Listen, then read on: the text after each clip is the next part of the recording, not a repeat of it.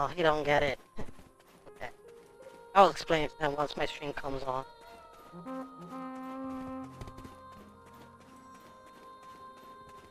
Hello. Did you hear me now, Miguel?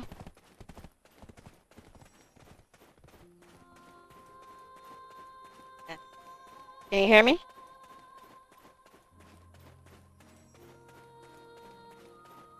Yeah. Good, last stream was good. Holy shit, it was good.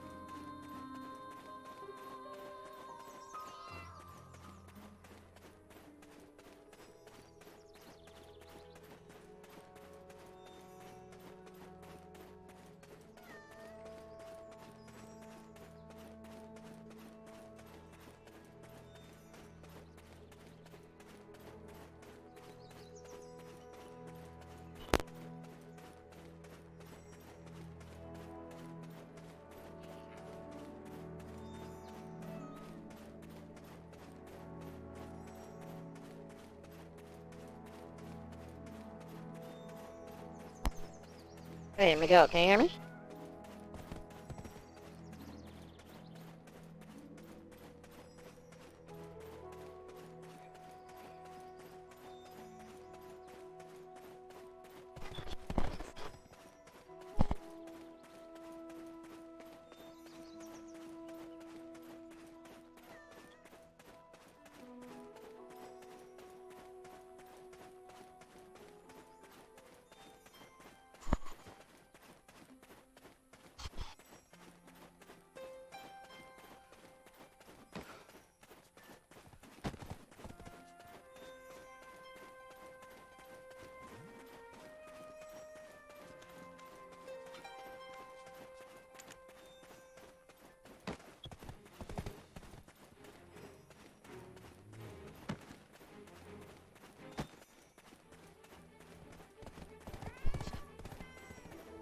Yeah, can you hear me?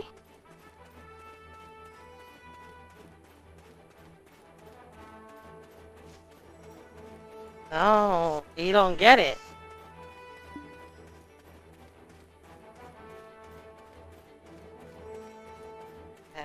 No.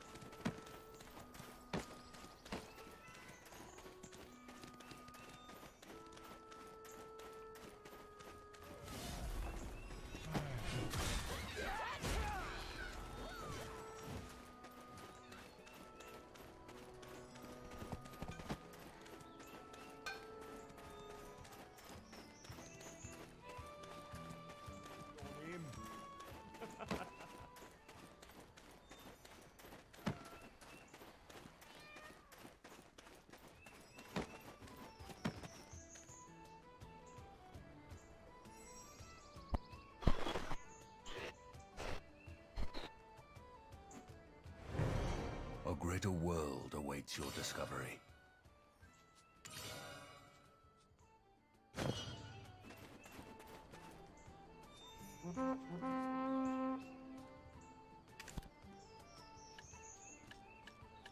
Uh,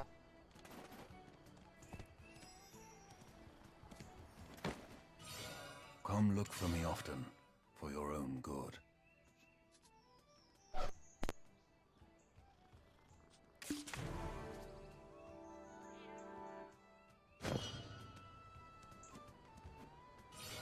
Accomplishments are not made through defeating others.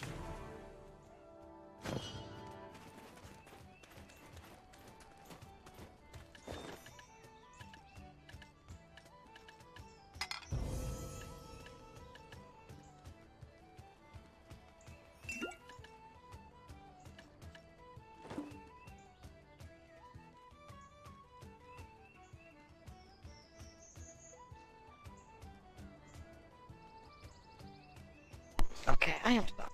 Um, hold on. Let me, uh, Hey, Can I head to the trading ground today? speak. Okay. So basically, Twitch, works like this, right? I'm an affiliate, right? I'm not really a, partner. If you're a partner on Twitch, they will automatically give you transcoding, right? Because they see you as more of an importance. For an affiliate, it's more like you're in between as somebody that could potentially become a partner that they can see potential in, but they're not fully invested in. You're just an affiliate. You're just basically working with Twitch, but you're not contracted to Twitch. Right? You're not fully obligated to Twitch. So you're an affiliate.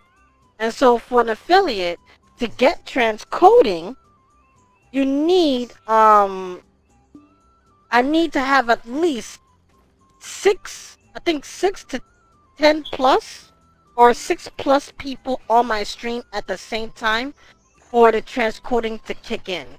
If I don't have that, then it's gonna stick to source. Whatever my source is, then it will stick to. Hope that makes sense.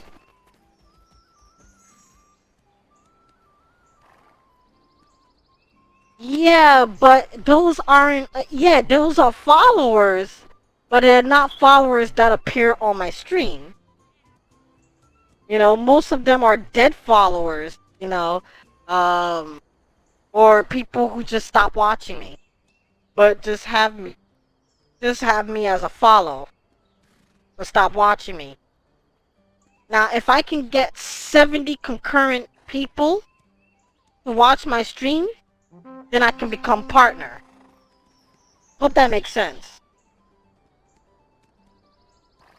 And once I get partner, then I don't need to worry about transcoding issue at all. I hope that makes sense. Basically, they don't see me as important. You know? So, if I get 10 plus people, 6 to 10 plus people on my stream, then the transcoding will kick in. Because they need to save some of that bandwidth for their partners. Their partners are the most important. So if a lot of big streamers are streaming right now, they're not going to give me the transcoding. Not at all. They will not. Partners are first. Partners are priority. So if they on, if like the big people like Summit G, or Amoraph, or Pokimane, or whatever, I don't know, PewDiePie, I don't know, whoever is on Twitch, I don't really give a fuck. But if they are on, they're not gonna give it to me. But if they are not on, right, they'll give it to me because I'm like second on the list from the partners. Like the affiliates are second on the list. If I can get partner, I don't need to worry about transcoding. They'll automatically give it to me. But that means I need at least 70 people, 70 and up, to be on stream all the time. You know, which means like concurrently until I get partnered, and then if 30 people or whatever come on stream, that's fine. But to get partner, you need 70 people. Um, pretty much like 5 days a week or 7 days. I don't know, 5 days a week or something like that, with hundreds of hours or something like that. Which I've passed the quota. It's just left with the concurrent viewer. That's all what is left for me to become partner. So if I need partners, I need to get like a lot of people to watch my stream. Because that is hard to do. I'm just gonna be honest. I'm just not that thoroughly interesting to come and watch. I get it. That's full, right? But on time. On time. For me to really be successful on Twitch, I should have started off on YouTube. If I would have started off on YouTube and make content, on YouTube, I would have had a better chance of becoming successful on Twitch. Mostly be successful unless you're willing to be a cam girl, but I'm not a cam. No, thank you. I have class.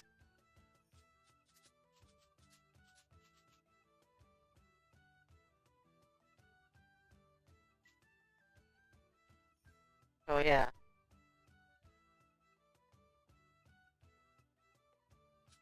So yeah, that's. No, I'm being honest. I have class.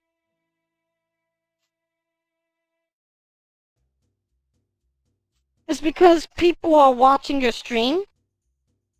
Because people are watching your stream. But when you don't have anyone and it was just you coming in, and I can guarantee you there's like a lot of partner streamers streaming right now, you're gonna have only source. Unless you have like, I don't think you're partnered, Miguel, but if you weren't partnered, I mean not partnered, I don't think you're an affiliate yet. Which I think for you to become an affiliate, I don't remember, I think you have to get like 50 plus followers at least to become an affiliate. But when you become an affiliate, then it's like you have some benefits of some benefits of a partner, but not truly, because with a partner you can get a lot of advertisements.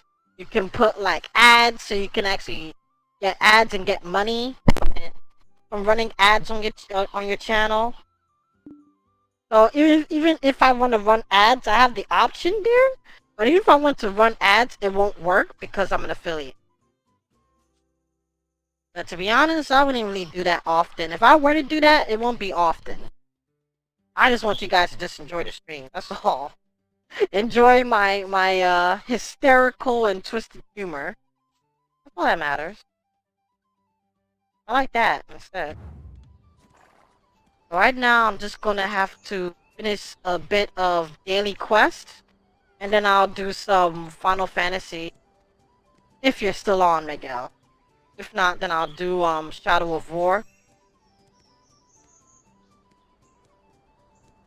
If you want to see that battle, and I want you to see it. Right now I'm on chapter 14. I just got to chapter 14. I need to try and do some odd jobs. I need to do the job so I can get the time material. I need that time material, bro. I really do. You heard, hon? Oh yeah, I heard you. I heard you.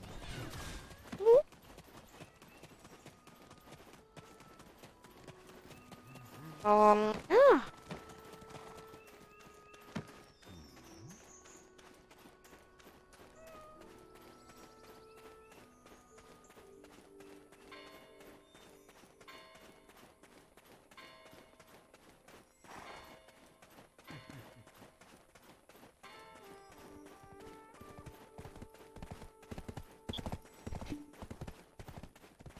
So yeah, like, that's how it works. I won't be surprised if a lot of partners are on right now. When partners are not really on that much, then I will have the transcoding. But when there's a lot of partners like uh Shorty Guy or Soda Poppin' or Morap and all those people, like so many partners are on, I will not get transcoding unless I have like 10 plus people on my stream. And then it will work. If not, hell no. Why, like, in their mind it's like, why waste your time on an affiliate when they aren't making us money? When we can use that bandwidth for partners that are making us money. Like, I understand it from a business aspect, but god damn, it makes me feel like I'm like useless, basically. Like I don't matter. But that's how it is. If I have it my way, I would have left Twitch, to be honest. But many of you watch Twitch. That's the thing. I would leave. If I knew like a lot of you, you know, like to show up on Twitch, I would have been gone. I want to try the new service that came out. Was it Trollo or whatever it's pronounced? From Tencent. It's from basically a Chinese new streaming service, and their benefits are very reasonable. If you have followers and people watching, you get rewarded for people who's watching. Like, I would join them. And it's similar to Twitch too. It looks like Twitch. Like, it looks like a carbon copy of Twitch. I mean, it's just that the difference is Twitch is purple and they are freaking green. Oh yeah. Like, for example, Miguel, right? If partners and affiliates wasn't streaming, then they can give that transcoding to you. But if I was streaming, if there was no partners or not a lot of partners streaming, and a lot of affiliates like me and a lot of other affiliates is on, guess what? If you decide to stream, you're not getting any transcoding unless you have like 10 plus people on your damn stream. And that's why I don't like Twitch, because it feels like they treat everybody like insignificant. Like, they have a lot of tiers that they put emphasis on. You know what I mean? I feel like that's not right. But I get it. It's all about money in the end of the day. You know what I mean? You're the biggest streaming service as of right now, so... Man. Mixer, I felt like Mixer should have stayed. It could have been something, but of course, they decided to give up. That kind of frustrates me. I love Mixer. I think Mixer was the best, in my opinion. Oh, I hope so. That True Love or whatever it's pronounced, I think it's this one here. This one here, it's like Twitch, and it's starting to make a come up. I'm hearing a lot of positive things about it. Only reason why I haven't swapped over or have that also on is because Restream that I'm using to stream at multiple places don't have it as an engine yet. And if I have to get it, then I have to pay like monthly or so to get a custom like a custom engine to have that running. You know, I don't feel like I want to be paying for all that. Now, if I was a big streamer, then yeah, I would. If I was a big streamer, hell yeah, I would. But I don't see the point. But yeah, check it out. Check it out. It looks just like Twitch. I don't remember the full name of it, So I do have it available. I just haven't used it. So I do have an account there. But if you do and you do sign up, hey, you can follow me there as well. Once I think Mixer goes up and they update it and they have it there, well, I'm gonna be streaming on there.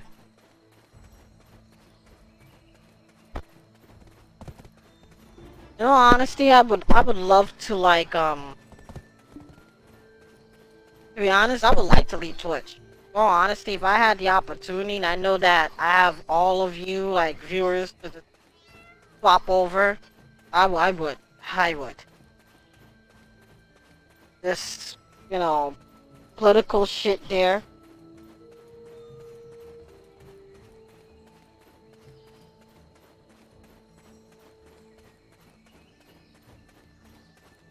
I would love to switch from Twitch. All I need is the engine to work on Restream.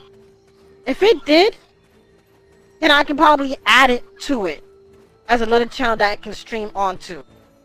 Or, I'll just leave Twitch entirely and just focus there and YouTube.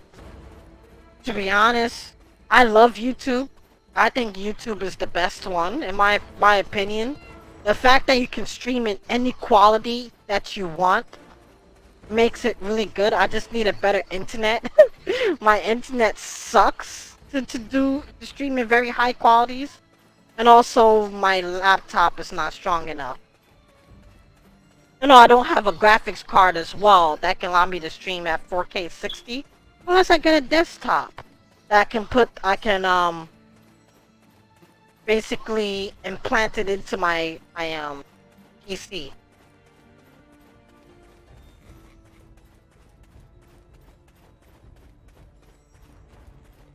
Yeah, it would be good.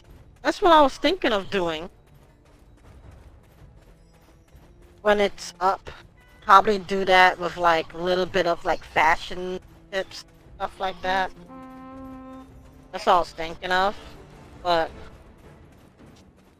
when you're in contract, you're in contract. You can't do shit.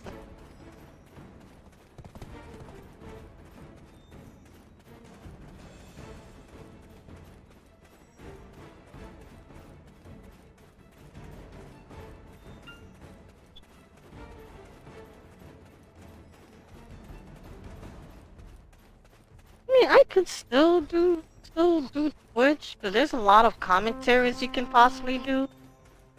But, I have to be good at what I'm doing. Like, if it's gaming commentary, I need to be good at games. Like, I have to have, like, really good games and just put it over and just talk about it. A lot of streamers that we've seen, like, Rings of Redemption, he started off on YouTube. Excalibur, started on YouTube. Spoonerism. Fucking love those guys. They all started from YouTube, and they all didn't use Facecam until Excalibur don't use it, so they're successful. But it's just I don't know. I'm not really good at editing. I'm not really creative in terms of that.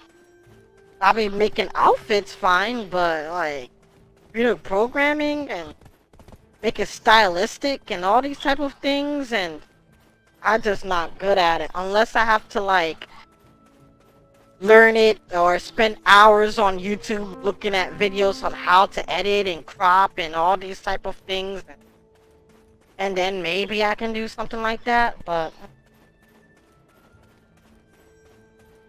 yeah, I know.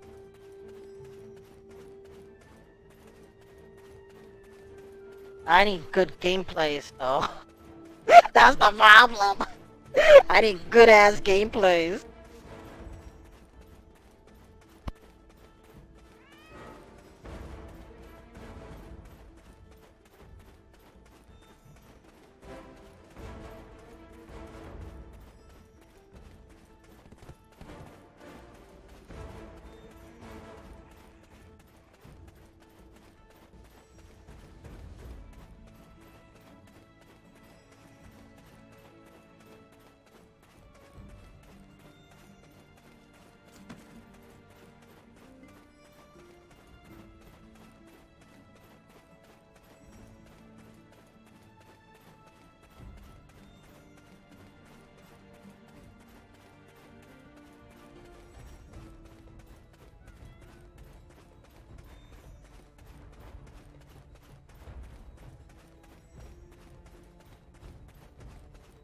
Oh yeah. That's true. That's true. That's true. You know, you gotta have the character. You know what I mean? You have a really strong and like, you know, charismatic personality. You know, yeah, you could get far. You know.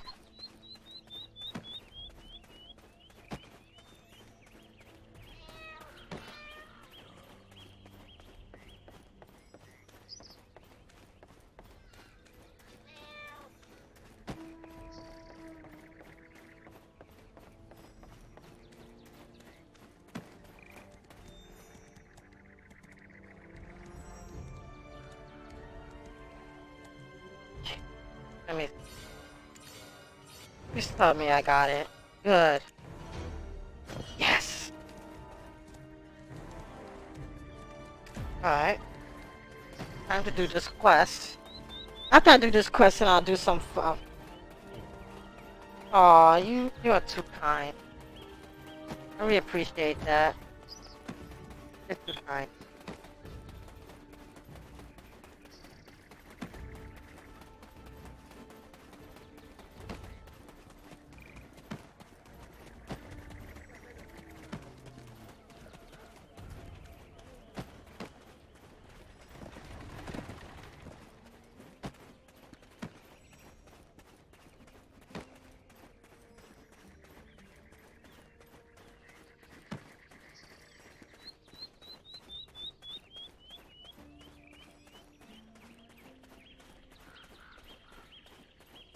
This buffer!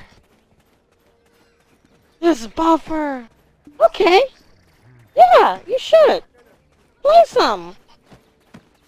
What chapter you in now? I just got to 14. I gotta start doing those odd jobs. I have to look for it all over the place. And try and do all the jobs I can possibly find.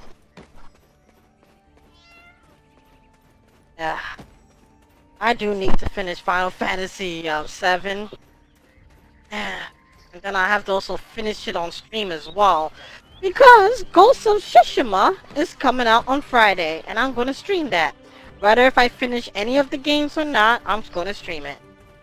So I will have to fix time for all of the games that I need to play. I'm going to have to fix time. And I will. I'll have a good plan for it. But I'm sorry for Miguel that he's lacking. But oh my god, look at the latency. This is by far one of the lowest latencies I have. Like right now, you're getting almost a real time that you're hearing me. 1.10 seconds. Right now, 30 right now. Yeah, I know how you feel. Yeah, I haven't played it also in 2 or 3 days as well. Now I just finished 13 yesterday. And I was like, I just got to 14, I was about to play, and I was like, I'll play. It's fun, it's getting interesting, but, I'm thinking about streaming and trying to get my streaming together and trying to get my thoughts together and, a lot. I'm just overwhelmed. You know, work and a lot of things going on.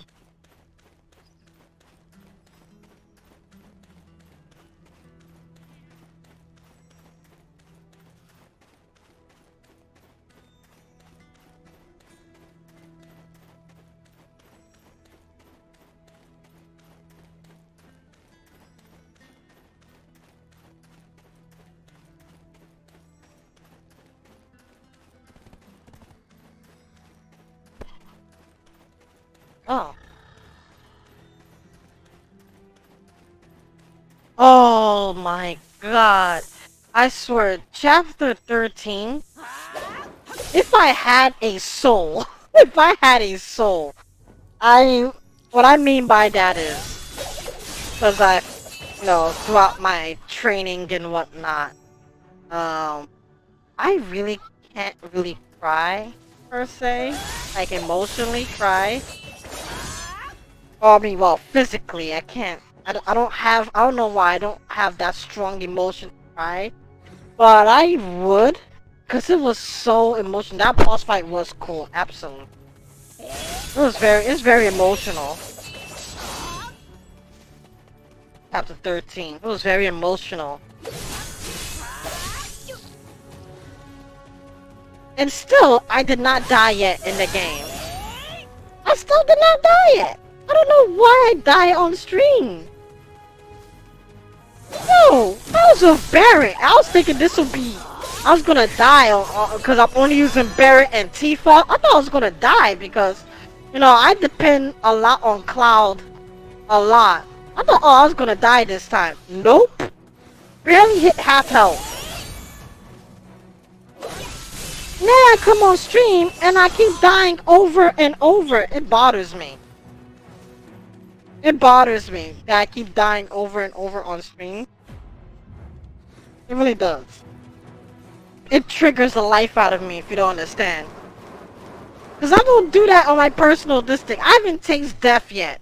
But yeah, I'm tasting death on stream. Like, where, right? I should not have died in my personal playthrough. I should die a lot in my personal playthrough. But no, instead, I'm dying on stream where I'm supposed to show that I'm good at the game. I'm rather getting destroyed.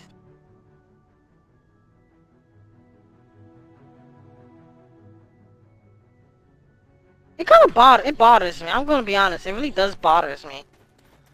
It bothers me. I'm supposed to show that I know what I'm doing, that I am good, that I can play, I'm great. And then on my personal playthrough, I've never even seen death. I don't even know how the fucking death stream look like. Like if you die, what happens? I don't even know it. Until I came and started streaming it. And it's like I die over and over. Oh my god. Yeah, it's frustrating. I'm not gonna lie, it's very frustrating.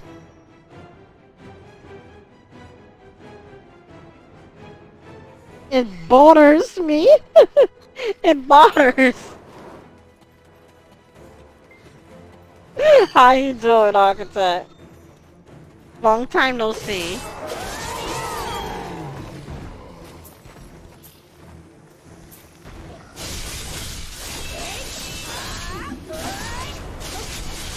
Been like ages. How you been?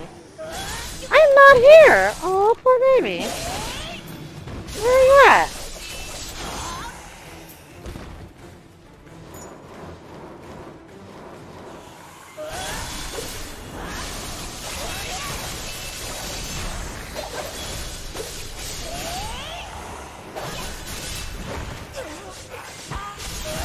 Huh, no.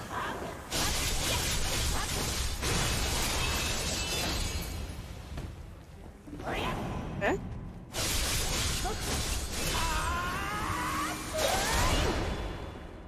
Oh.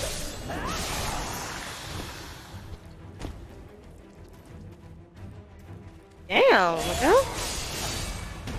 Oh, I don't catch you saying that shit. Twitch get offended. Twitch gets offended very easily. Oh, them trash.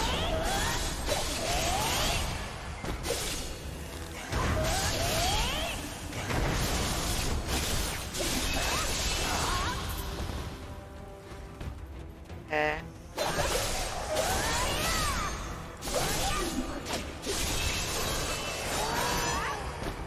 Almost done with this.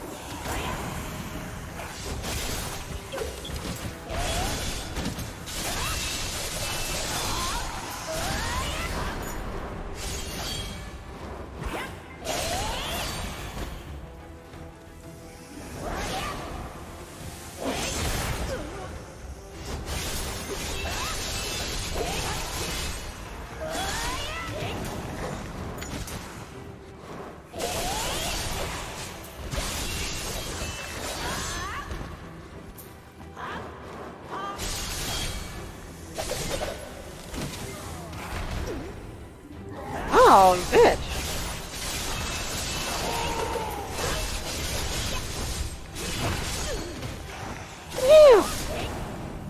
Ew. Near death.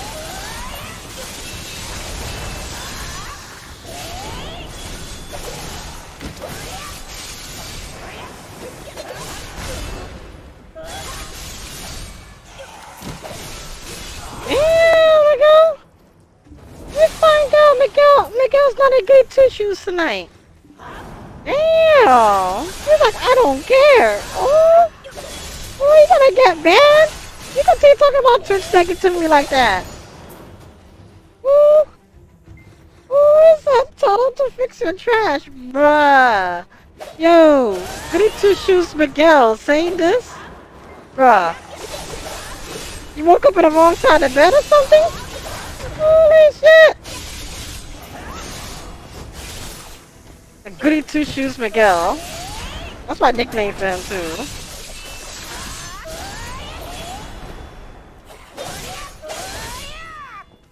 Damn, people, my guild is getting pinched like crazy. Wow. Damn, they geared us a motherfucker. Look at this. Yo, can I get your gear?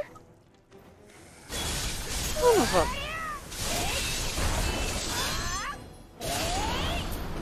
Yeah, I wish I was geared.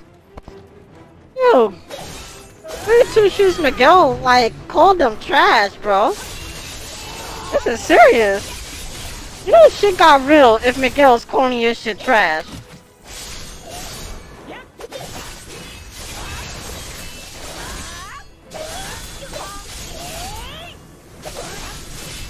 I gotta get good. This character is still hard. I don't even understand how to use this character.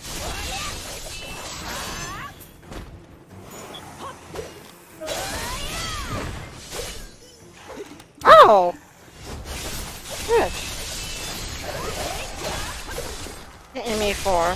Why? What's wrong with you? How are you surviving? Out of here!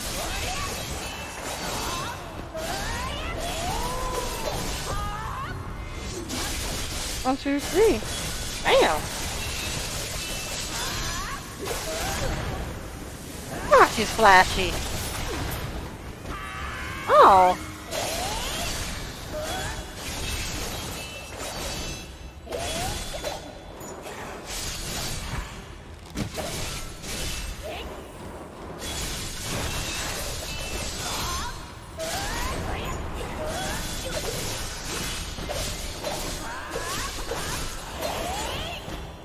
No, I didn't mean to waste it.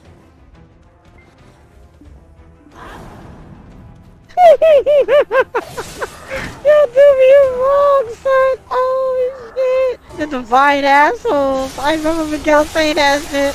I'm like, damn, goody two shoes Miguel say that? Damn, Miguel. You ain't no goody two shoes anymore.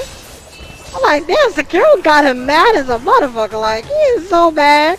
He say divine assholes and shit. You know it got so serious when you add divine to it.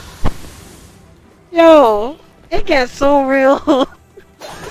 It gets so real when you add divine to that shit. You know that shit hit like a whole multi-level of an insult when you add divine to an asshole to it. Add divine to asshole to it. Oh yeah, that shit becomes a whole multi-level insult. Damn, Miguel. Let me find out.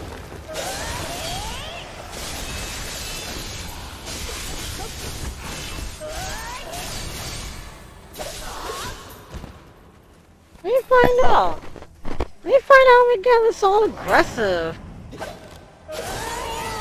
Find out.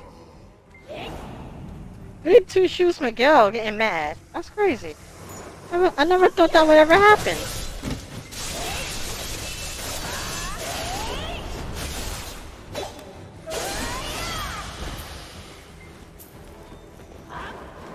Man, that won't hurt a fly.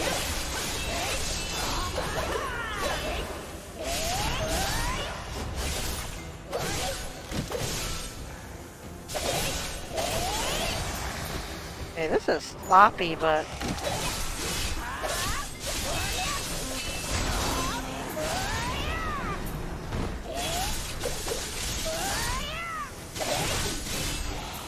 Yeah, I want to finish this and then I'll do some FF7.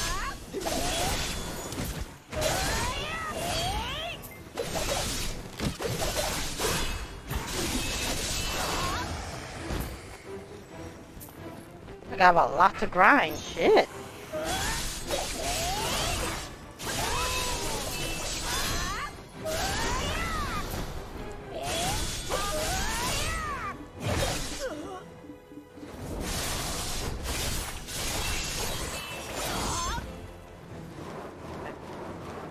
Let me find many of them bunched up.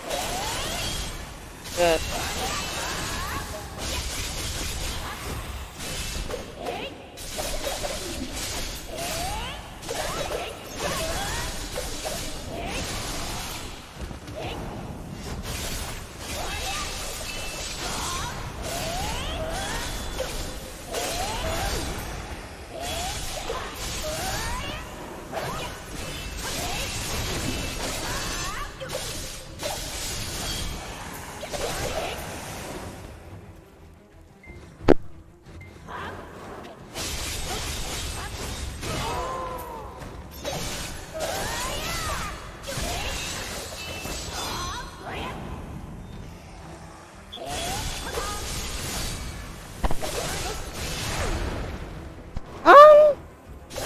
I think I want Hazleton internet for one day. Not in 1 second, bro. I'm good. I'll keep my internet. I'll keep my internet. I bitch about mine, but I think I'll keep mine. I do not want Hazleton internet for even a second. No, I'm good, Miguel. Thank you for the offer, though. The fact that it's even called Hazleton internet is even suspect. It's even suspect, bro. Yo. But thank you for the offer, though. But I think I'll keep what I have.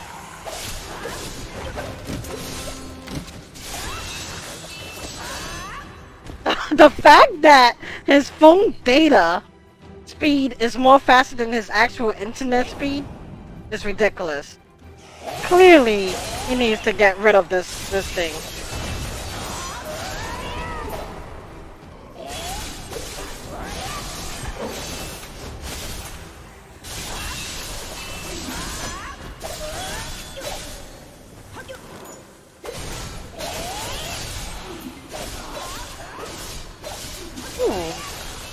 His fancy moves.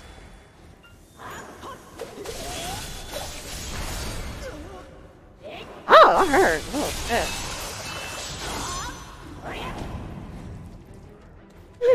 He's like, wow.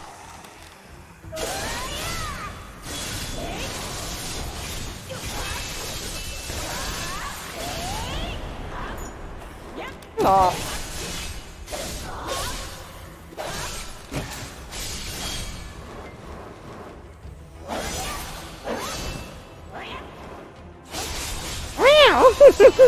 I don't know what that's supposed to mean when she says that. Wow.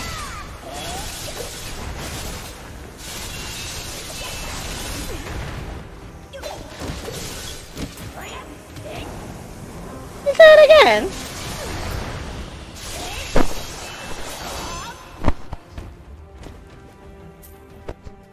I ain't trolling that, yo. Like I said before, the fact that your internet is called Hazleton Internet is suspect, bro. You're giving a whole city name as an internet. Yeah, that is suspect. The friend that got you into that, I would sue his ass. I will, but you can't. You can't. But I would if I had the opportunity, and that could be something that you could sue. I would sue. That is a straight criminal. I would sue his ass. I'm like, what the fuck is this? How can you pass me this garbage? And what's disrespectful is Miguel say that his friend that got him into it, he has better internet. So why did he give me this trash? Yo, that is just so wrong, son, in like so many ways. Yo, that shit is straight criminal. How could your friend be enjoying good internet when you give you trash? Like, yo, that ain't a friend, son. That is just messed up. Yeah, that is just disrespectful. I'll be mad as hell. I'm asking you like, yo, can you recommend me a good internet service? Oh man, I'm using Hazelton Internet. He passed that shit on to you. 2 weeks later, homeboy probably using Fios or he's using fucking freaking Xfinity or something like that. Using some good ass internet and leave you with trash. Like, I'll be mad. I will be mad. Yo, I'll be twisted, bro. Oh my god. I would not be talking to that dude no more. I'll be honest, I will not. I will not. Wink. He got, yo, it's true though, he did got bamboozled. Thank you.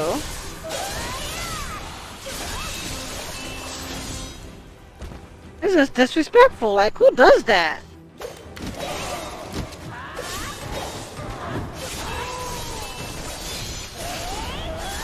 And it's like he's not paying little too. It's not like he's paying $15 a month or something like that. Did he say he's doing like 60 or 70 a month? And my internet is around that price and I'm getting 100 up and down.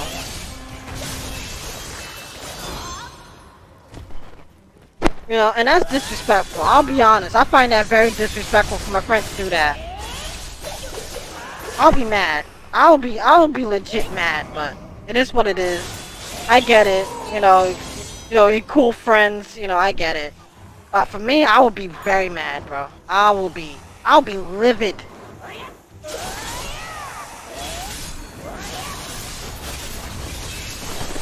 Right? Let me put it this way. I wouldn't be mad if you recommend me a shitty internet. But the fact is, how can you recommend me a shitty internet? And then after like a week or two after you give me or you recommend me this shitty ass internet, you're using something like 20 times better. That will make me mad. That would make me mad. You don't do that. You don't do that. And it's not cheap. The internet, I don't know how much you're paying your internet, but it's not cheap. I know Miguel said something like $60 or $70, and he's paying for like what, less than 5 megabits up? Like that is just disrespectful. I'll be mad. I'll be legit mad. Seriously, I would be.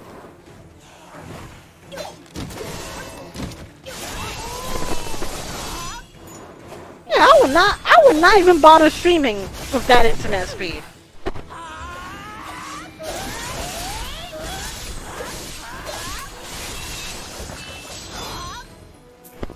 I would be mad. But hey, it is what it is, you know what I mean? Maybe he did not know, maybe, you know, I don't know. I just find it suspect, bro. I'll just be honest. The girl's like, I want to pay.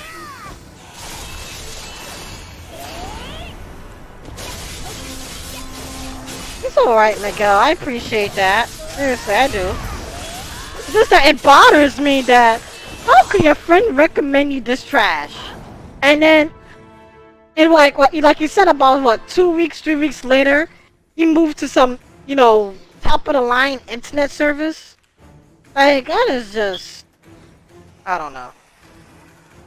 To me, I find that disrespectful. To you, I get it. You know, he's a homeboy. But to me, I find that disrespectful. I would. I'll be livid. No one recommends me trash. And then you get good shit and I'm stuck with the bad shit. No. If you're gonna recommend me, then you gotta use it too. Do that shit. Yeah, I can't do that. Me, I wouldn't even bother, bro. No honesty, I would not bother. But I mean, your stream it ends up being good.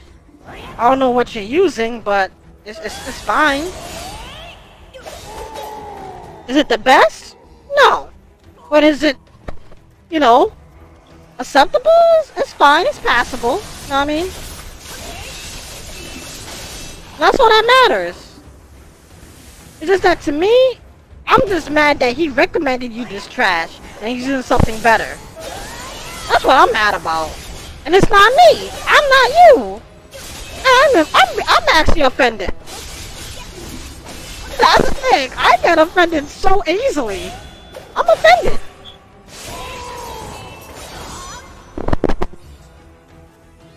I'm offended.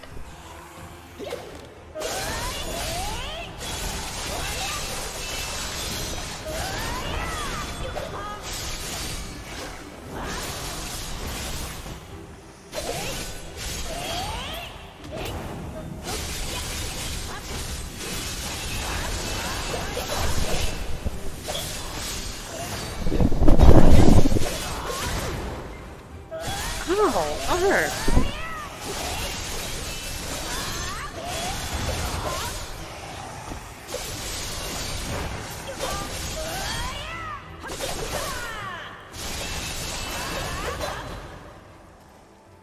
What's that? You heard me?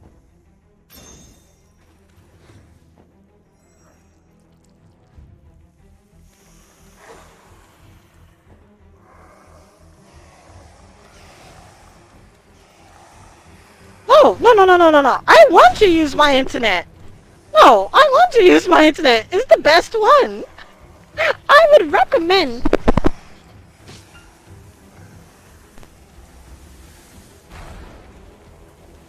I would 100% recommend my internet for you. I'm using it. I'll recommend it.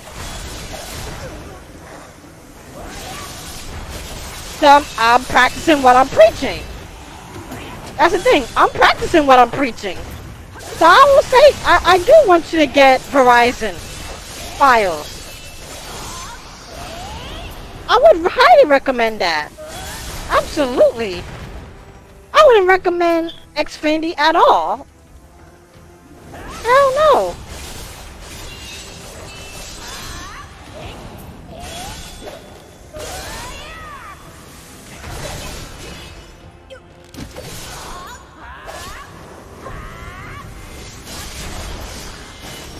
That's the thing. I would recommend what I'm using. What? Who wouldn't? Who wouldn't want files? Let's be real.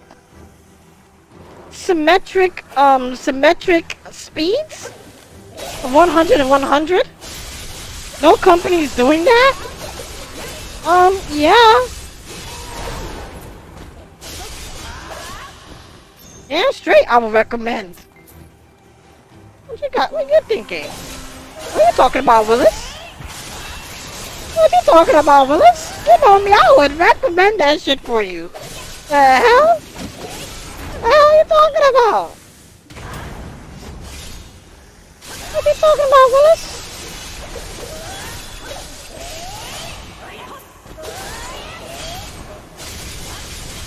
Giving you trash like that while he's enjoying better internet. Nah. That's fuck that, man. Fuck that. I don't appreciate that.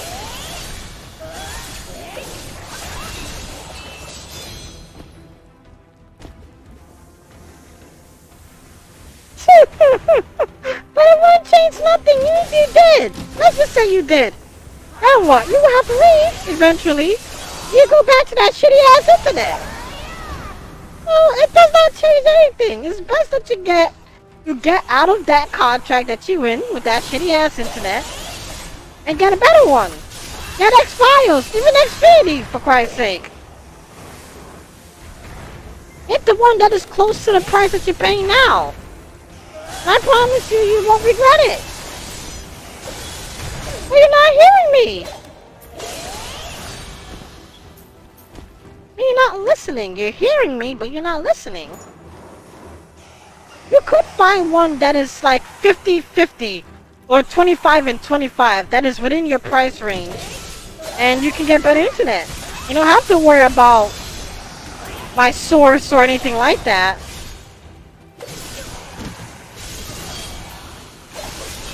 Now you can stream in high quality too.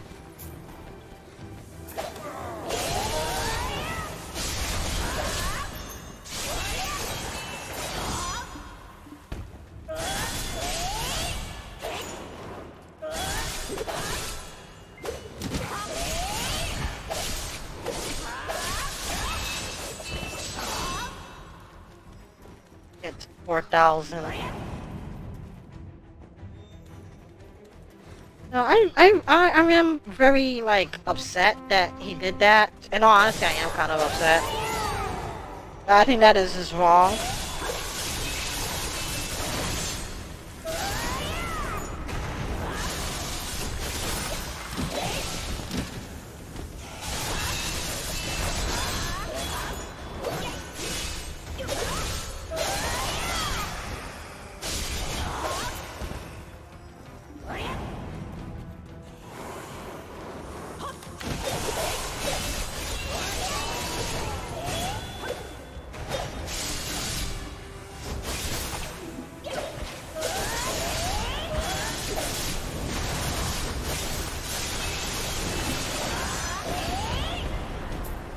Damn, I'm bad.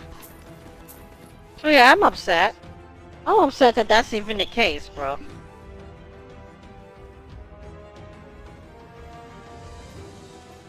Seriously. Miguel, you are funny as hell.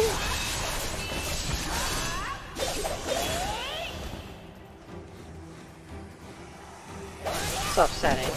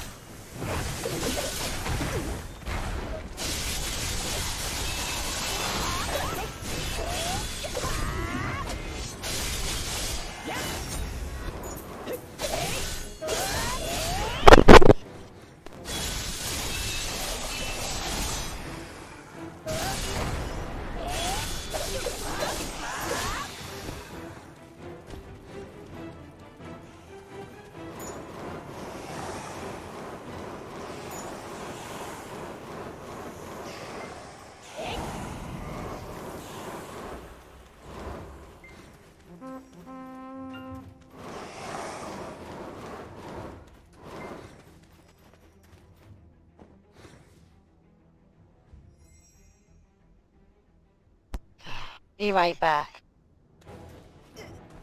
I'll be right back. I have to do something.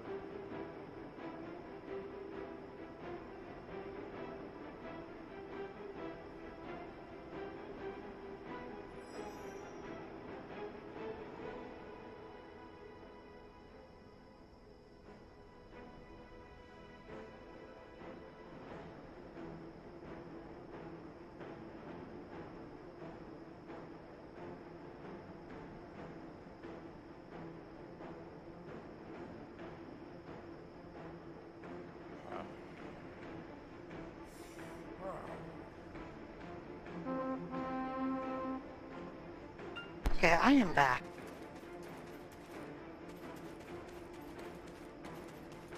Thank you. I am back.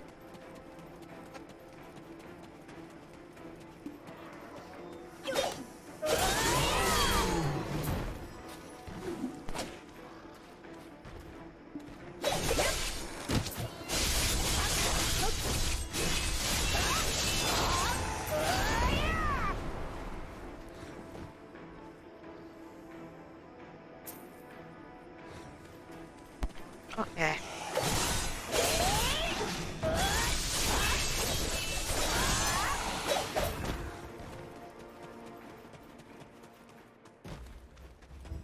No, I had to do something else.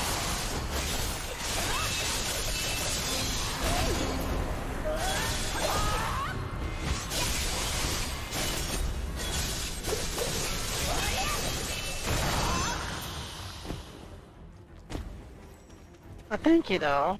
Thank you for welcoming back.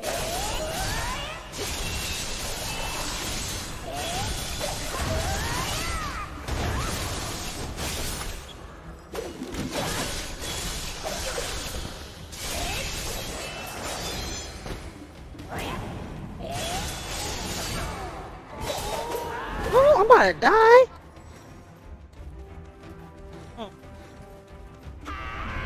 Okay, I figured this out.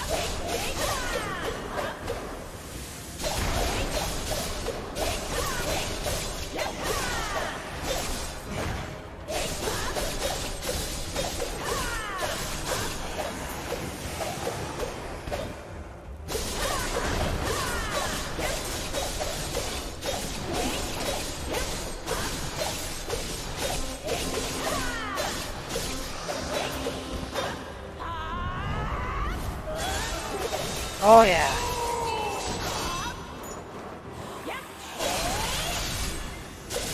Take that. Take that ass.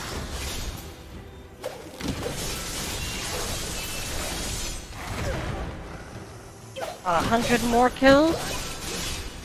And then I will stop it to FF7.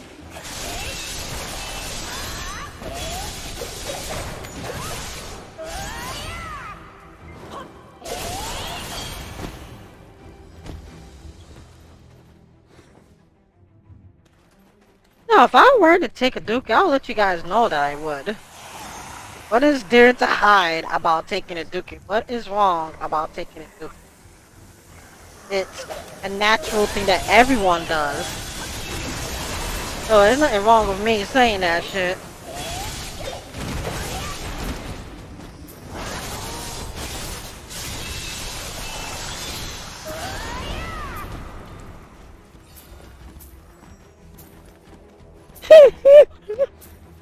I don't know.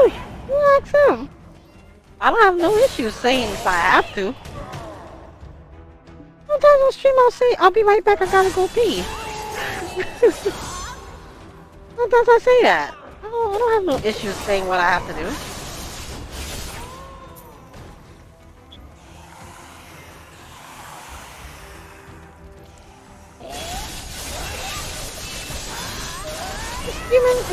It's human life. You're releasing your toxic waste. I don't see any issues with that. Now, what I would have an issue with is passing gas on stream and not saying, I apologize, or not saying sorry or anything like that. You just pass gas and then you hear that shit like a huge sound and you don't say shit. And you expect us to like pretend that never happened? Yeah, that type of shit bothers me. That is just ungentleman or unladylike. That one will probably like, yeah. Yeah, that one will bother me.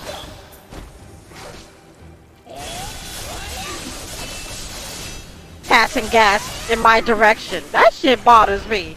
To say the least. Anything else, I'm not really bothered. You say you gotta go take a dookie, I don't really mind. Like, okay, do your thing, handle your business.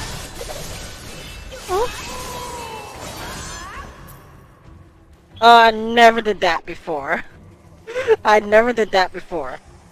I've actually fell asleep on stream before. I actually like legit fell asleep on stream before. Um, it was one time though. One of my friends let me play the Need for Speed game. The one of the like new ones, and it was so boring. I legit fell asleep on stream. And then I almost fell asleep on Death Stranding. I dozed off a little bit.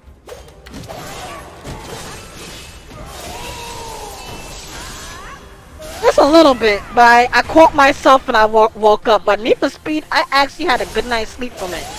While my stream was on. That was just unprofessional. I felt bad, but I'm sorry, man. That game was boring. Someone was like, "Jazz, you can play Need for Speed with me." Then you share scream it, and I was bored as fuck.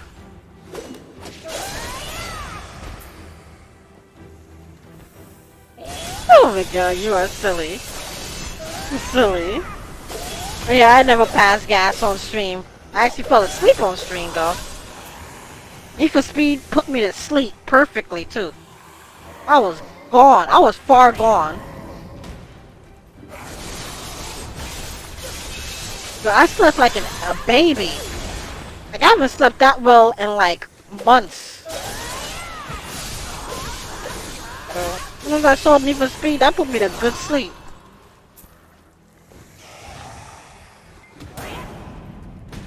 I wouldn't be surprised if I was even snoring. To be honest.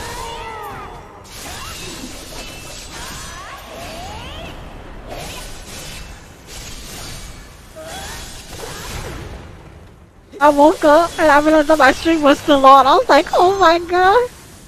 No one was there. I ended it. That shit was, yeah, that was not good. I would never do that again. I'm really sleepy. I'll be like, guys, I gotta go. I'll end the stream abruptly too.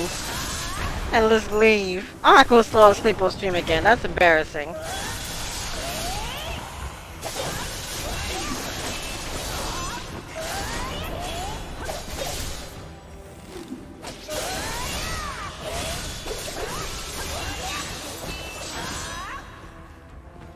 That shit was embarrassing. I fell asleep. I'm not gonna forget that.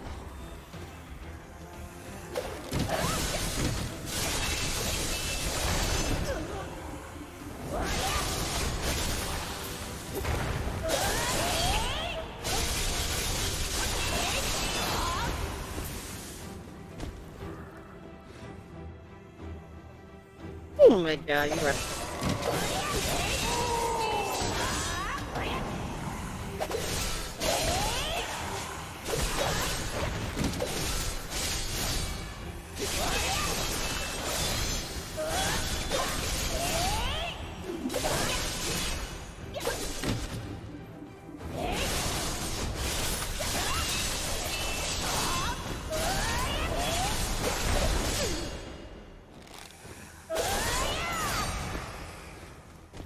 Yo, you're missing out.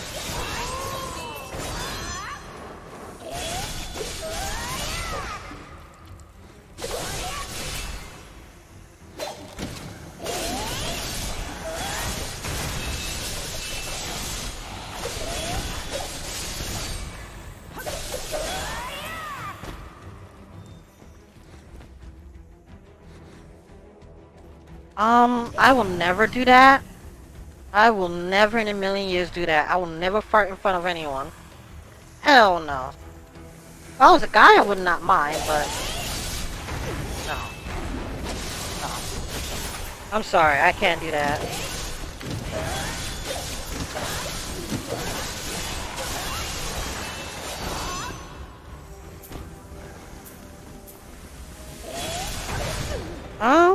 Yeah, you're never gonna find me doing that shit.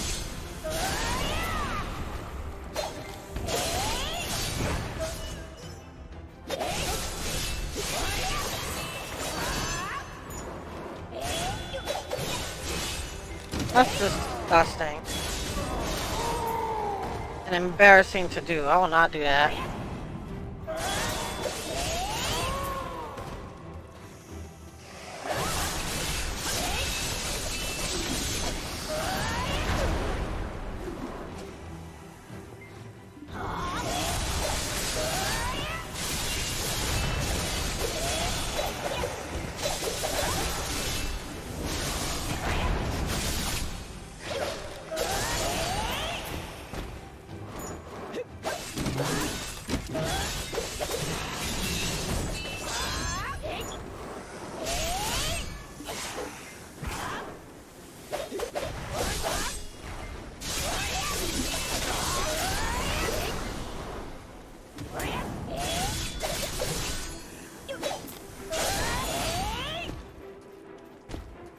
Alright.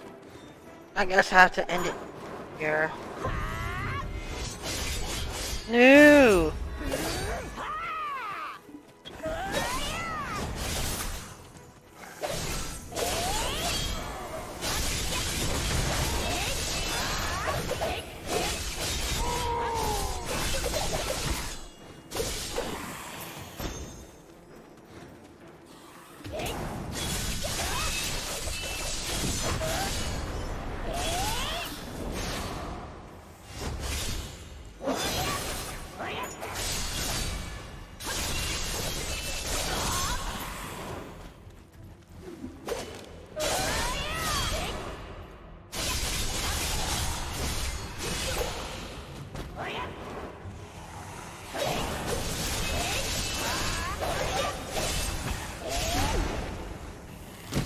Alright, Dev.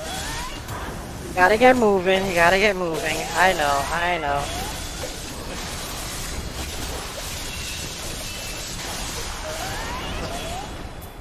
It's so close! I know, I gotta get moving. Alright, hold on.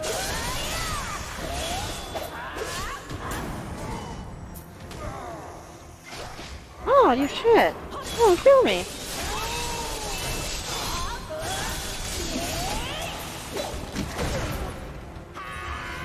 Alright.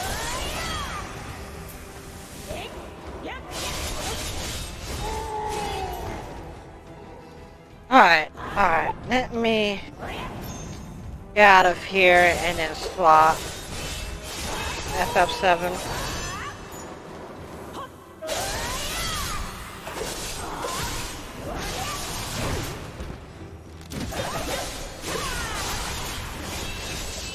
It's so goddamn close. Not 4,000. See that?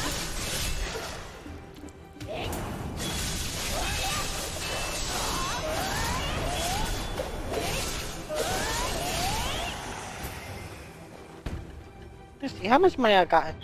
How much pieces have I grinded so far? Yeah, not a lot of money.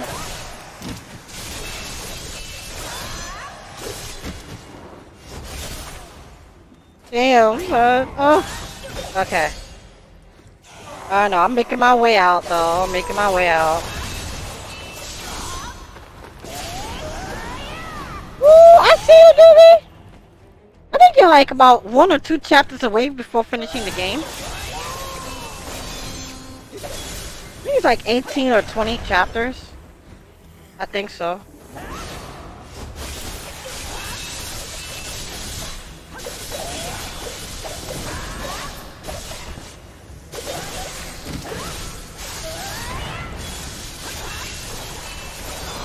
What do you think of the game so far, Doobie? See? Good recommendation, right? Well, Journey is coming to an end. I like it a lot. Yeah, do it. Yeah. Yeah, do it. Yeah. That shit dope. How are you?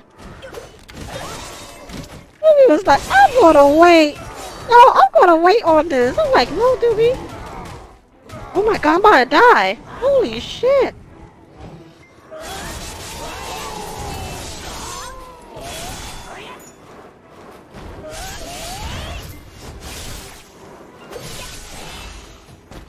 my god, I don't know how I survived that. Alright, so let me see.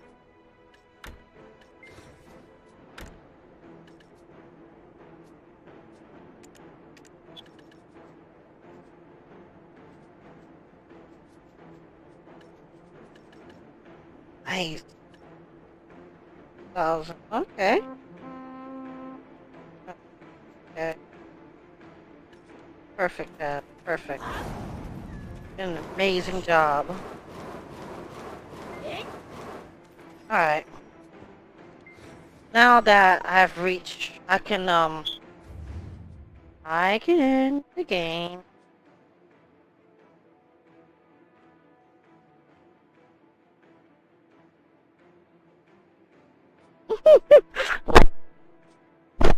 What do you think of the original? I recommended the original for you. At least understand it. What do you think of it? Dope, right?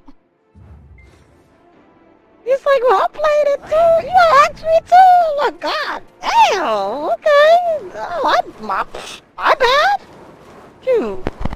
My bad coming at me. My bad. Damn. Damn. Oh boy coming at me. He's like, well, excuse me. You're not even asking me.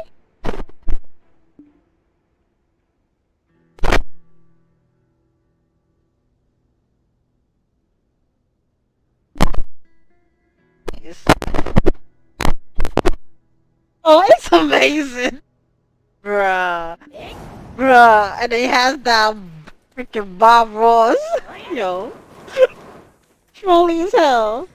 You're wrong. You're wrong for doing that. You're wrong. You know you're wrong. Alright. Let me. So that I'm done. Let me swap video to my other laptop. And then, AFK train. And now I'm at 4,050. So at least tomorrow, I think I should get it done. I'll grind a lot tomorrow. Get this done. And then, I can move on with the story.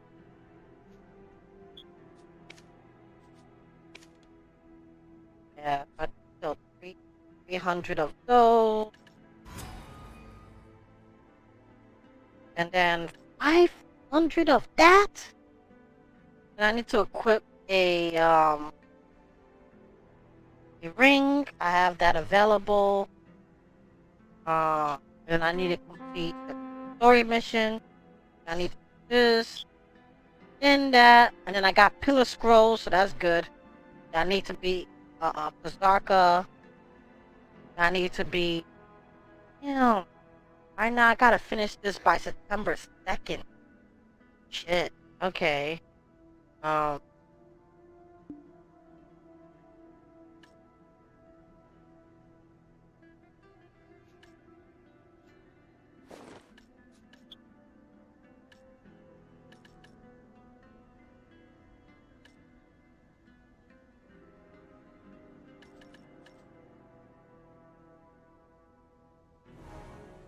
I hit level 51. Damn, I gotta get on. I'm at 34%. Alright. I got work to do. I really do got work to do for this. My money is on the line. Yeah. I'll see you tomorrow. Tomorrow for sure.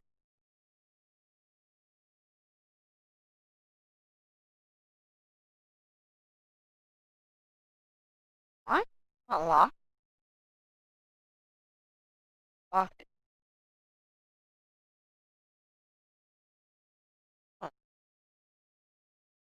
Oh, oh,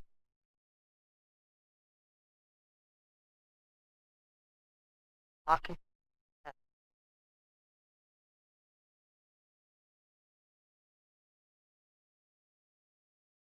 Oh,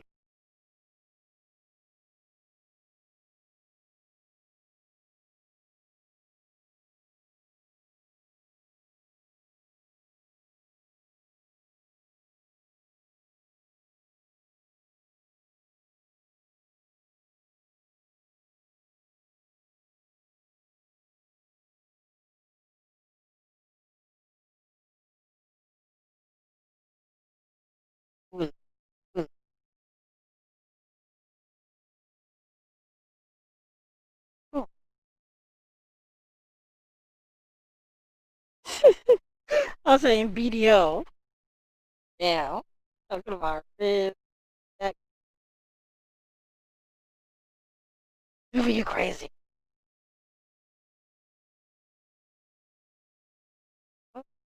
That wrist? Oh, that goddamn wrist. What's wrong with you?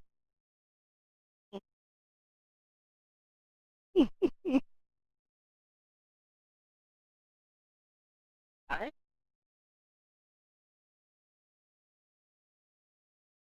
Ready? Huh? Ain't playing. I got them ribs. What's wrong with you? Only eat once? Bruh. Bruh. You wrong. Wrong. Oh, you wrong. Bruh. Your voice. Your voice laggy. Yeah, I'm sorry.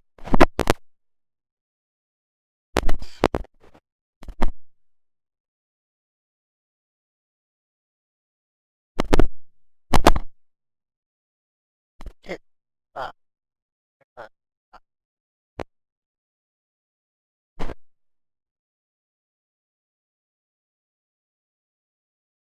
I gotta change the title. Now I gotta confront Niner.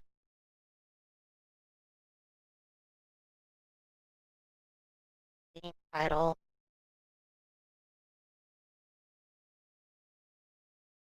Just like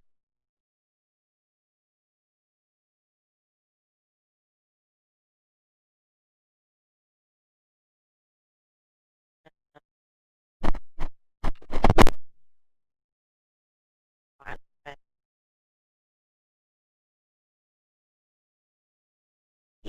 I not remastered, remake. Thank you. Thank you.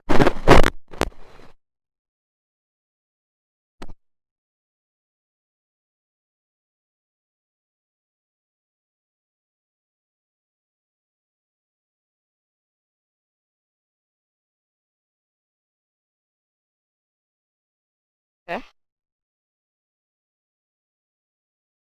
Okay. I'm about to do some Final Fantasy 7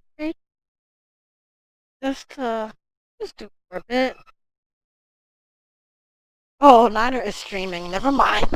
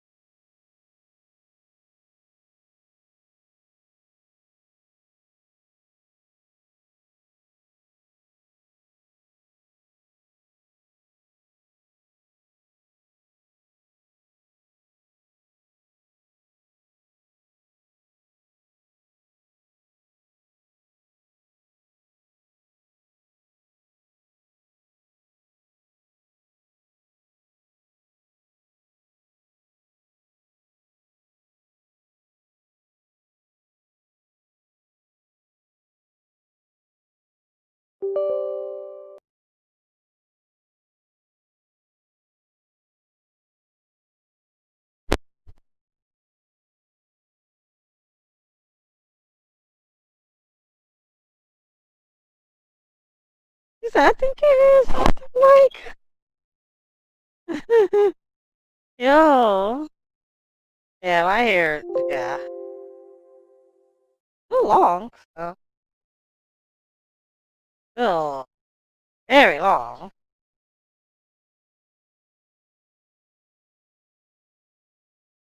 No, Niner's bitch ass. He won't show up. Now he knows I'm streaming this game. Probably have a notification that I'm probably gonna be streaming this game. He ain't gonna show up. Oh, but anyway, he's streaming already. I might pay his ass a visit. I know it's cool. I'll pay his ass a visit.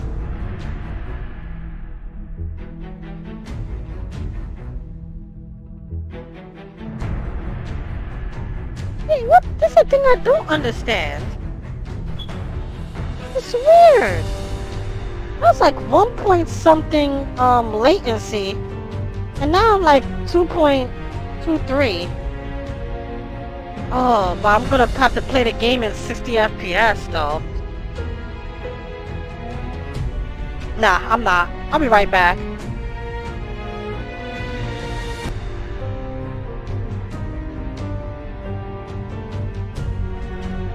Nope, he won't show up.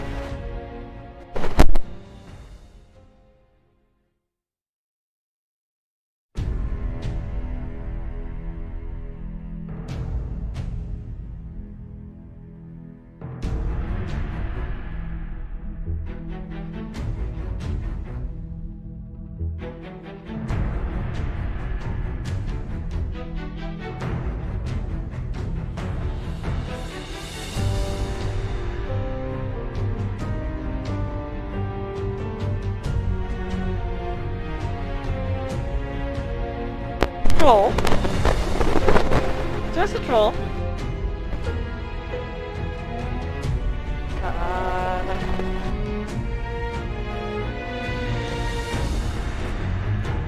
Just a troll.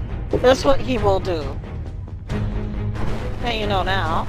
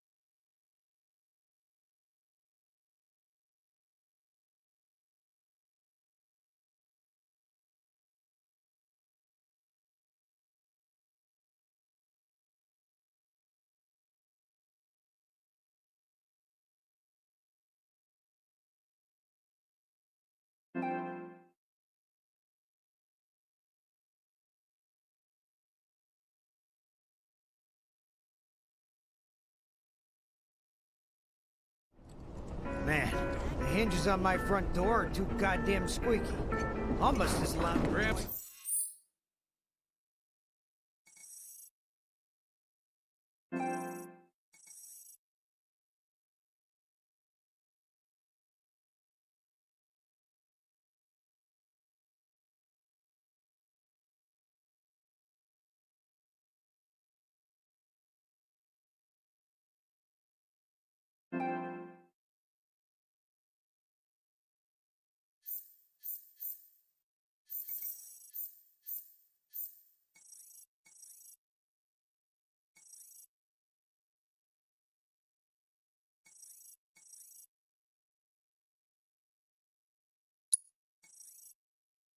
Been feeling a lot better ever since he heard about what happened. Fancy night out. Way ahead of here.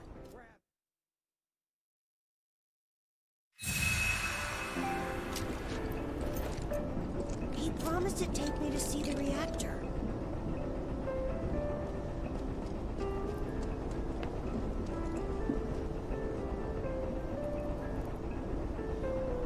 I wonder if I'd get in trouble if I went on my own.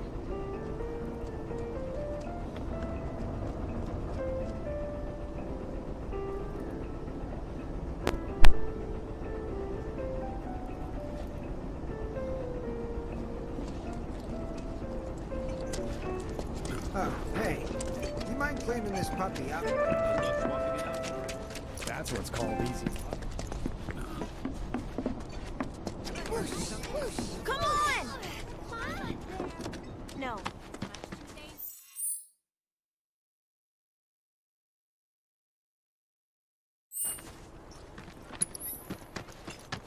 I'm studying so I can read a ton of books.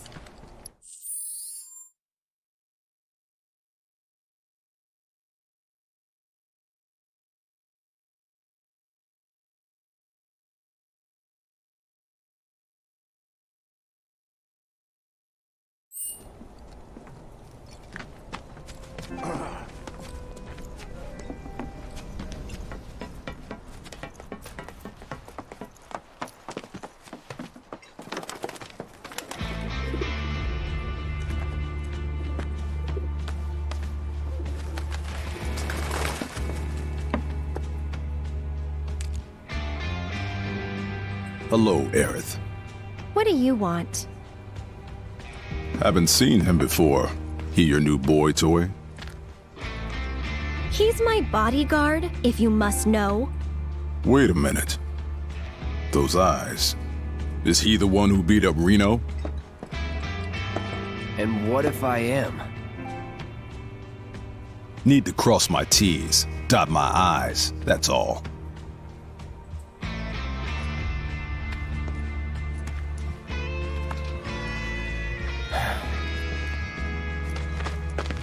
Cloud, leave him be.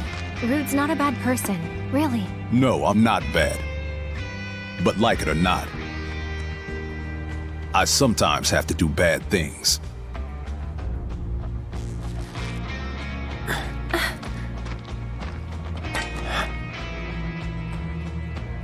Don't take it personal.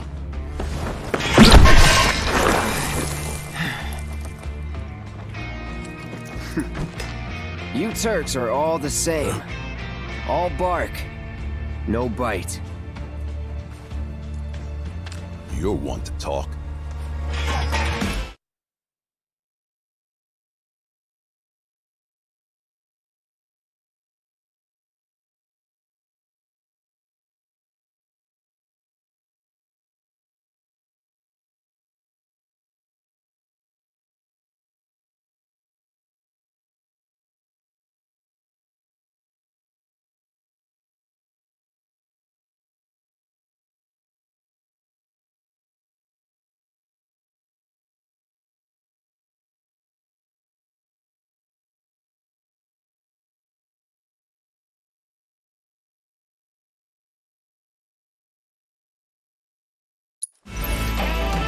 No need to get rough!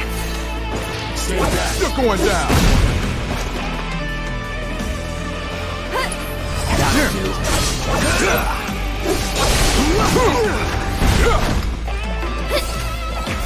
Leave us alone? No.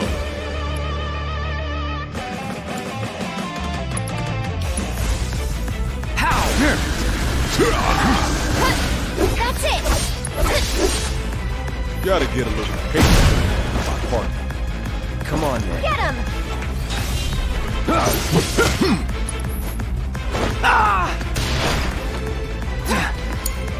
Here goes! That's enough. This one! I'm trying, but Soldier, huh? I can't. First class.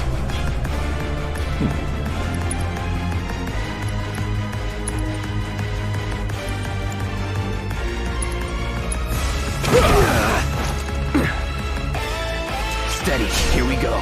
Give it up!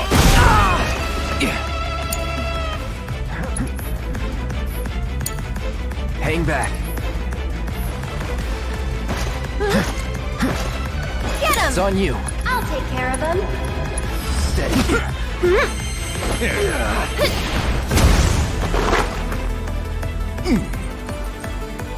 Okay then. So, you had enough yet? No, I don't believe that I have. Just stop it. Can't. It's my job. Then think about changing careers.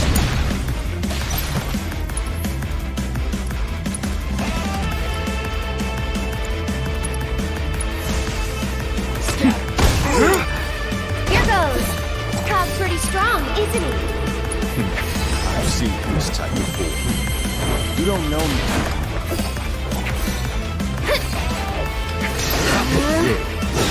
I'm just so tired. Let's do this. How's that payback working out for you? Oh, better than expected.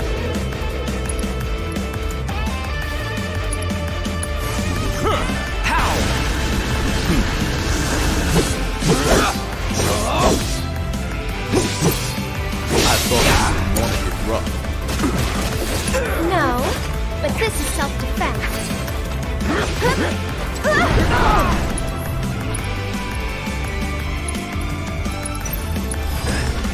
Yeah. Yeah. It's your turn. Taking over. I'll take care of him.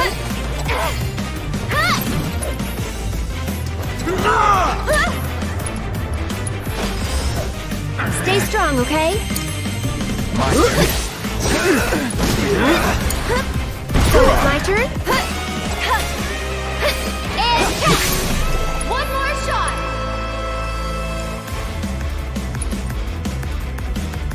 I know, right? Can't keep eyes Let's do this.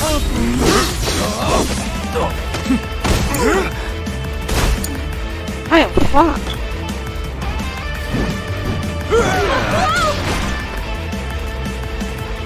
Keep it together. I'll take it. Go on! This one's for you! What the? Well, that really sucked. Can you take over for I got me?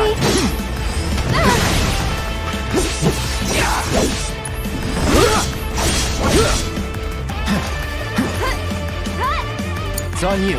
Here goes. Okay. Tagging out. I'll show you. Bring it. You'll see. That's That'll enough. do. I'm just so tired. My turn.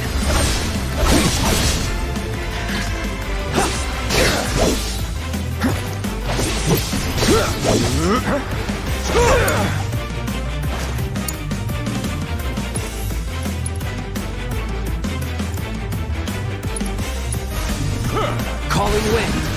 That was weird. Got him. Please, just leave us alone. I know, right? You know Yeah, I hun? can't do that. Because there are people on the stream. There's people here. You don't see there's a lot of people here. Most of them are probably bots. But like the Commander Root, Lux, the Writer, Reiginger or something like that. A10, another TTV viewer. These people that are you see here is helping me keep my transcoding alive. Whether they're bots or regular people, but they're watching, and since they're viewers, it helps my transcoding work.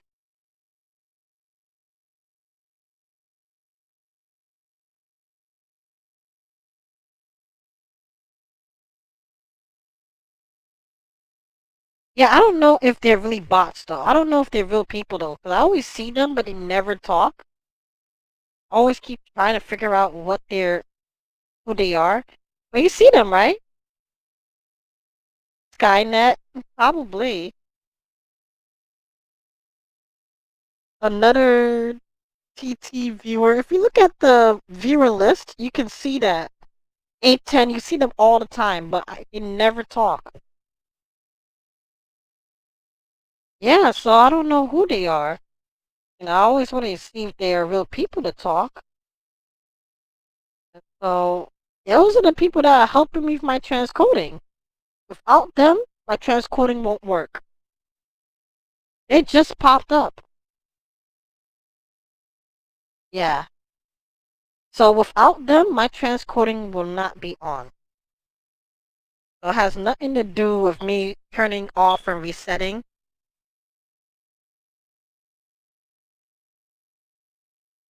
I've been trying to figure out who they are for years now. I don't know who they are. Well, I know this one for like since I started streaming. Commander Root. I always try to figure out who that person is. He's been there since day one for my stream.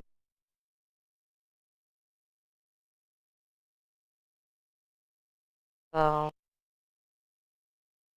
I mean, I don't mind them being there, but still, they're helping my transcoding.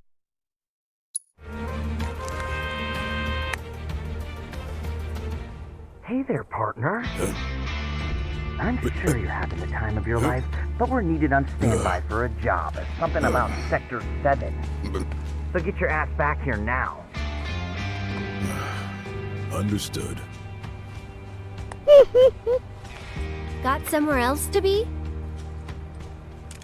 Apparently so.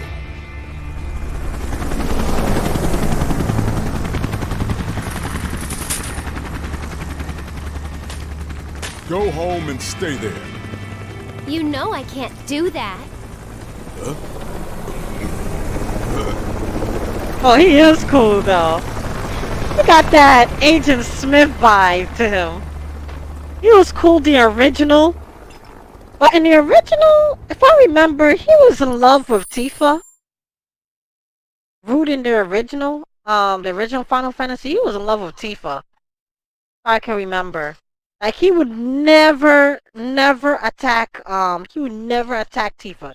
He don't mind beating up Crown. He doesn't mind beating up Barrett. But Tifa? Every time he don't want to try and touch Tifa. So it's kind of weird how they switch it to Aerith. Well, he doesn't really love her. He just doing his job. So the modus is different in this game, basically. But on the original, Rude will never, ever attack Tifa. No matter if a Tifa attacks him, you never touch her. Never touch her. You beat the shit out of Cloud if he wants to. You beat the shit out of Barrett. But Tifa, no. Because he loved Tifa. He was in love with her. He was so interested in her in the original 7. So you can see that the timelines are just different in this game. Yes, they follow the main story, but they differ.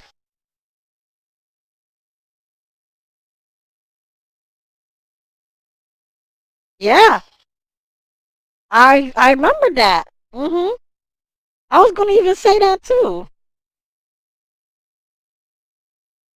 I was gonna say that too.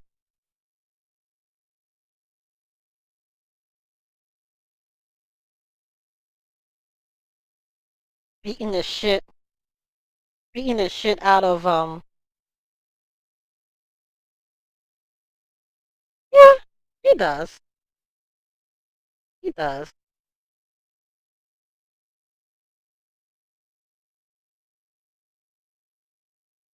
I know, right? Man, Final Fantasy 7, in all honesty, is the best Final Fantasy of all time. The best. And the best RPG.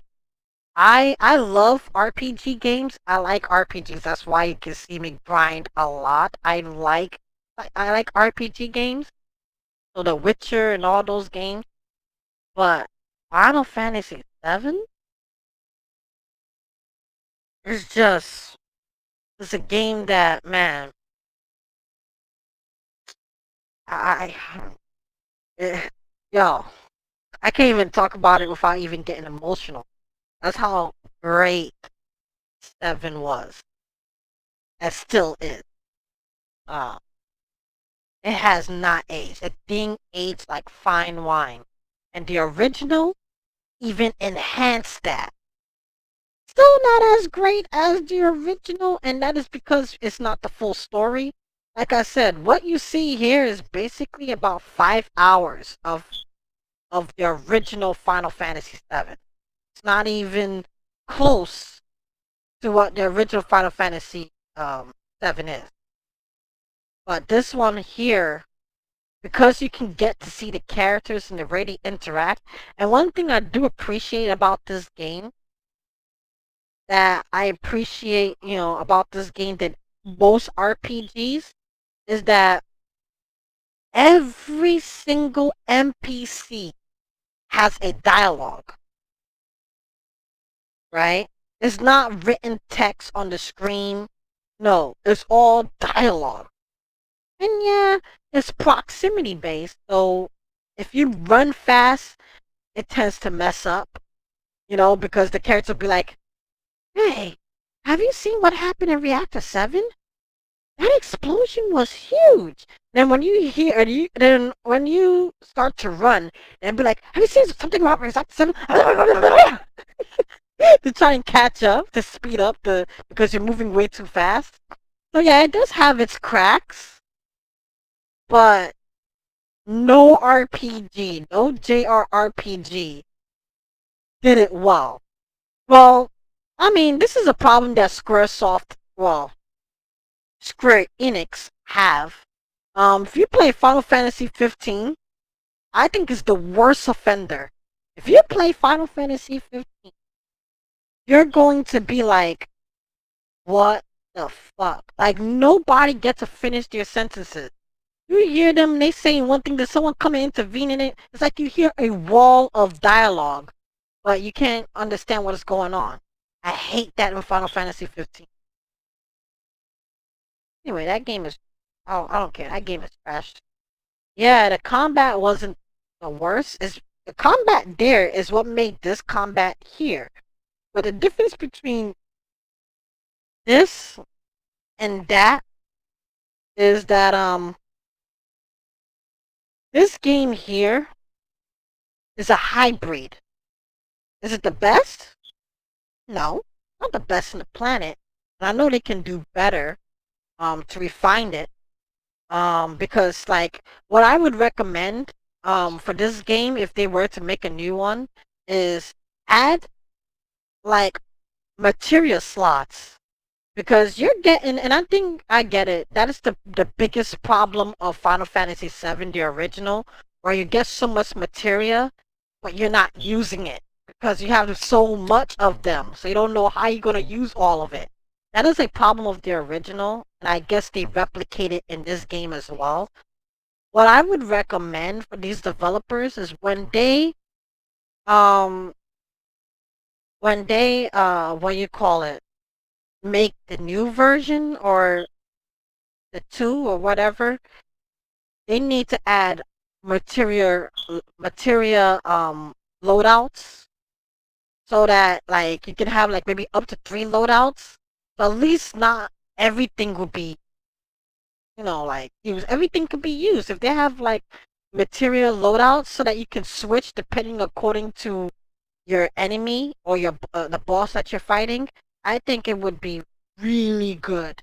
I would because sometimes you enter a fight, you won't even know, and that boss is probably maybe electric base weakness, and then you having a fire one because the prior boss you fought before or the prior enemies you fought before were all fire base, and then you can't switch it in game, so you have to freaking reload it or die and try and reload it, and then put in the material that corresponds to your opponent's weakness. And I think that they need to work on that. And then the aerial combat, I feel like is kind of janky as well. So I mean, this game is not perfect. So even though I'm a fangirl of this game and I'm like so in love with this game, they're a problem. Okay? Exactly. Exactly. Exactly, dude. And that's one of the problems I have with it.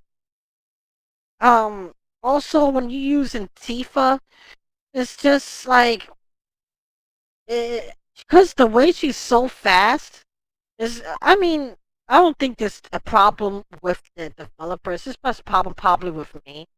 It's because she moves so fast. It's hard for me to get the inputs and the shortcuts to me with all of these.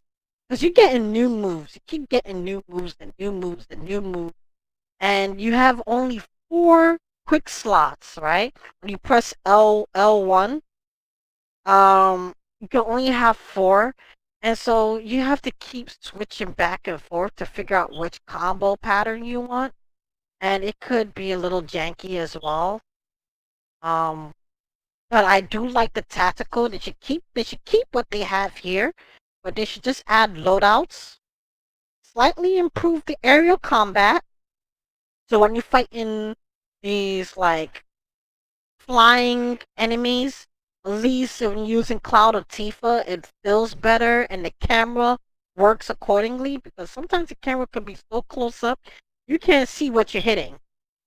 So they need to work on that. Like I'm telling you, like if I were to rate this game, despite me being a fangirl of this, I would tell you there are some problems. I'll let you know. It's not all perfect, but it does. Oh, it, bruh. This game is near perfect. Like if I were to give it a rating, like right now, if you were to ask me, Jasmine, what would you rate this game? I can't really give you an answer. Unless I'll tell you 2 ratings. My personal rating and what I objectively will give a rating for. If I were to say, okay, my personal rating, it would be like a 9.5, even a fucking 10. Okay? This shit, yo, is just that damn good. Now, if you were to tell me to give it an objective rating without any sort of bias, then I would probably give it a 9 out of 10. All honesty, I would give it a 9 out of 10. Because the problems that I've mentioned, the things that they could improve, things that they should have added, sometimes dialogue doesn't work well because it's proximity based. So you need to either walk or stand to really, hear the dialogue properly, like with NPCs and stuff. Because if you run, it gets really bad. I mean, there's just a lot of things, but also, I would like if they were to add like the level ups, right? Like you leveling up your character. I would like a little bit of a picture of like whatever you're leveling up, the picture, like how it's going to be, like some sort of like a skill video. So like if you get like maybe like a fire, right, and you try and level up your magic skill, you get to see like your original damage, then you get to see what approximately the new damage is going to be. If it'll give you a short video of just not just in written text, but a short video, just like a sample, that can also come a long way. You know what I mean? I know that's a lot. That's just a lot because there's so much animations, but it would be really cool. So you can know what to really spec for your character. You know what I mean? You know.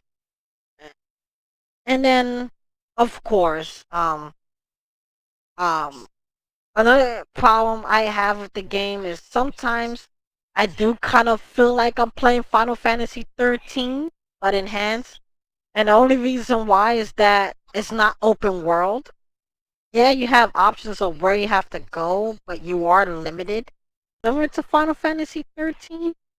But, of course, the difference is the character dialogue, right? The dialogue is just really good. The music is really good. So that will distract your attention. But if I'm not paying attention to these type of distractions, I would say, man, this is an enhanced version of 13. Yeah. It will definitely be. That is where I'm thinking it will hit. Because on the original, that shit become open world. And so I'm thinking they would do something like that since they did the test, right? Final Fantasy 15, to me, personally, I think Final Fantasy 15 was a concept that they were exploring, right? So I can see them doing an open world on the 7-2, and I think the Final Fantasy Remake 2, I'm not gonna try and spoil it, but I think I know where it's heading to. I think I know where it's heading to, but I'm not gonna say it unless you guys are interested in my theories. But if you guys don't want me to, that's fine. But all I know is I believe I know where this game is going. But if you are interested in my theories, let me know and I can tell you my theory.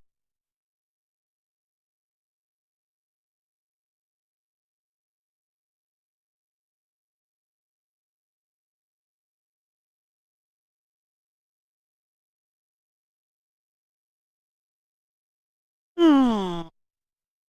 I mean, if you are interested, I mean, we all played the original, so I know we all know where it's going to lead to. But I'll leave it. If you guys are interested, let me know.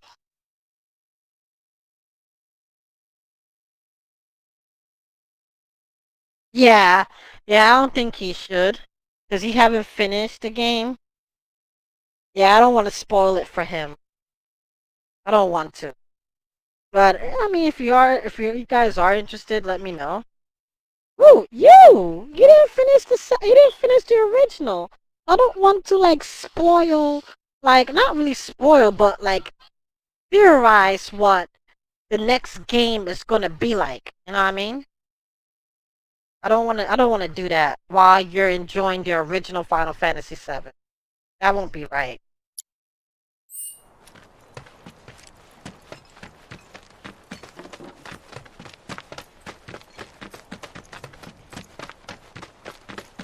Damn, no loot.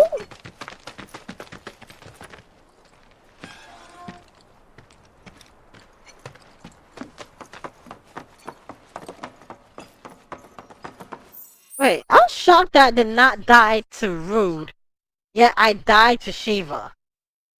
Still, never mind. I'm not gonna bitch about it.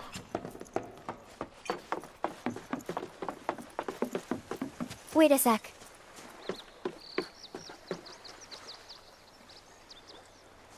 So, you coming? Yeah. Come here.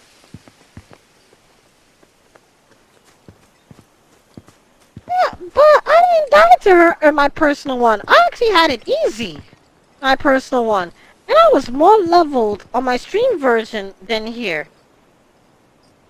Oh my god, what is my character doing? Hold on. Hate that. And that's another thing. I don't know if this happens to you too, Doobie, where your character can't move unless I have to turn my camera around for my character to move. I fucking hate that. Oh my god, watch. If I turn my character, I'm able to move quite freely. But when I turn it this way and I try to move sometimes, it keeps shaking. I don't know what that is. I don't know if it's part of the game or it's just my controller. Look, I can't move. I can't move. I can't even move. I turn my camera and I can move. Ooh, that materia. You talking to the... Shh. So, yeah. It was that kind of day.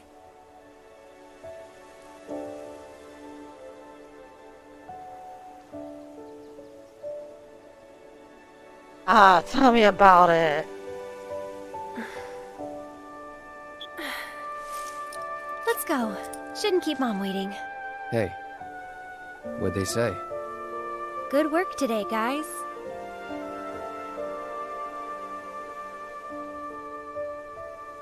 Kidding. They didn't say a word. But, you know...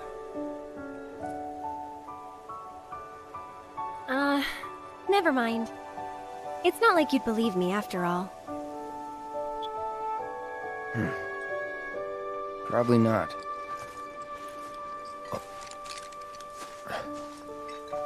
Tell me anyway. Really? Yeah. It won't be much longer now. The flowers, they have something important to tell us. Something they need to share with us. At least, that's the feeling I get.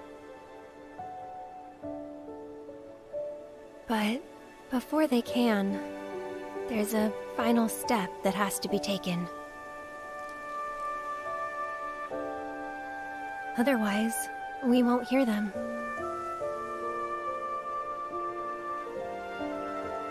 Maybe I should just give up. Honestly, it's what I do best. Could have fooled me. From what I've seen, you're no quitter. Well, today's special. That's why I've been working my butt off. What's so special about it?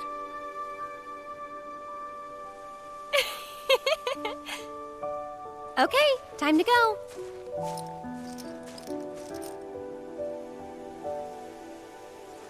Learn to talk. I know, right? Did the flowers I say know. anything? Good work today, guys? That's the spirit. Wow. Wow, there's something else. Give me that material. What's wrong with you? I think it's an MP one. I got this material before. It's MP, I believe. Yep, MP up. How did I even remember that? Wow. I remember that. Yeah, I can't remember a lot of things in this game. I play. I already have one. Oh, I'm an idiot. Okay. Keep moving. Well, thank you. I still want that time. I still really want that time materia. Oh my god. My heart is yearning for that materia. Doobie, let me explain to you why the time materia is so important. When you get that time materia, you need to use that shit. Let me explain why. Let me explain why. You put on haste, doing fast attacks, and then when you get your opponent staggered, bro, and you use the stop material and they froze, you can wail on them with so much combos and magic power, especially if you're using Aerith.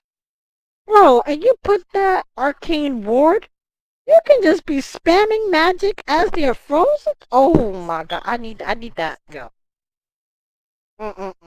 I need that material, bro. Oh, I need that material. Especially fighting bosses and you max it out. And you can, I think, probably you can increase the duration of how long they can be frozen for. Dude, you can turn every fight into a Matrix fight, bro. Slowing them down. Dude, you see like some actual slow motion as if you're playing Max Payne or something? Bruh, you will shit on enemies like it's no tomorrow. Oh my god. Yeah, time material OP as hell. OP. OP. But there are more materials that are better than the time material, but I fucking love that material, bro. I need to get it. I gotta have it. Dude, trust me. Trust me. I'm already theorizing what I'm gonna do with that material, bro. I already have it embedded in my mind how I'm gonna use it efficiently. Dude, you have to. You have to. I'm being dead ass. It may think I'm just preaching here, but I have to. Dude, yo, first put on haste, right? You start off with haste, right? You attack faster, that means you can do more attacks, a lot more in quick succession. And then um you get like once they get staggered or even pressured and they close to being staggered, and you put like the stock material and they're completely like frozen, you can just keep going on attacks. You can extend that stagger meter longer. You can just keep just shitting on them, dude. By the time you're done with your moves, that shit is almost dead. Depending on what boss you're fighting or how strong your character is. That boss will be almost dead. You do it like 2 or 3 times. Damn, that'll be it. Yo, I need to get that material. If I ever get it, maybe I know that you have to get it at chapter 14. Chapter 14, where you get it. After doing some of the jobs, I have to go and do that. I have to try and find the jobs because it's hidden. It's not like something that is shown on the freaking map. You have to actually walk around and look.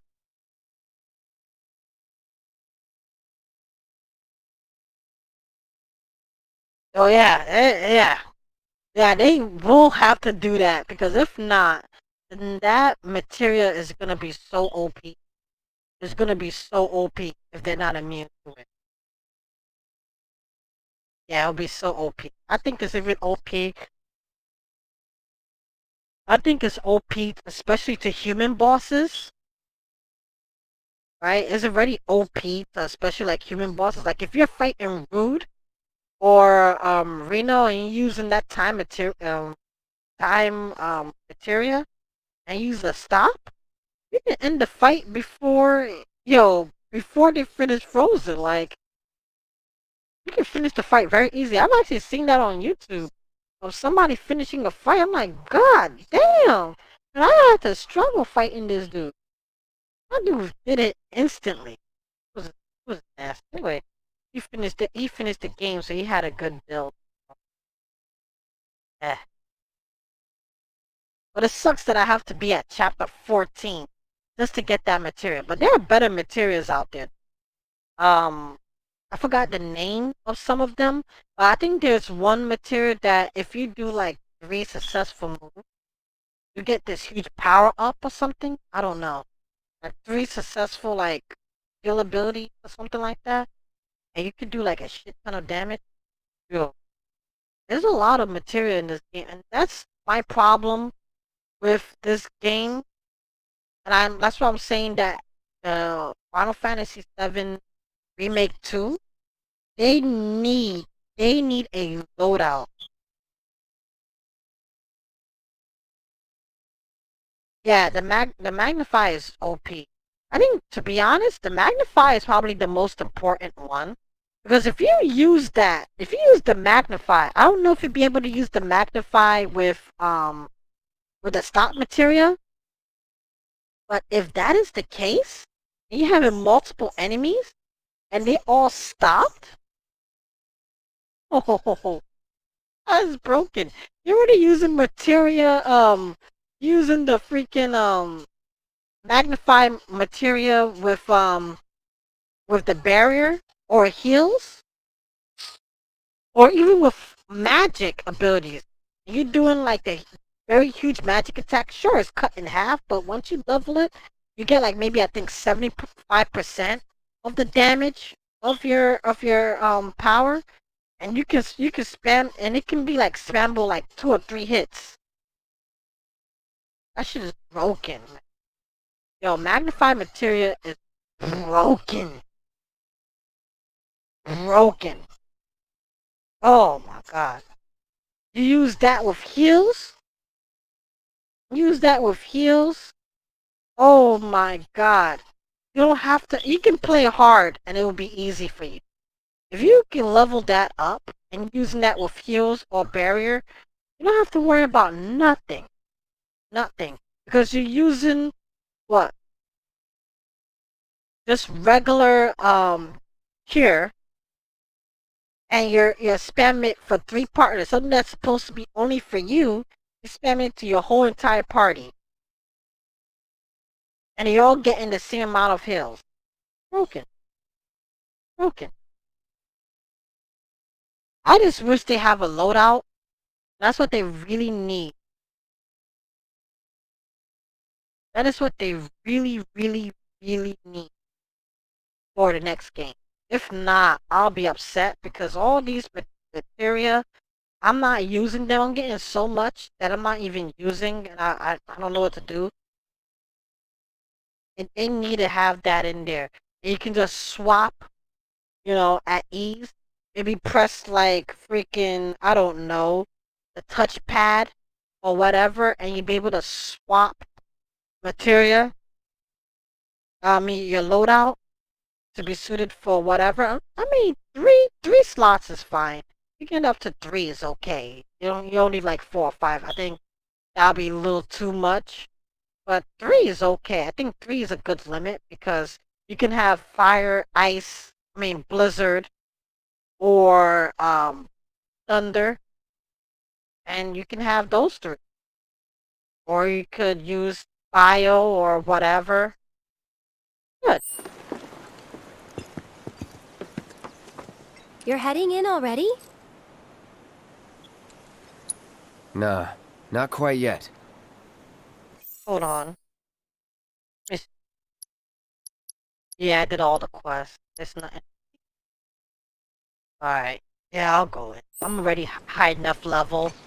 I don't need to grind anymore. You're heading in already? Yes, girl. Yeah, that's enough for one day.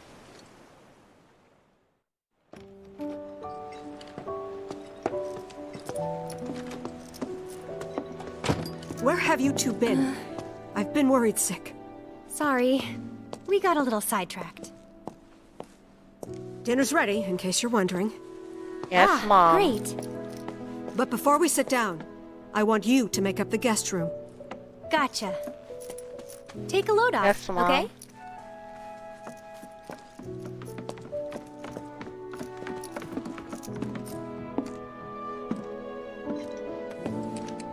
What? I just beat the boss! Judging by those eyes, I'm guessing you're a soldier. Ex-soldier. I hate to ask, but would you leave tonight without any fuss, no questions? You boys made a trade, a normal life, for power. Oh my You god, can't have that's it the both line I was ways. talking about. I'm back! Good. Now, I hope you're hungry. Starving, right?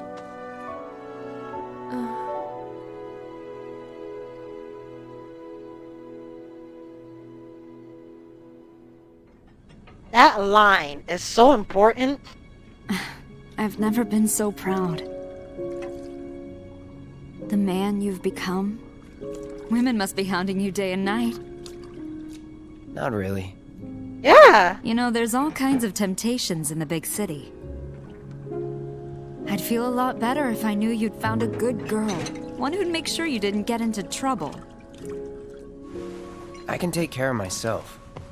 An older, more mature girl that could keep you on the straight and narrow and tell you when you're being a silly goose. That's the perfect type for you, I'd say.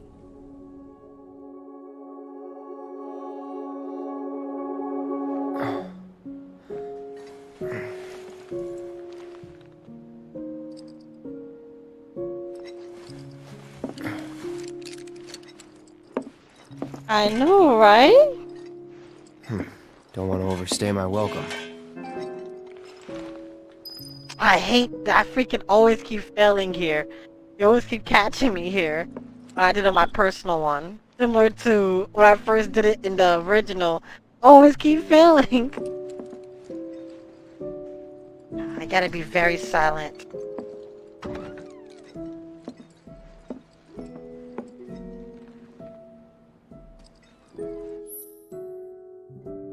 Yeah, I know.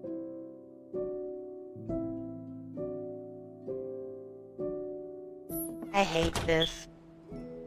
I keep messing up here, I really do. I don't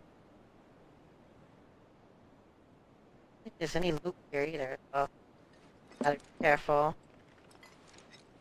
Yeah, My fucking control. Look at this. No, no.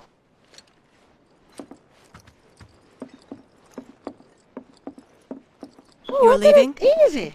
So, how do I get to Sector 7? It's simple enough. Just cut through Sector 6.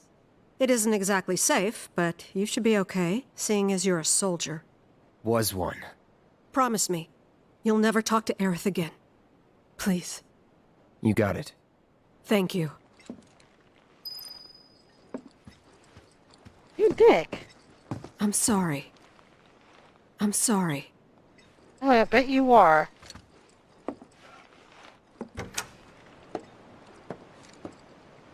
Yep. See, at least you're knowing a lot about the game. That's very good. Oh yeah, yeah. I go up here. Okay. Oh, she's already waiting for you. She knows everything. Earth knows everything. I'm not going to explain why. Unless you guys are interested.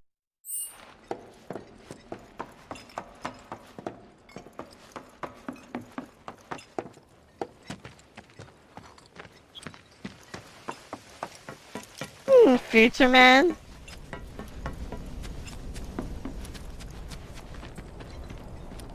What am I doing? Oh my god, controller, run. The kids about the past would make me feel so sentimental. Oh my god. Yeah, the controller. No controller, stop.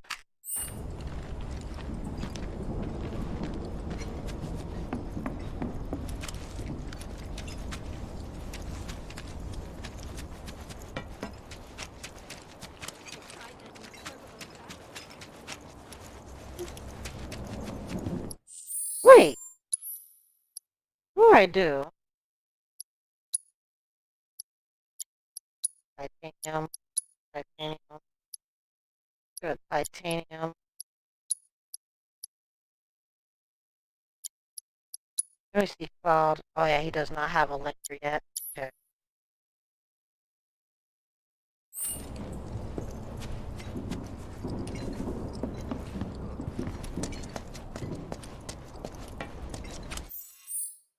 Remember that line I was telling you that's so important? And that's what makes me so sad. Where she said, well, you're a soldier and you trade your life for power. Cannot have it both ways. Remember that line. Remember that line when you play the next Final Fantasy VII. Or if they're ever making a third one. Remember that line. I hope you do. Write that down somewhere and remember that.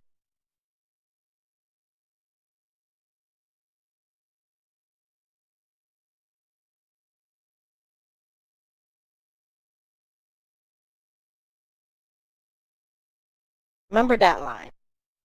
Really. Do. Do remember that line. Can't trade your wrist for power? Yeah, remember that line. And I'll say this.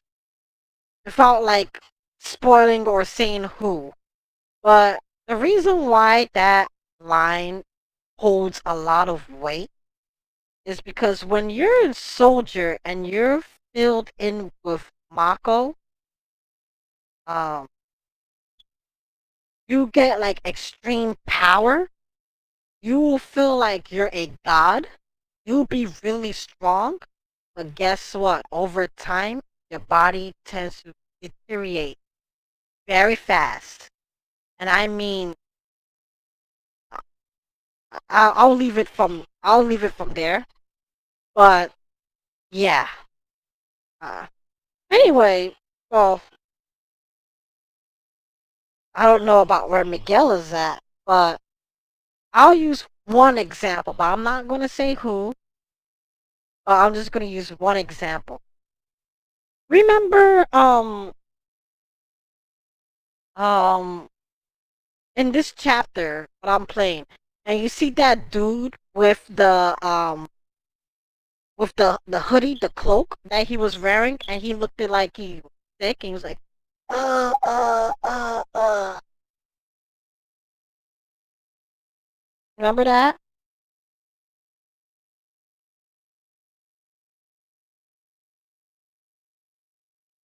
No. If you remember that. Oh, no. He's seen that. He actually seen that on this chapter. That was with the one where we have to the side quests where the little kids, you have to fight that toad. Yeah, he's seen that. Okay, let me check this report.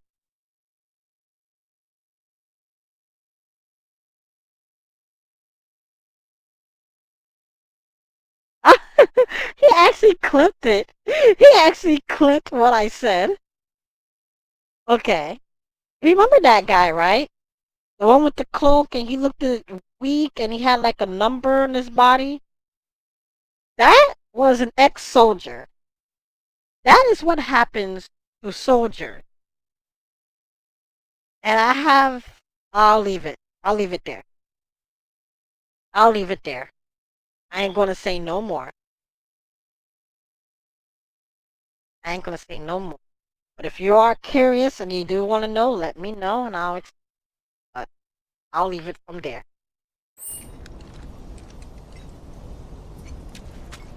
Full story, Bob? Oh Lord, these emotes. Yeah, so remember that line.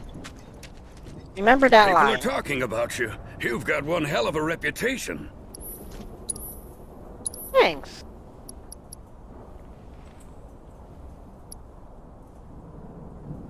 Damn, I already got that one.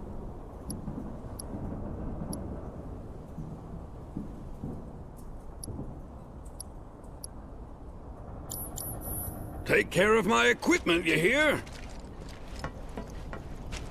I didn't buy nothing from you right now.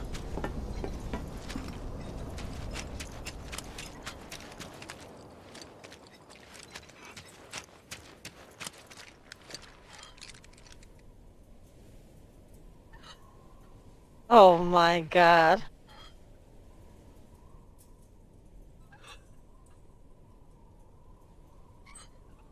I don't know if he does, but at least I did not explain the like important bits. But yeah, I'm not gonna explain like what I think will happen in the game down the line. But this is just a theory that I was thinking of. But I'll leave that because it might be a actual real spoiler of the game. And I don't know. But hey, I mean, if you guys want to hear my theories, again, it's just a theory. It may not come at all. It may be completely different from what I'm thinking. But, you know, I have a feeling that what I am thinking is definitely going to happen.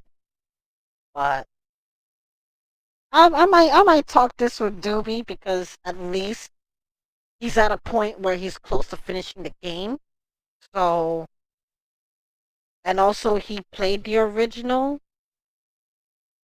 I don't know if he watched Advent Children or if he played Crisis Core. I don't know if he played those, but if he had, great. And he knows maybe where I am coming or where I'm going with it. But yeah. Oh. Well, look Yeah. who it is. Talk about a coincidence. What are you doing here? Waiting. Why? Because I'm not sick of you yet. Lead on, then. With pleasure.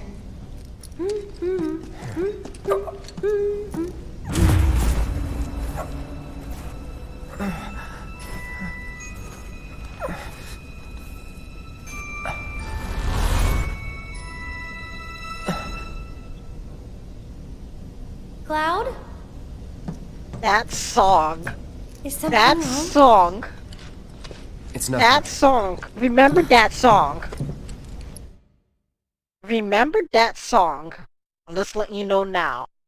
That song will be prevalent on the next game. Never mind. Just remember that. Remember that. You saw that he had a tear, right? I ain't gonna say what's gonna happen. But if you guys are interested and you guys want to hear, I can probably do that on Discord chat. But I can theorize where this is going. I know where it's going. And I understand why the game has different timelines. I know where it's going. I think I've said it once on stream, but I didn't go too much in depth in details. I only said Back from the Future. I'll explain later.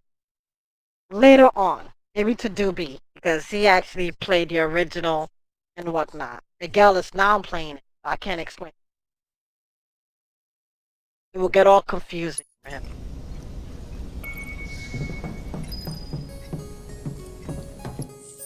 No, you didn't finish the original, so you'd be confused. If I were to say whatever, you won't know, you won't understand what's going on. Doobie knows where this is going. I'm pretty sure Doobie knows where it's going. I'm pretty sure he does.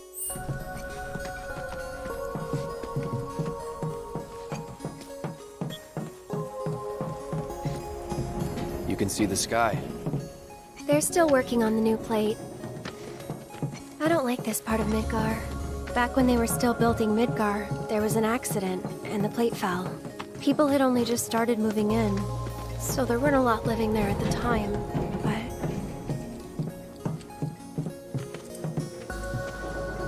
Come on, run! Oh my god, I'm struggling to run. Fine. Because I don't want to spoil the game for you. I don't know how people feel about... I know how Connie feels about spoilers. I mean, it's obvious how Connie feels about spoilers, so... I'm not gonna say anything.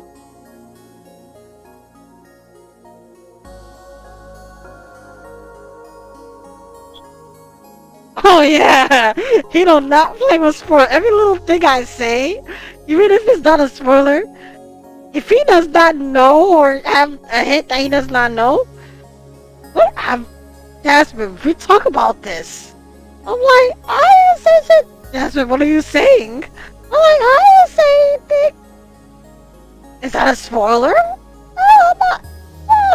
No, it's not a spoiler. Sounds like it. Oh my god, it's not a spoiler. Oh my god. Oh, that's hilarious. Oh my god. That is so hilarious. Oh yeah. Yeah. So I know Connie is strict about spoilers. So I don't know about you guys. I know Doobie don't like spoilers. But I don't know about Miguel. I just don't know.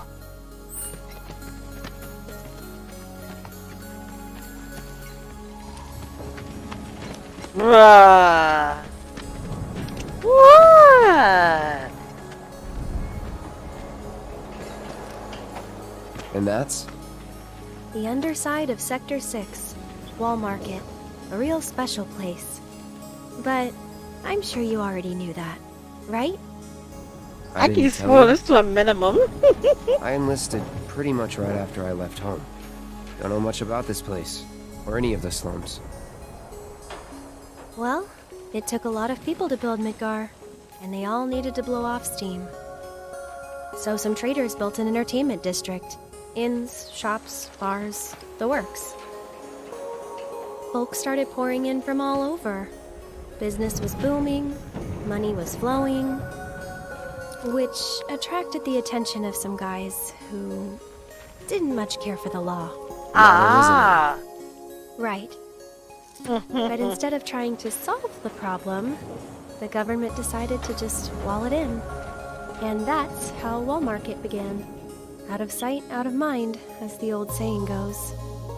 For the folks in charge, there's no better way to deal with it. So it's like a giant veil. Yeah. Want to see what's behind it? Not really. That's good. 'Cause I know a better way to get to Sector 7. One that, tragically, doesn't go through Wallmarket. And it's just through this tunnel here. At least it was, back when I was a kid. For me, at first, I used to care so much about spoilers. But over the course of time, I just don't care. Because of the internet. And how quickly information is being disseminated to a lot of people. I just lost all the care. As long as I get to fucking play it or watch it, I just don't care. At least it gives me context and make me even understand a lot more than what I'm watching. I don't know. Like, sometimes I'll watch something and someone will be like, unless, like, for example, I'm watching a movie, right? And some dude is supposed to die, right? And as soon as I'm about to see it happen, oh no, he's gonna die. Okay, then that's just messed up, right?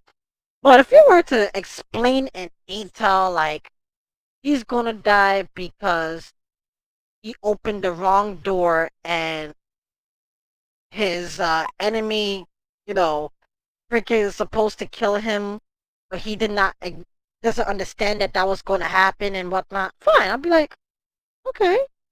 At least I understand in detail, like, his thinking process at least. But if you want to tell me as soon as the scene is about to happen, he's about to open the door, okay, he's gonna die. I'm like, you're not watching that, right? Oh, no, but it's cool, he's just gonna die. When? Oh, about 10 seconds. Bruh! I'll be mad. That one I'll be mad. But if you were to explain it like way early on in the movie, but you explain like detail, like not in like detail like from like how it's gonna happen, but like maybe the thinking process of the dude, like what made him think that this was the best decision for his death. Oh, well, I'd be like, you know what? Fair enough. You know. Give me context so I could understand a little bit more than me watching it the first time and then I just watch it, getting all the information processed in my head. It alleviates a little bit of that for me. Like when I watch Inception, I fully understand Inception the first time I watch. It took a lot of my friends to watch Inception like 5 times before they figure out like the whole entire story. It took me 1 time. But if someone were to explain Inception to me before the movie and explain like dream within a dream and how it relates to Rene Descartes, dream within a dream and blah blah philosophers, I wouldn't get mad. You incite me more. You give me more of a big brain and even a more of an appreciation for me to watch than waiting for like 10 seconds or a minute or 10 minutes when a main protagonist is about to die. Then that shit pisses me off. Don't do that. You do that way early on a movie, fine.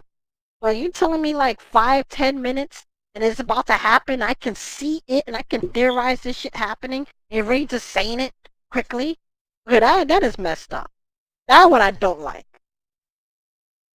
Either tell me way early, but don't just tell me, oh, he's just gonna die. And you just, okay? Well, explain in detail why. And what was the guy's mindset to why he died? And that would be great for me. I like when people give me context. I like discourse, right? I really like conversation. I like to understand people's mindset when they watch, and so that I like. You know what I mean? I like that a lot. All right, I'm gonna swap it.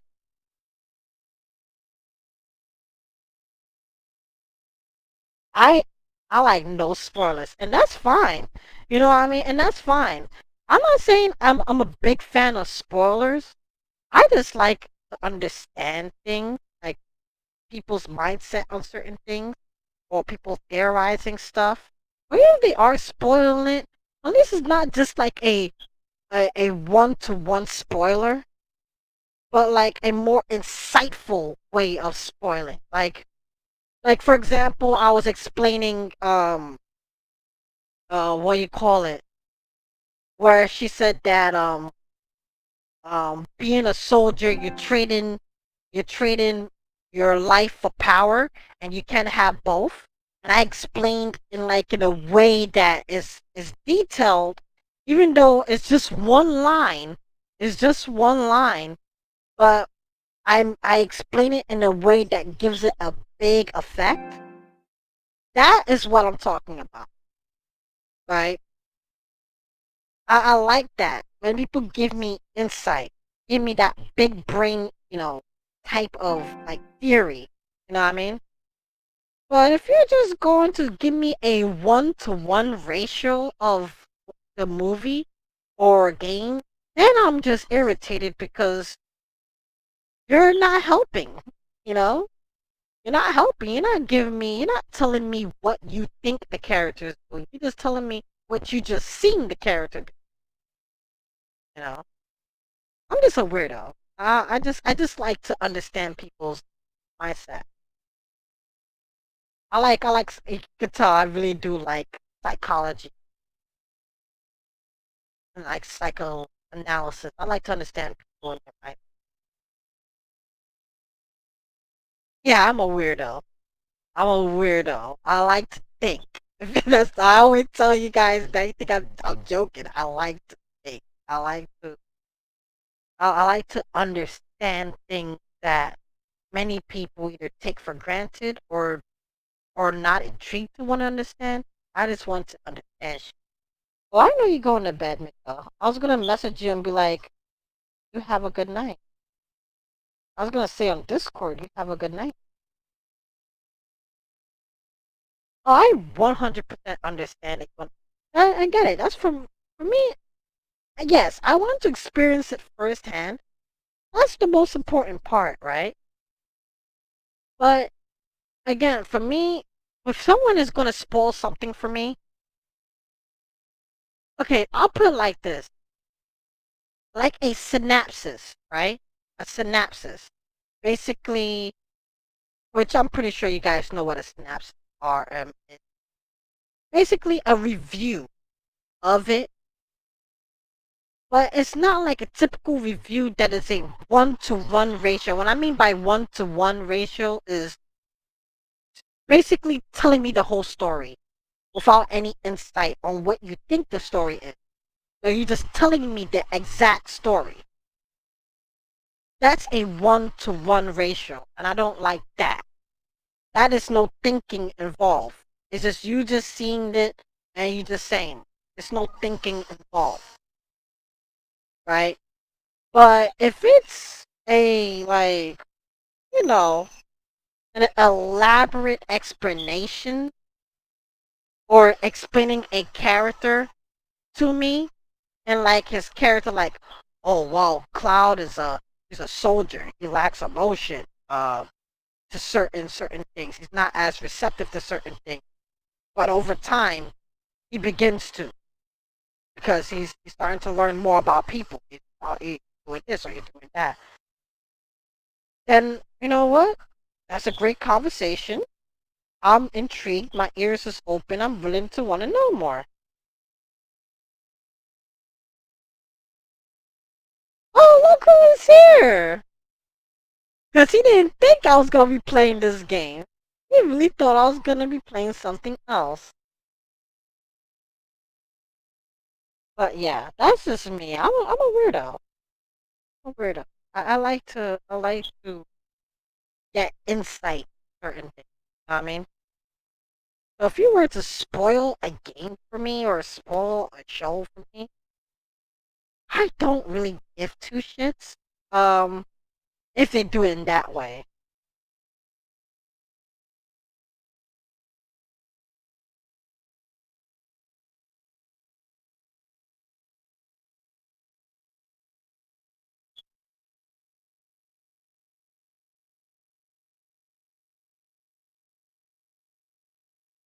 Okay, that's very nice to know, Niner. That's very nice to know.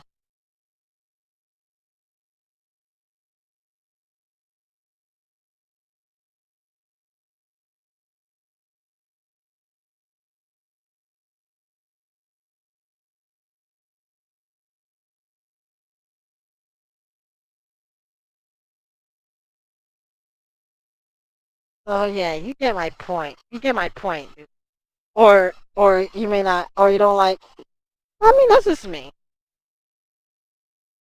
That's just me. I don't really know. It's just like the reason why I become that way is because I've been around with people who like to spoil shit. You know what I mean? I'm gonna be around my friends, especially. Oh my god, Abby. I said Abby. Allie. Allie, oh my god. You don't like spoilers? She will spoil that shit right in front of you, bro. She will tell that shit to you. If you watch a show, let's just say you're watching a show that you like, and the both of you like, I and her like, and it's like, Friends or something like that, or whatever show I'm just thinking of. Just whatever show. Yeah, she will get mad. I have a friend that is also named Abby. I was thinking of her instead.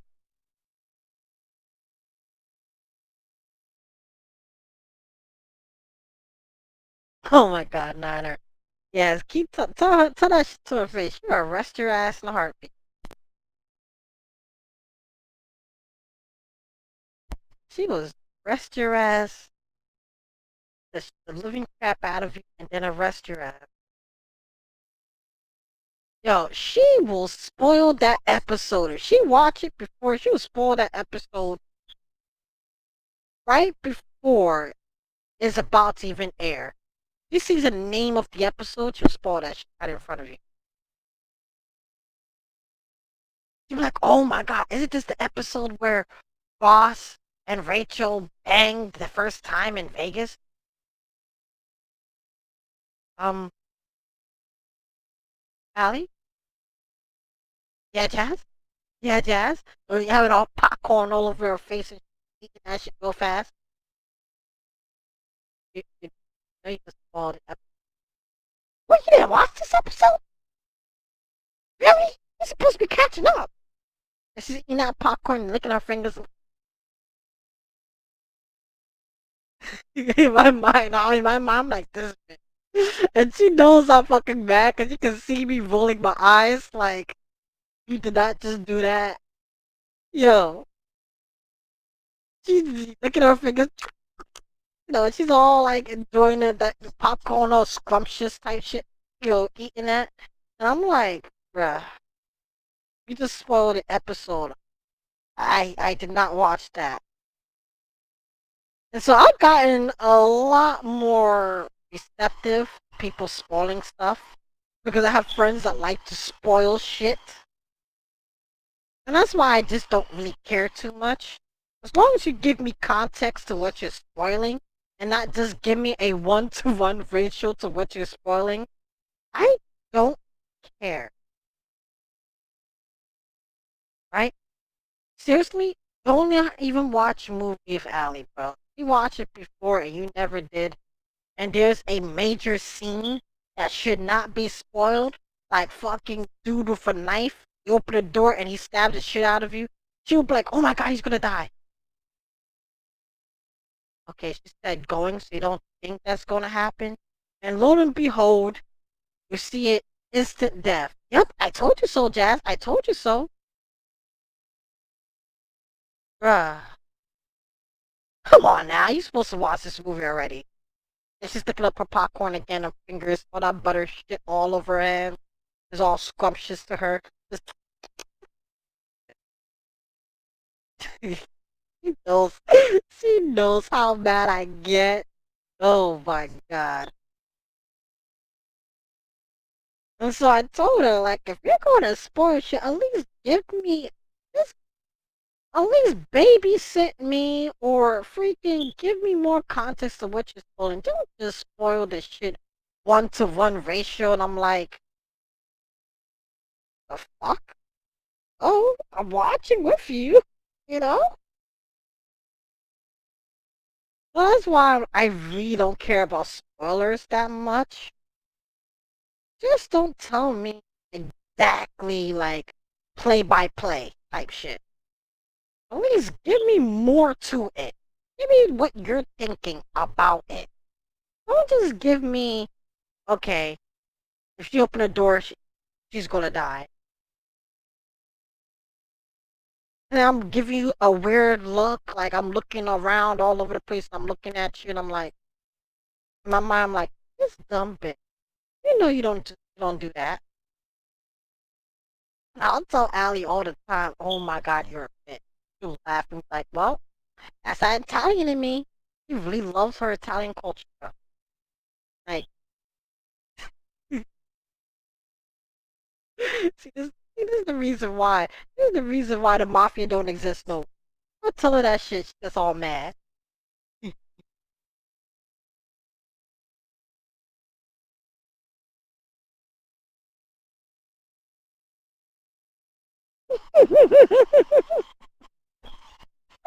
Dude, you saw a joke. Oh, circle people watching them. I was well, so like, holy shit. Yeah, dude, you wrong. I don't tell my shit froze. It did. It did. I'm not gonna get too far. Because Miguel isn't here to watch. Isn't interested to watch. I don't know if I'll even continue. But we just do a little bit. Maybe grind a little bit. I don't know. Yeah, I can't even grind.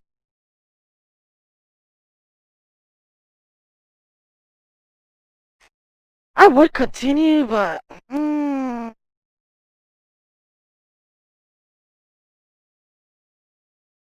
have done my personal one, but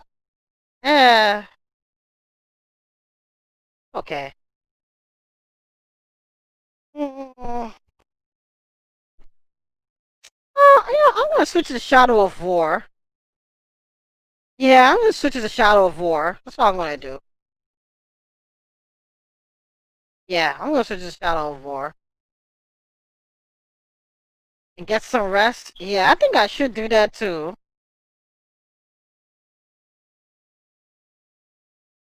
Ooh, be careful. Careful, Jazz. Yeah, so that he don't miss it.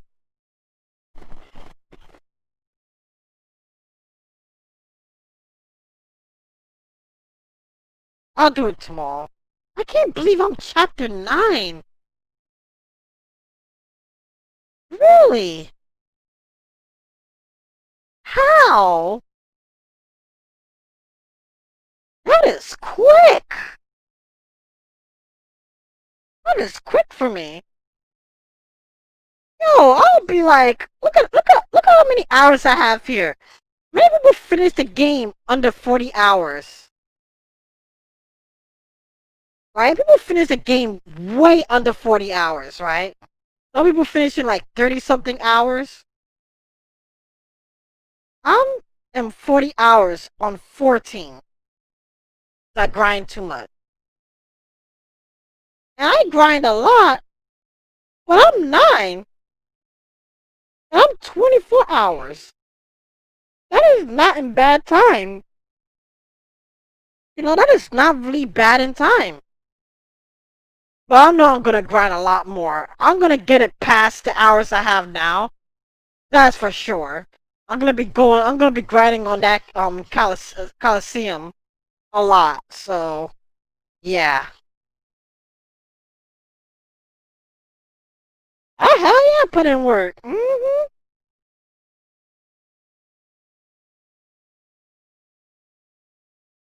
I'll leave it for Miguel so I don't spoil it for him. Yeah. Oh, right. I'm shocked. I spent hours because I overly grind too much on the stream playthrough. But oh, this is not bad timing. I'm impressed. In all honesty, I'm actually impressed with myself. Hey, okay.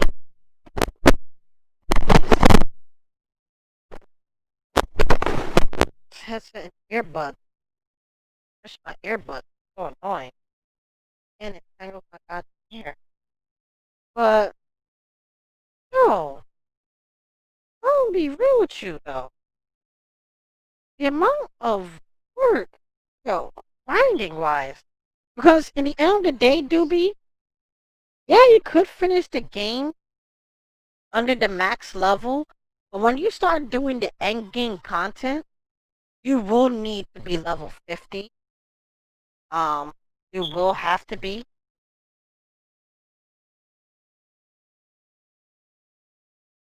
So you have to do it. That's why I'm making it a lot more easier. Do it right away, and I don't have to worry about anything. And then I can just go to the content.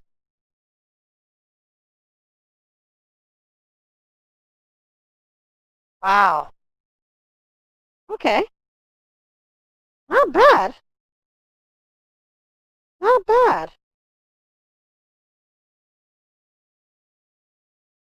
But still, that's crazy. You're right now. If that was me, shoo. If I am in your chapter, I should be like at least 40. I'll be close to 40, like maybe 42 or something. Shoo.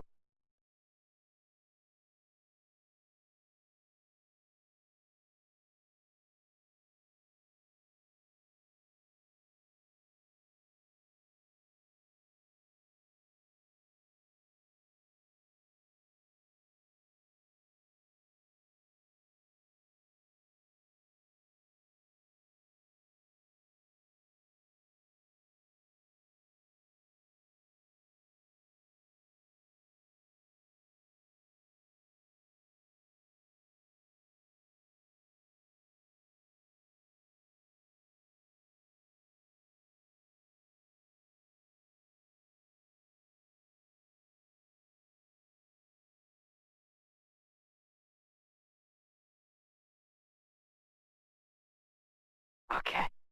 I am so sorry about that. I'm trying to fix it. Me too. I might even call it. You know what? I am gonna call it. I'm gonna call it. I'm gonna call it. Right now, all I gotta say is on Friday. Yeah, my mic is cut. Yeah, on Friday I'm gonna stream Ghost of Tsushima. So it's gonna be crazy.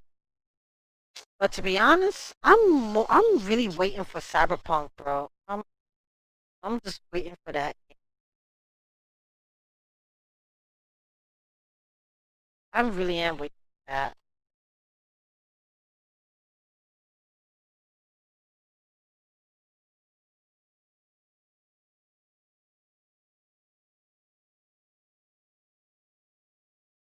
Yeah, I'm just waiting desperately for that. Because those are the type of things I'm so into. I'm so into that futuristic shit.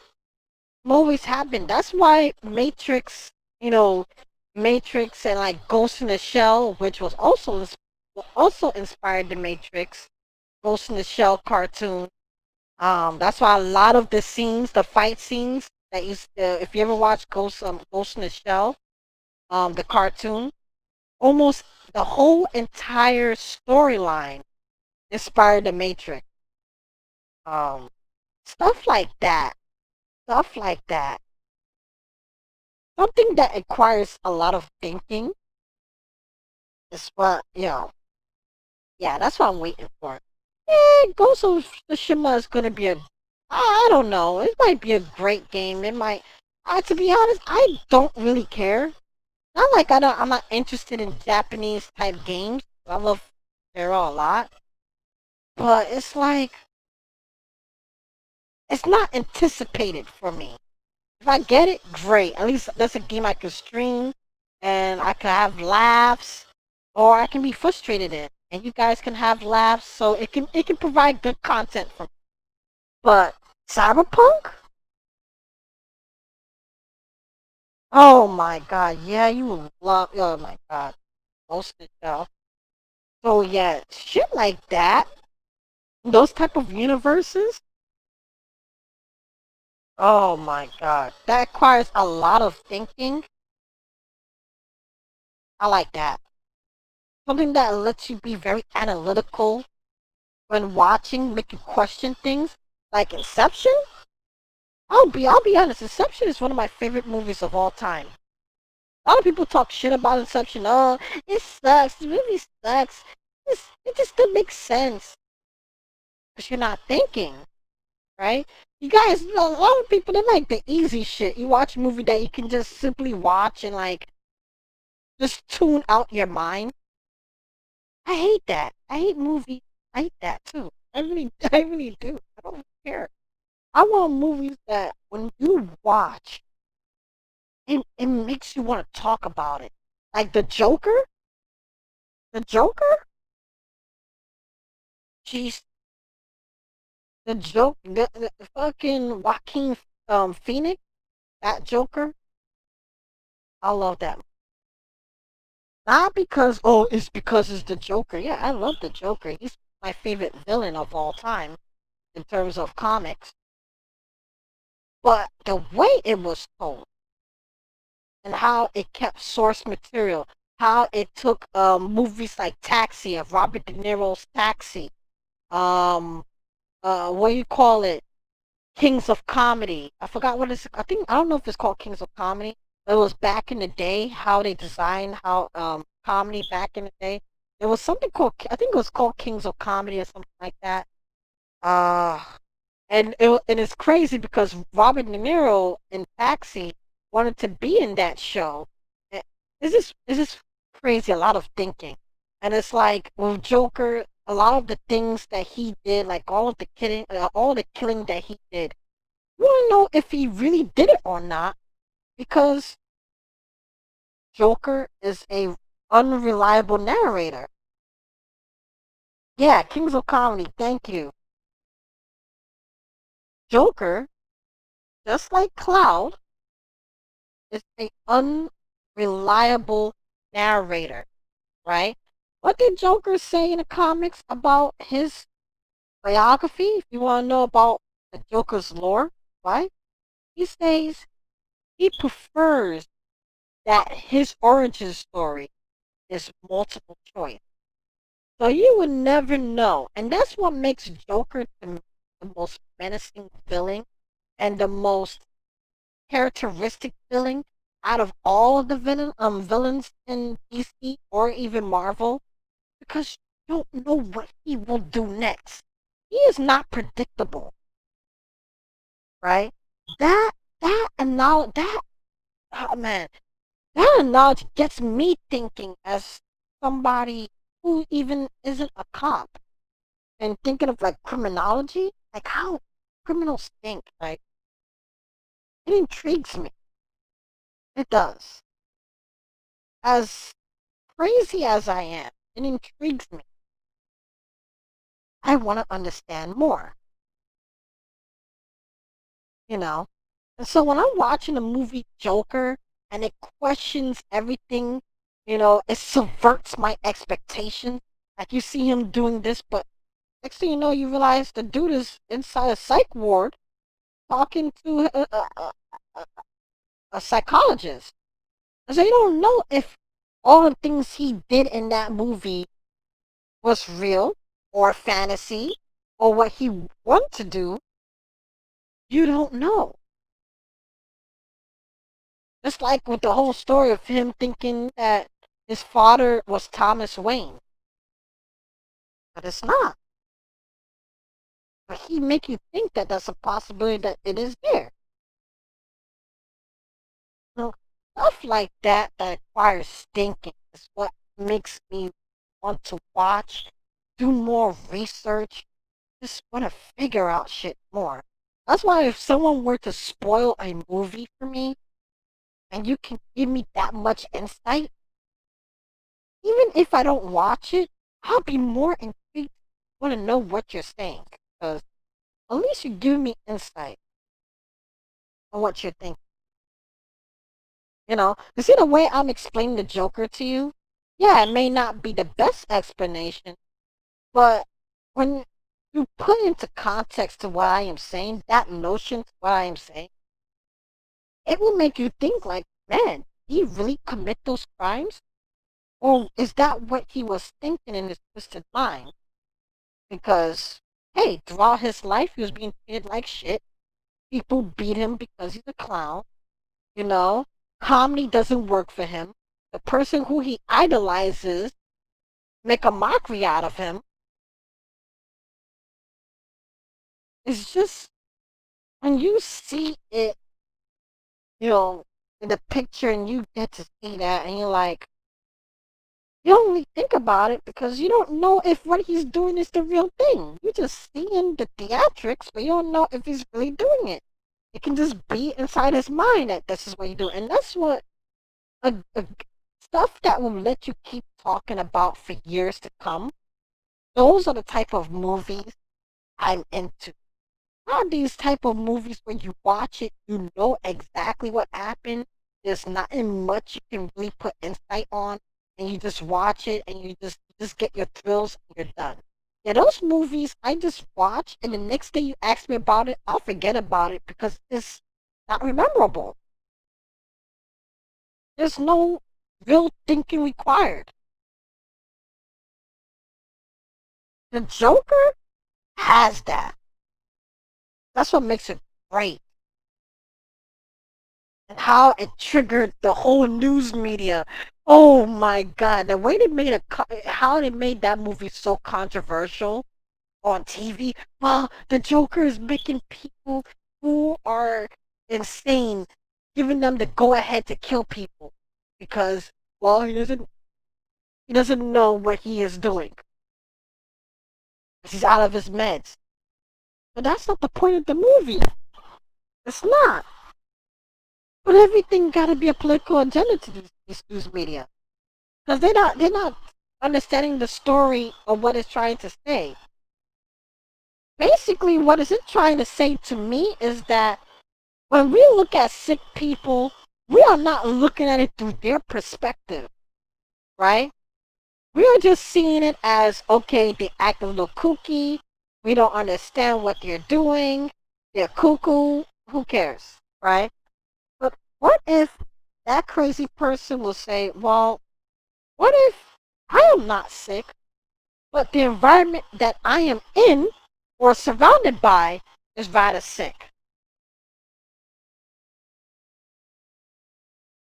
Right? Even David Chappelle even said that once. You can't just say a person is crazy because he doesn't accept your worldview. Right? Maybe the society itself is sick. You know what I mean? And that is what the Joker in this movie is trying to tell us.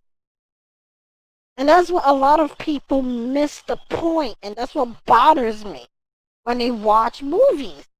They just see things as a 1-to-1 ratio. They just see the theatrics, and they don't really put insight to what they're watching. No, they just watch it just as a muse. And that's it. That shit bothers me. I hate that. I do hate that. To be honest, I really do. I hate that. It's like mindless watching movies. Just mindlessly watching. I just hate that. Exactly. They're saying, well, oh, you people are giving mentally people reasons to incite violence. Because of course they have to always put everything in the political agenda. But guess what? That DC movie, The Joker, hit box office and probably was one of the um highest paid movies or whatever. I forgot what you call that. It hit really big in the box office. Exactly. Oh no, the media say GTA do. I mean, a lot of people saying GTA incite violence.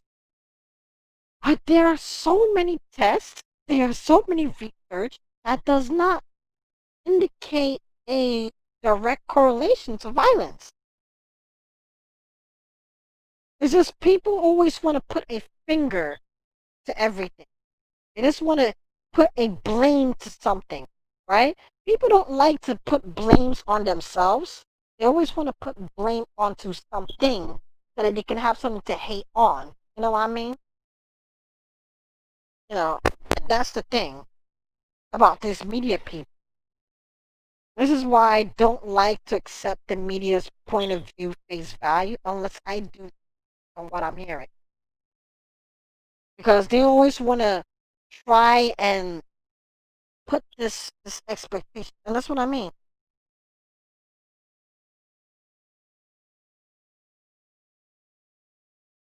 Exactly, dude. Tell me about it. And that's what bothers me. Like when I watch movies, I want to make sure that when I'm seeing what I'm watching, I need to know. I need to understand shit. I don't want to just watch just to watch. You know. I want to think. I want to theorize. I want to see where this is going. I want to understand the character, like the protagonist, at a more subatomic level. You know what I mean? Than just a one-to-one ratio to what people watch, and that's what a lot of people do. They always look for a one-to-one ratio. They don't apply much thinking to what they watch.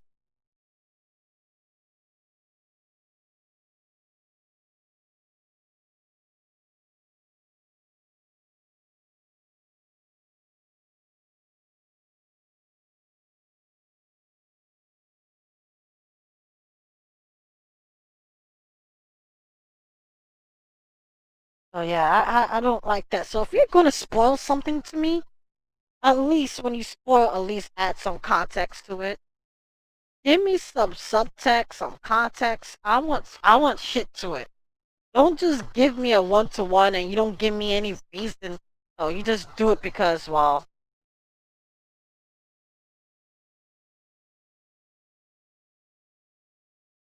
because I can't think for myself.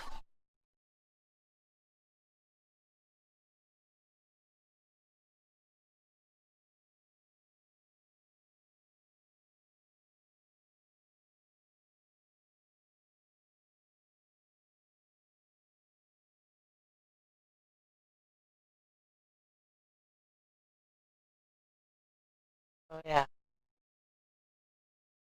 I hate that. I don't like when people do that.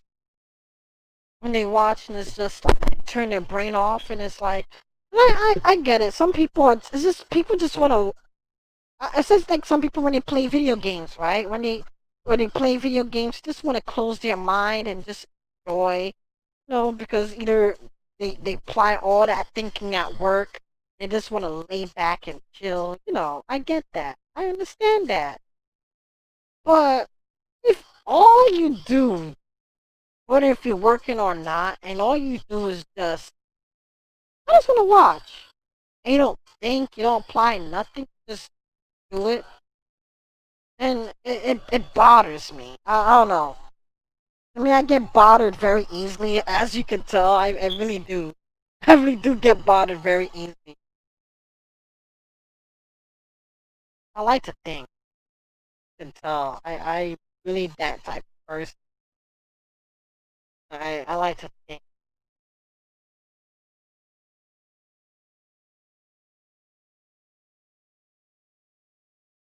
Every little thing I watch has to have a reason. Has to make sense. Has to have some sort of reason or, like an insight to what I have to watch. Like, that's why I like the Matrix. Because if I were to explain Matrix and I'm applying theories like philosophical theories like I was talking about Rene Descartes, or I'm talking about Immanuel Kant or stuff like that, and people are like, huh? How does this apply?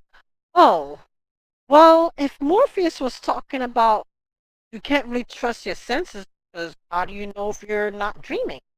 That is what Rene Descartes said about his theory about a dream within a dream, right? People they won't really think that far. They just see what he just said and it's like, okay.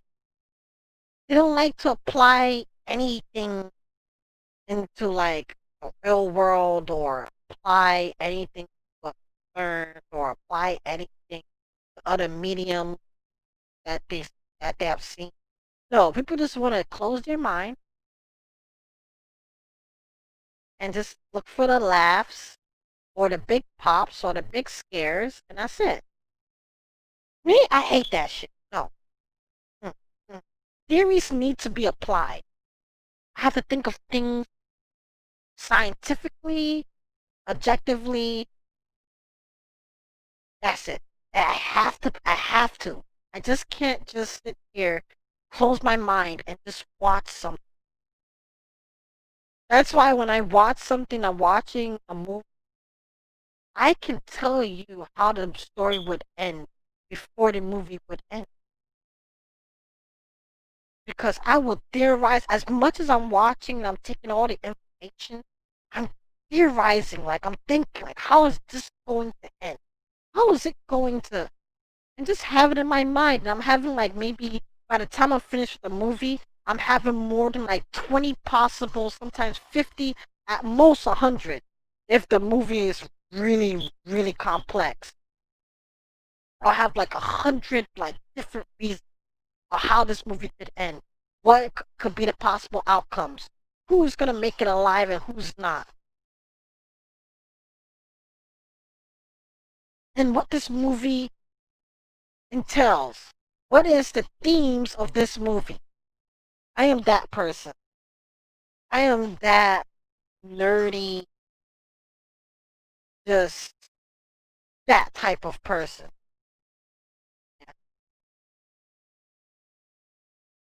That's why when my friends didn't like me giving reviews to a movie because I would talk in way, they would be like, bruh, can you just put it in layman's terms, Jazz? Not like they're dumb. They're not dumb. But they know what I'm saying. It's just that you just want a 1-to-1 ratio like review.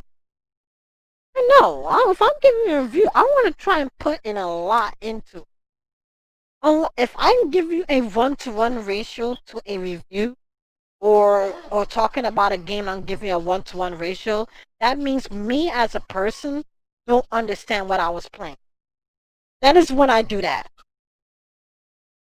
If I ever give you a 1-to-1 ratio on anything, that means I didn't fully articulate. Like either I'm either unable to articulate what I'm trying to say, or I didn't fully understand the game or story properly. If I'm giving you a 1-to-1, that's what I was telling you. If you want to hear my theories, that's what I was telling you. I was saying about Final Fantasy VII Remake. How it's like kind of similar to Back from the Future 2 if you watch it. And I say you should watch it and you will understand what I'm saying. That is what I'm talking about. If I can't really give you like I can't really give you like a a theoristic version of what I'm saying, and I'm just giving you a, yeah, that means I didn't understand what I was playing or watching. I'm letting you know now. I can watch something, and if I didn't understand it, I can just give you a 1-to-1 ratio. No thinking required. I can just tell you what happened. But if you ask me what is the implications of maybe future movies, I can't tell you. I didn't understand the movie or game or whatever I was playing. That's when you know I didn't understand shit. I just watched it from face value and that was it. I didn't understand. If I'm giving you a lot of context and I elaborate a lot, and I'm just giving you like a shit ton of like explanation, then you know I fully understand what I was doing. And I can give you possible like theories to where the story would lead to, if there will be a sequel, where it would lead to, and how it would end, without saying exactly how it ends, but give you reasons on what will make it end. Yeah. And you know, yep, this bitch knows too much. You should stop. Close your mind. Yeah, my friends do not like me when they ask me to give me a review or ask me whether they should watch a movie or not, because I'll give them an hour plus sometimes just explaining the movie. If it's a really good movie that I was into and I can really put in a lot of thought into, yeah, I give you deep thoughts, like really deep thoughts of explanation. That's just me. But my friend Abby, she don't do that. My friend said Abby again. Allie, she don't do that shit. She'll tell it to you. But if you really want her to give her her explanation, she'll be able to. But she just don't like to do it because she thinks it's just a waste of time. Just go watch the movie and enjoy it. No, that's just a lot of people. You know? I like to get upset when I have that. Yeah, that's just me. I love it. I love. I just like that. I like something that it will just make you think, or things that maybe you, even if it's something that is not really that deep for you to think, right? Something very easy, a simple, complex movie, right? If there's like certain things, like maybe Easter eggs or something that maybe you miss and I spot, I will take that little thing and theorize on where it could be. Like the Dark Knight, right? The Dark Knight movie, right? They was talking about cats, right? And I know that was a shout out to Michael Keaton, the original Batman, Catwoman using her nails to hit in between Batman's armor, his suit, right? And because of how those movies their suit was, where it's just a holistic suit, it was hard to turn and hard to do things. Like for example, George Clooney Batman, which was the worst Batman, Batman and Robin. His suit was just awful. It's like if you have to turn, you have to turn your whole body. You can't just turn regularly because the suit is fully connected. No one knew this. No one knew this. I saw the movie once and I can tell you that that was it. It was like, that's not true. Really? Like, yeah, that's not true, Dad. That's not true. That's not true. I was like, okay. Not true, okay? Few years later, people are talking, actually getting the real info from the director that made the movie. I think it was Tim Burton. He said, yeah, the suit was terrible. It was, said, Jazz, how do you know this? Because people don't pay attention to details. Like when Morgan Freeman was telling to Christian Bell on a Dark Knight about the new armor that he made that is light and um knife can easily like dab or it can't work with dogs and whatnot. And it was given a nod to Michelle Pfeiffer in the original Batman, but she used nails to jab into Batman. I knew from theorizing that point, I said the next Batman movie, Catwoman will be in. Everyone looked at me and was like, no way. Even though she's not the real, like, real Catwoman, because she didn't really behave like Catwoman, but she's really is Catwoman. You know what I mean? She's supposed to be played as Catwoman since her name is Kyle. And Kyle is Catwoman. That's the comics. But she didn't really act like it. The movies were so stiff, so terrible. It was just so terrible. But when I just that one line from Morgan Freeman, I knew the next woman, Catwoman, has to be involved. And it's like, how do you know they're gonna make a next movie? They didn't give you a spoiler that a new movie, next one is gonna come like the Batman Begins, where you get the Joker card. I was like, trust me, Catwoman's gonna begin, and she may start off as an antagonist, but she will be a love interest. So like, Jasmine, you don't know what you're talking about. Okay, I was like, okay. Lo and behold, even though it was about Bane, right? Catwoman was in. And how did she start off as? A villain to Bruce Wayne. Stealing the necklace and telling him that a storm was coming. Basically, if you understand this story, if you ever read this book, it's an English book. I forgot the book. And see, and this is me using deep thoughts again. The City of Two Thrones or something like that. I forgot the name of it. Basically, it's talking about social divide between the rich and poor. That book is an English book. I'm pretty sure if you do Google it, you'll get the book name. It took a lot from that book. And the character Bane, the woman that played, what's her name? Talia al Ghul, that character, her arc is similar to one of the villains in that book where she would be knitting, right? And she would know all of the crimes that goes on.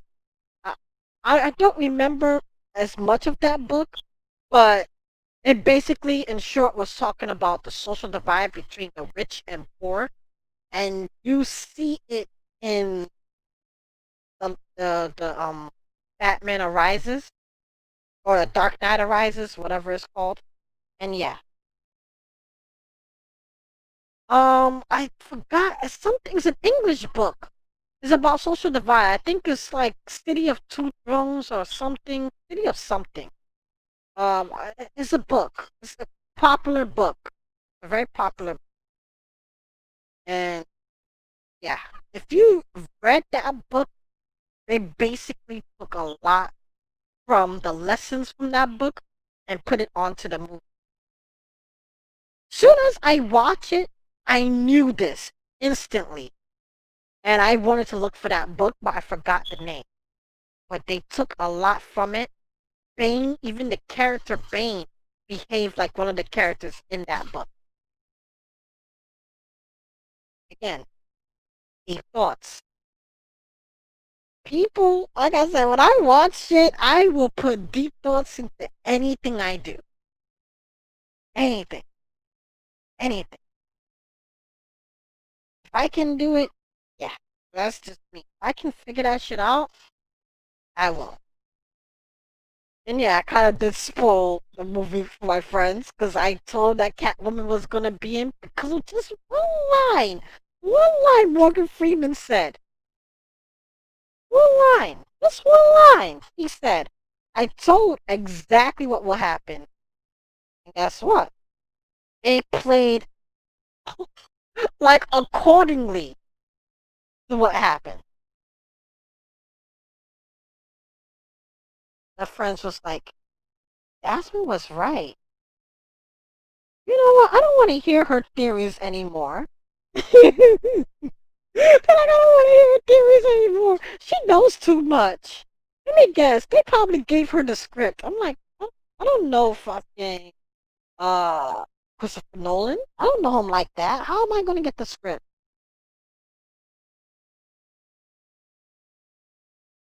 I gotta look for that book's name. It's about social divide.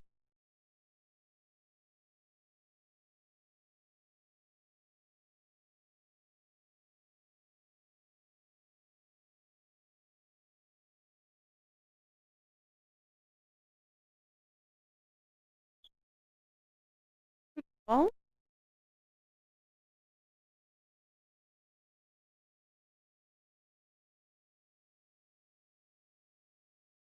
Oh.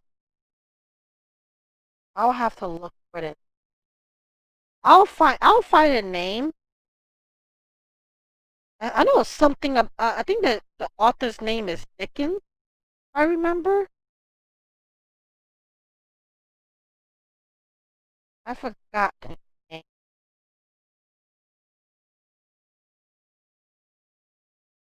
I forgot the name. I'll find it and I'll let you know.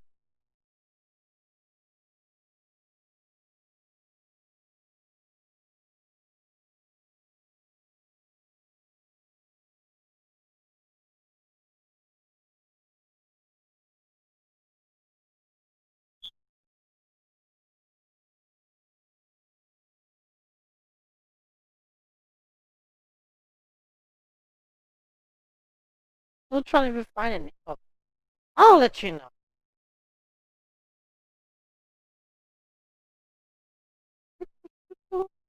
Something. Oh, I've forgotten it. Forgotten it. But I'll let you know. I'll let you know the book. And if you read it and you really look at like the themes of it, that is basically um that is basically what you call it. The Dark Knight Arises. And every and two, here's another thing that people also overlook. When you see the starting of the Batman trilogy movies, like the beginning, everything, every single, like the Batman sign, when you see the movie, it will tell you what the movie is going to be about. Right? Here's an example. Right? When you see, what you call it, Dark Knight Arises, right? When you saw the bat symbol when the movie was about to start, what did it show? Batman symbol in what? Ice. Glass that was broken in half. That explains Batman's body being broken in half. How most of those men went to exile. And that's what it did in that book as well. The book I was talking about. They actually do deaths like that. Deaths in exile and type of shit. They do that. Just like in Batman Begins, you get to see like bats and whatnot, which explains fear, right? Batman, I'll put it this way. There are spectrums. All of the villains. You see, the how Christopher Nolan makes the movies is why Christopher Nolan is like my favorite. Like I'll say he's my favorite movie director. Is he pay attention to detail? He is that analytical. Even like the bombing sequence of The Dark Knight Arises, and if it says it's 2 minutes, the whole timeline of the scenes will be in 2 minutes before the explosion. He pay attention to detail. Everything goes according to detail. If you think I'm lying, when you watch Dark Knight Arises and the final scene of the whole bomb sequence, put a countdown in your watch, and I'll guarantee you It will go exactly the minutes that you saw it was going to happen. He's just an amazing, amazing movie director. My favorite. Honestly, he's my favorite. Normally, I don't like to say favorites of anything, but he particularly, he's my favorite because he makes you think. He makes you think. Not many directors make movies that makes you think. He makes you think. So it's like Batman, according like as the character, he basically is parallel to the villains he faced, right? So like Batman Arises, right? The Scarecrow, right? Is in so Scarecrow is just like Batman, and I'll explain it this way, in the way Christopher Nolan tries to explain. Batman uses altruistic fear, meaning he uses it for good intention. He used fear onto his enemy, right? Basically, to stop them from continuing doing what they don't do, right? Whereas Scarecrow, he uses fear to extract information. So he does it for his intrinsic worth. He does it for what he wants to do. So if he knows you're someone of importance, like an Al Capone or whatever dude that was in the movie, I forgot his name, the comics, he uses fear to try and get information out of you, right? Like for example, Ra's al Ghul. They both are similar. Batman and Ra's al Ghul hopefully have similar mindsets. Whereas Batman uses his combat skills to try and save Gotham. Ra's al Ghul uses that to want to destroy Gotham, to rebuild Gotham in his image. They both uses the same mindset, but how they use it differs.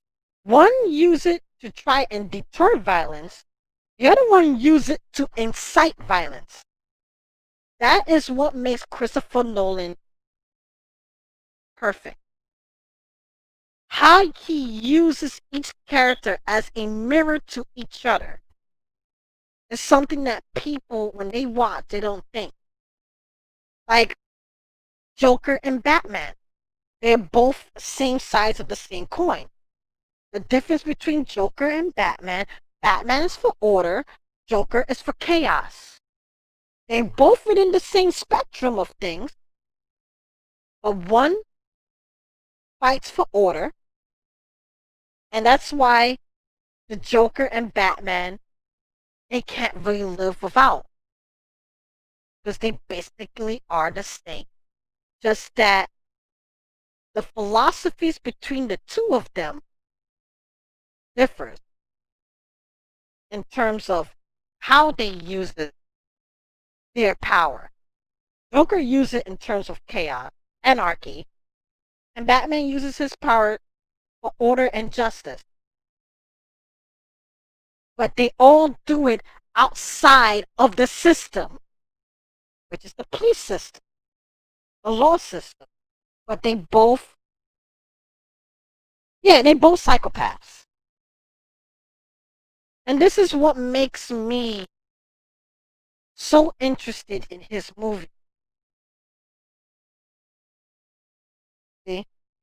When people watch, they just watch it in face value. They don't get this. Every motifs that you see, like the sign that I said, all of them explains what will happen in the movie.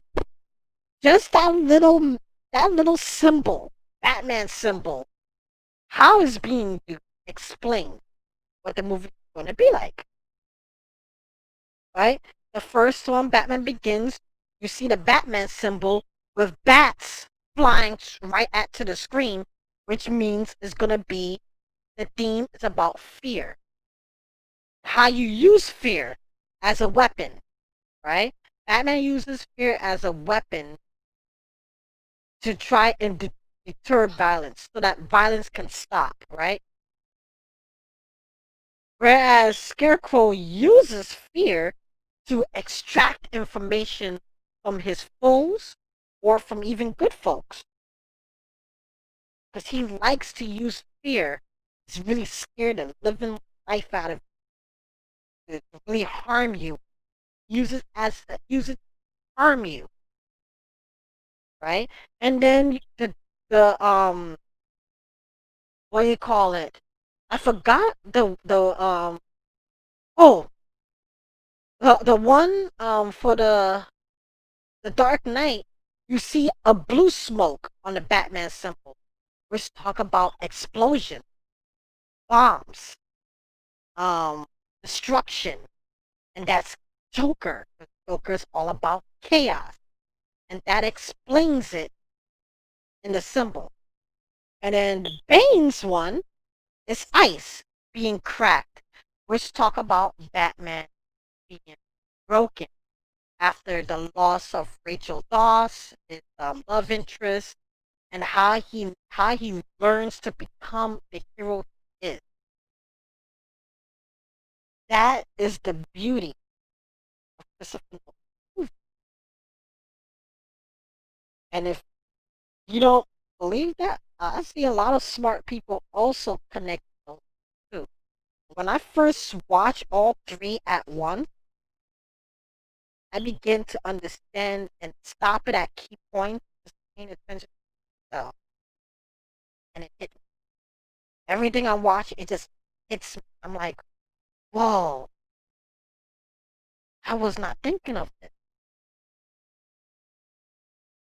Batman and Joker, they are very similar. That's why the Joker never wants to kill Batman. He completes him. Because he knows that they're the same. Joker never wanted to kill Batman.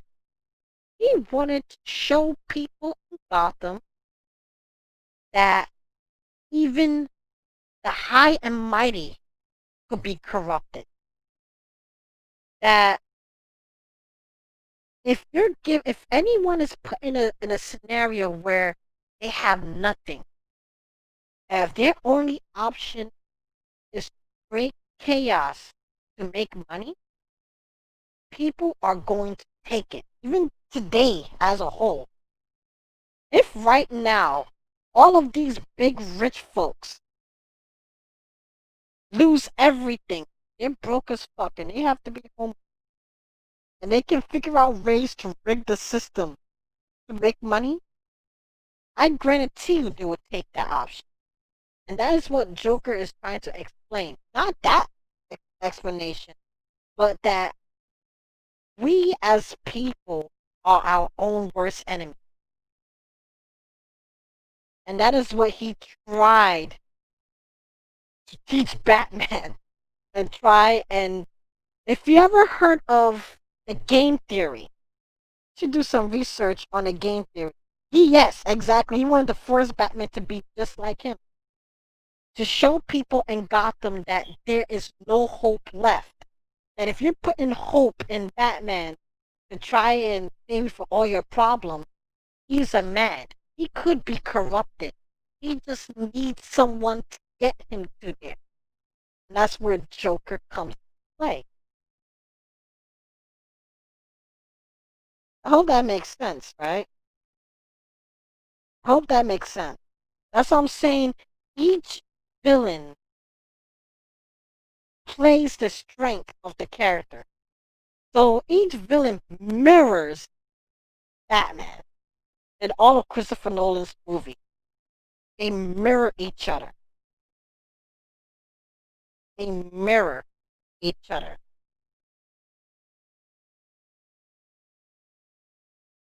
But the easiest one to figure out is Joker and Batman, because that's the easiest. Immanuel Kant, if you ever learn about that philosopher, he talked a lot about order and chaos, and how you can't live without both. Like if a society is all about order, people will some way somehow will do anything to disrupt that order, because too much order is like martial law, right? No freedom, right? But too much chaos, right? Without no order, the society will be disarray. Like society cannot function if it's all chaos. And so it has to have a balance. Police and criminals need to exist if you want to live in a world like this. You cannot have a perfect world. And that is what this philosopher is trying to explain. And that is what Christopher Nolan applied onto The Dark Knight.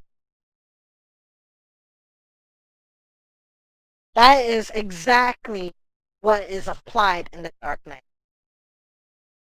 That order cannot exist without chaos. Whereas vice versa, chaos cannot exist without order.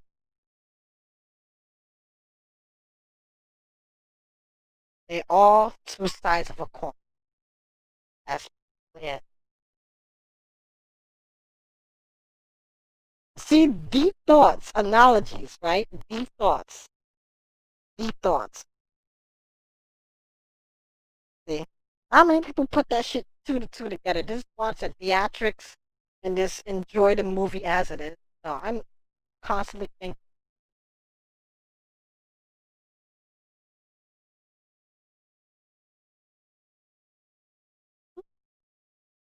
Deep thoughts. Thoughts. That's how it is. That's how I am. That's how I am. That is how I. Oh, hell no, it's definitely not. But I will find that book. I will find that book and I'll let you know that book. But basically, that is what Dark Knight Rises is talking about. It's mostly about social divide and um, social equality. It's not like that type of context, but it's showing the divide between the rich and poor. And it explains that perfect in The Dark Knight. I mean, not in The Dark Knight, The Dark Knight Rises. Whereas the first movie is all about fear and how you use fear as an instrument, right? Batman uses fear, right? He uses fear in terms of order to stop criminals, right? Whereas Scarecrow uses fear for his worth, for his intrinsic worth. Whatever he feels being necessary to him, that he can benefit off of, to use fear. So it doesn't matter if you're good or bad. As long as he can use fear onto you to get whatever information he wants to extract from you, you use that. And that's what makes him dangerous as a villain. And that's what it tried to explain in The Batman Begins. And so that is like altruistic fear, which is like good fear, like using fear as an instrument for good. Then you have a different type of fear. I forgot the name. I had that written down. I used to take notes. Notes. I don't remember where I put my old notes on these. But yeah, I will. I will. It's a good book. I recommend it.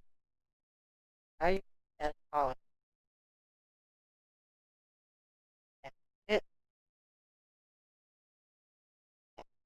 So yeah, you can tell. But I really say I like to apply thinking to whatever I.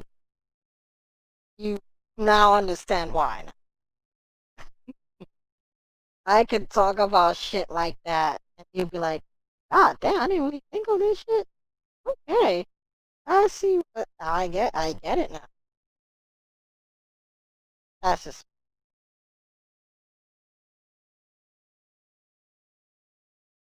I'm a nerdy person.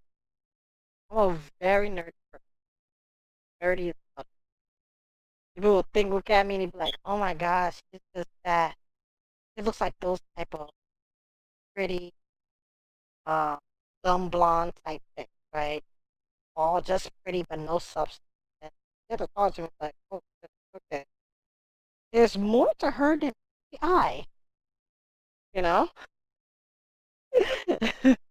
There's more to her than meets the eye. She has a lot more in that noggin. Like, oh shit, okay. Okay, no. No. Definitely not. Uh.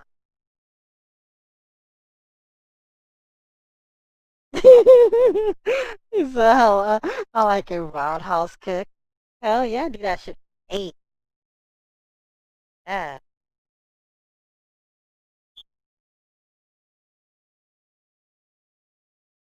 Yeah, I find that shit interesting. That's why I love The Dark Knight.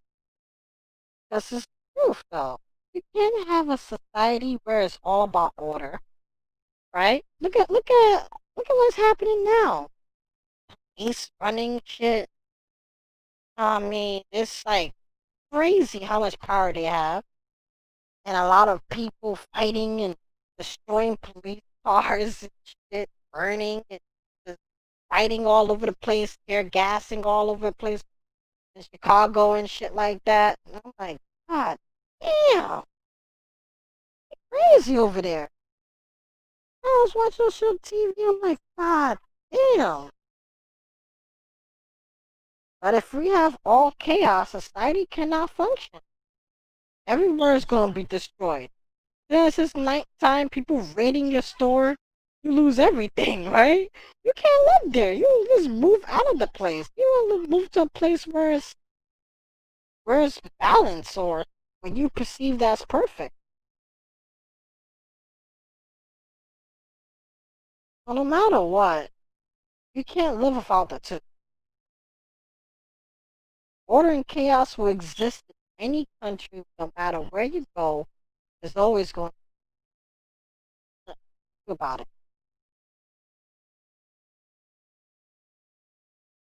Exactly. Not have about one. Have to coexist. You have to coexist. If you really want a perfect world, it has to be balanced. One cannot succeed the other. That happens, economy cannot exist.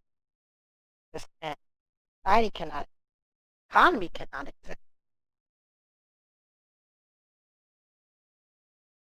Can't. Cannot exist. And that is what Dark Knight tries to explain to us. And this is why Batman and Joker, they are the same. That's why they can't live by each other. It wasn't. I think if Heath Ledger did not die, I think he probably would have played the movie. I'm pretty sure he would have been in the last movie. Maybe would have more of a grandiose effect. But cool.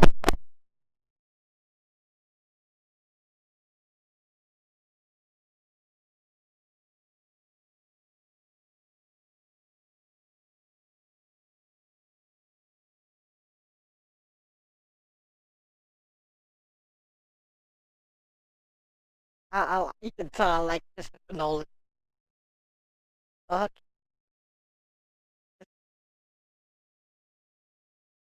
That dude is brilliant. I wish I could sit down with Christopher Nolan and I just want to understand his thinking process. How time. I'm dead ass. Go in and watch just maybe a sequence, right? Of any of the Dark Knight.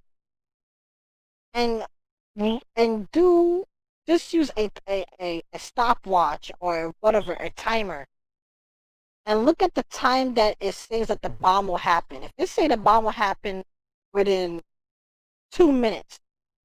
It will blow up in 2 minutes. It's freaking creepy. I've never seen any like movie director do that. Normally, when they say, "Oh, a time sequence of when something happens," they will either speed up the time or it's gonna be really slow, and then it will happen. Well, not Christopher Nolan. If he says 5 minutes, he's gonna put a lot of scenes within 5 minutes, and you will see that shit blow up in 5 minutes. That guy is that guy. If it was only him that acts movies, I'll be sold. None of these movie directors that I have seen really applied that much thought into them. I'm not saying none of them do. You know, all of them they have that, but it's just not as distinct like the way Christopher Nolan movies. If you watch Memento or whatever, man, deep thoughts, bro, on all those movies, dude. I can sit down in hours after the movie is done, and I'm like in a catatonic state. I can't move. I can't even talk. I am constantly thinking. I'm like looking into nothing, just trying to figure out like this thought process, bro. I would be that much in a catatonic state. I can't move, bro. I'm like in a like a vegetative state. I can't move because I'm constantly thinking. It's just that guy, man. Man, I hope he makes another. I hope so. Oh my God, that guy is great. Great.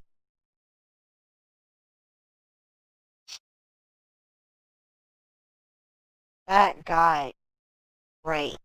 This movie, man.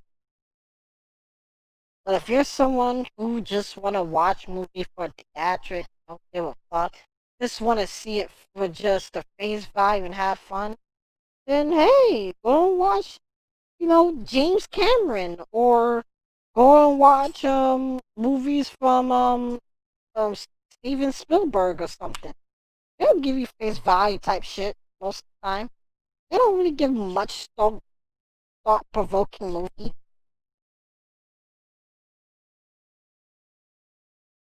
You can go watch them. But man, if you want something that requires, man, dude, you watch this and you feel like you have to watch the movie more than once type shit, to really figure out like the Matrix. Yo, the Matrix, yo. If you really don't sit down and think, so much shit you will not understand that. Even what they call toss. I can't even pronounce it. I don't know how you pronounce it. Fucking something Kowski or whatever. I don't fucking know. Dude, when they first presented the movie, because they basically took Ghost of the Shell, everything with the whole plugging in and whatnot, that's from Ghost in the Shell. You watched the cartoon and the cartoon movie of it, that's basically Ghost in the Shell. So they basically took that. Transformers, my God, that movie was dog shit.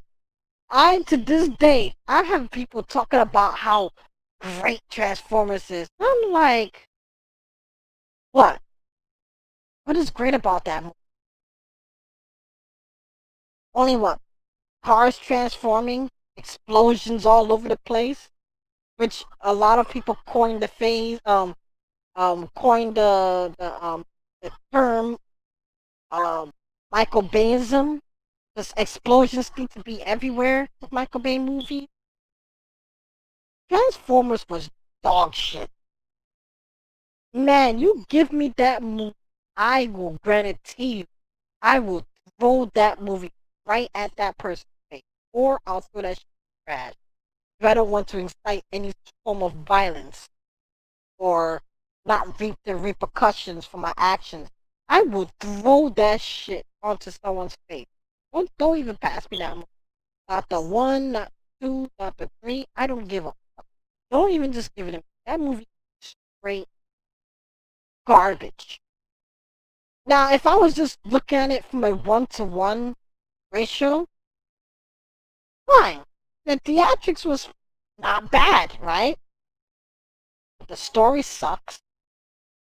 Characters are not relatable. And the sex appeal of Megan Fox died from that movie for me. But what does that movie have to offer?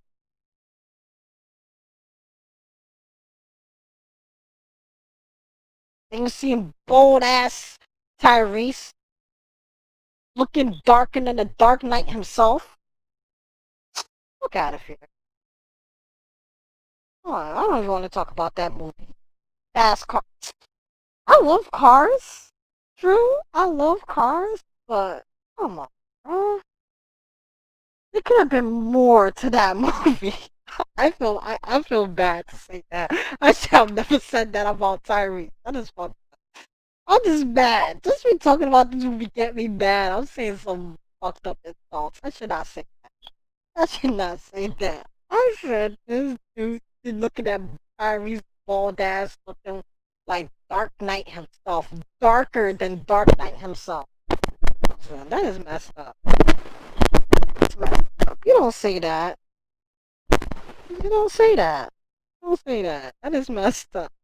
That is messed up. I should not say that. Damn. I ain't giving no dark skinned people any love today. I am not. I'm just mad. As soon as you said Transformers, I got fucking mad. I got livid. I don't even want to hear from that movie, bro. Years.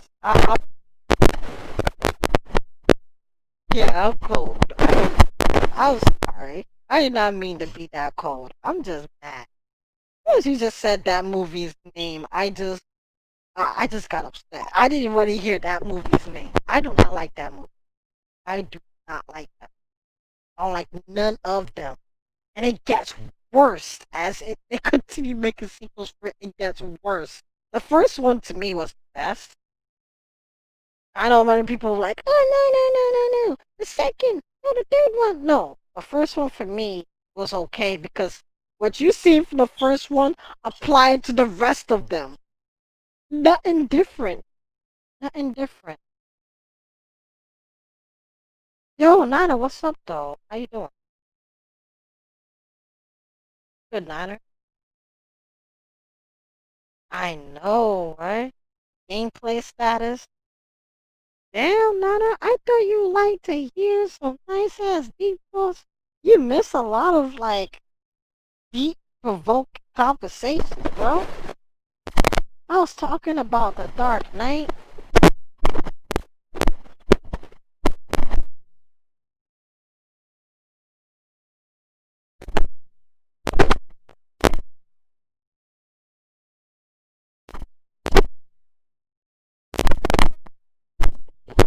I can guarantee you that. Got my hair. I guarantee tomorrow I will do that for sure. The question is, will you show up for it? That's a good question. But I will do that. My hair is...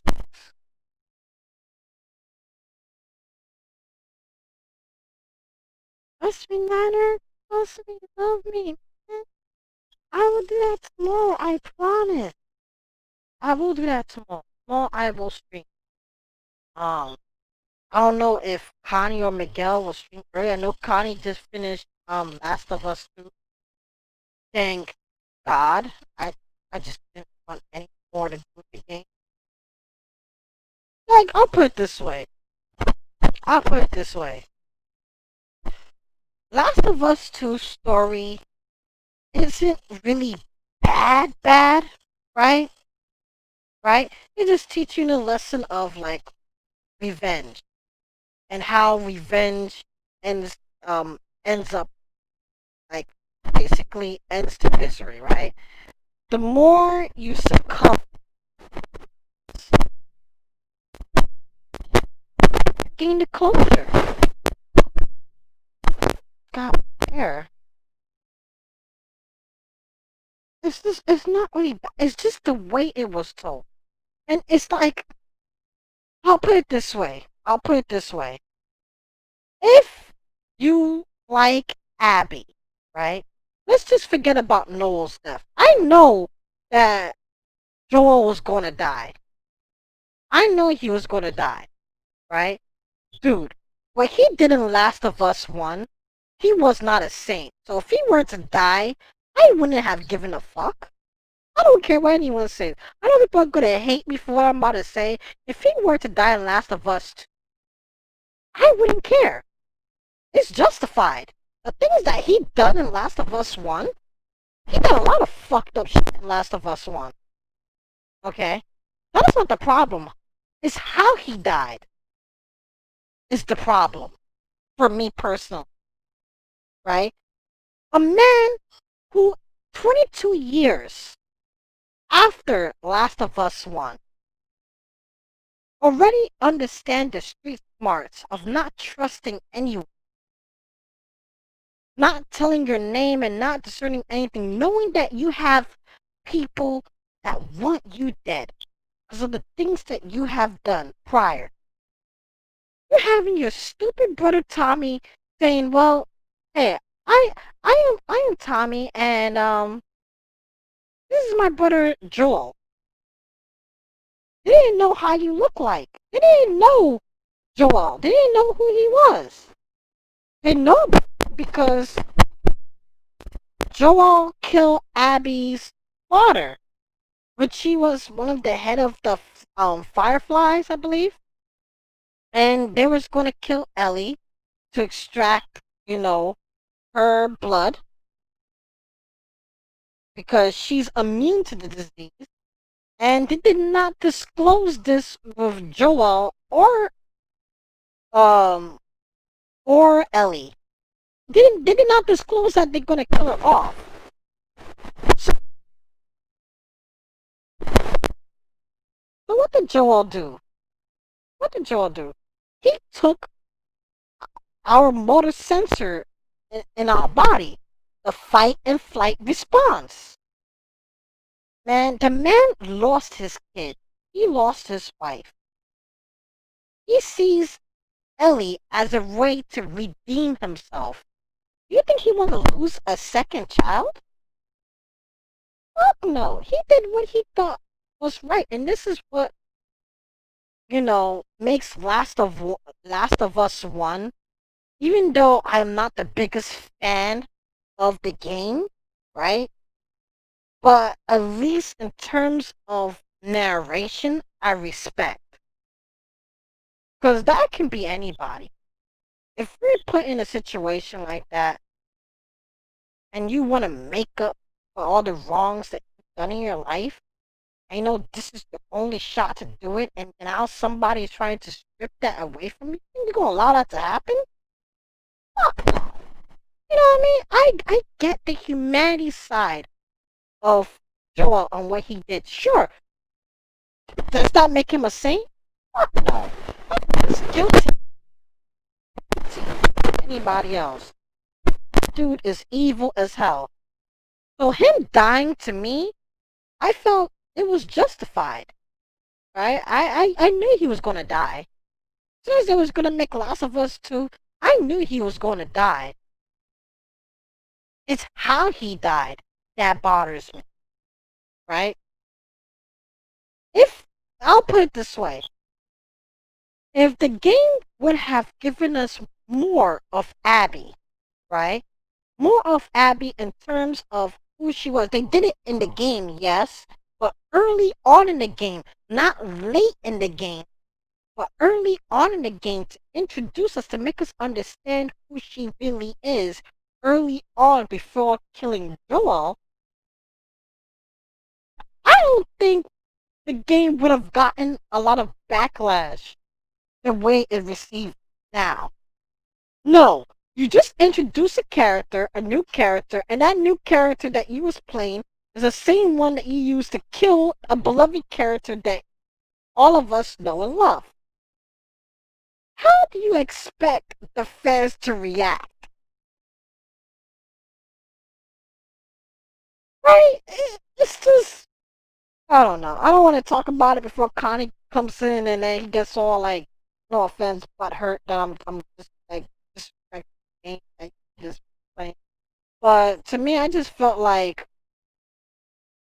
in terms of narrative, it was just, it was just awful. It just did a 180 with Joel and his character. They just did a 180 for no reason, for no fucking reason.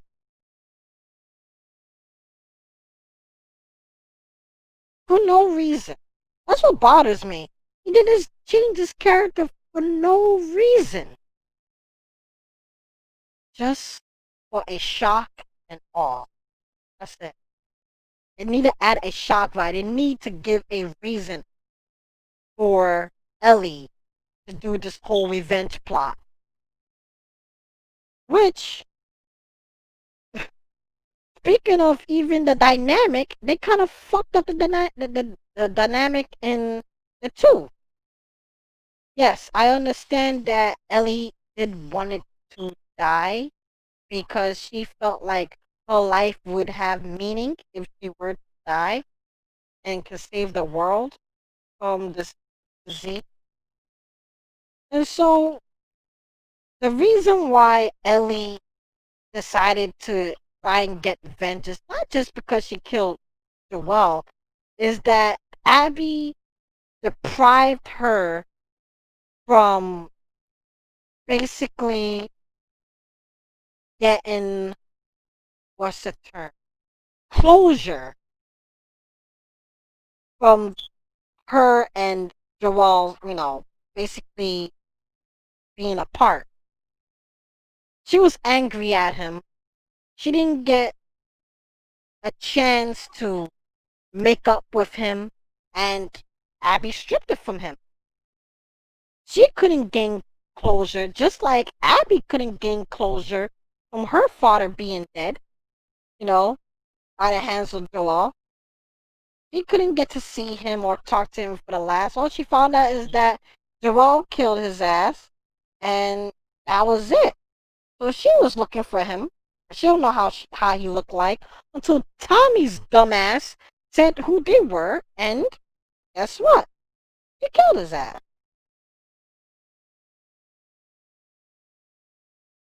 It could have been way better. That's true. It could have been better, but I understand the story, and I can't get mad at the story. It's just not my cup of tea. Okay, it's not something I'm interested in. Right? I understand what revenge do to people.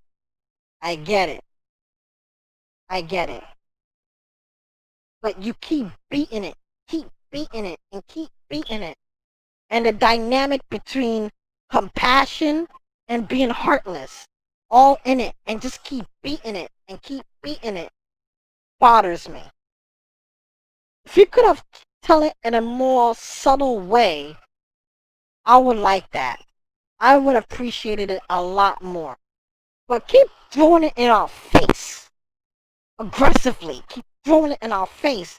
Then trying to make a beloved character that everyone like, Ellie, try to make her look like the worst villain, even though she wasn't good. I'm never going to say she's even good of Last of Us 1. They all not good. They all villains here. None of them are saints. There is no protagonist in that game. There was no antagonist either. They all are their worst enemy. All of them are. None of them are good. So I am not going to say, well, because I like Last of Us 1 and I like the dynamic of Joel and Ellie, they are saints to me, no matter what they do. No. Their actions weigh consequences. And whatever happens to them is deserved. They cost what they have done. They have killed a lot of people. I mean, fuck yeah. Exactly. Thank you, Doobie. That force feeds you. And that's what bothers me. I hate when you're trying to explain a thing, you don't make it subtle. Like it doesn't make you like want to think. You just see it and you keep seeing it and keep seeing it and keep seeing it, and you just exactly know what is going on. Like you're telling me the story just like that. Like I want something a little more subtle. That's what I was talking about the Batman. Um, when I was telling you Batman about order and chaos with the Dark Knight. If you would just watch a movie, you will never know. You will never put that two to two together. You will not. If you think outside the box, you'll figure it out. And that's why I appreciate Christopher Nolan's movie. Because you think outside the box. It's not forced onto you. There's nothing forced onto you. You have to think. You have to abstractly think. And take every little information presented and try and make sense of it.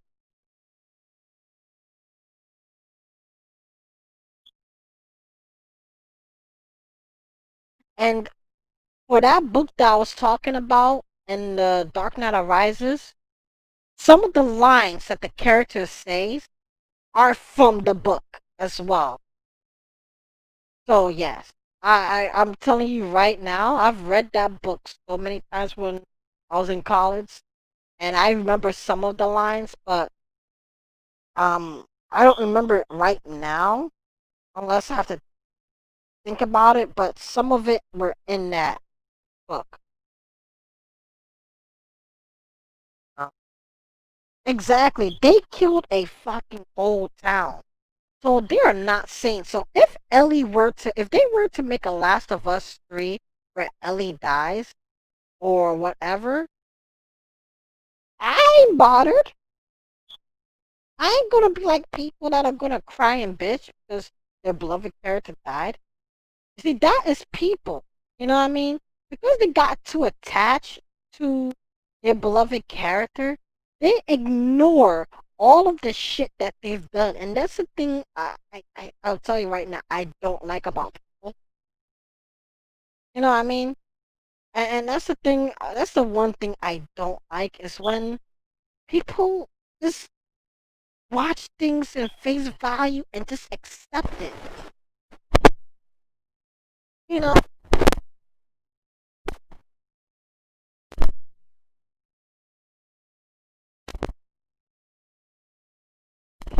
I'll tell you right now, I hate that shit.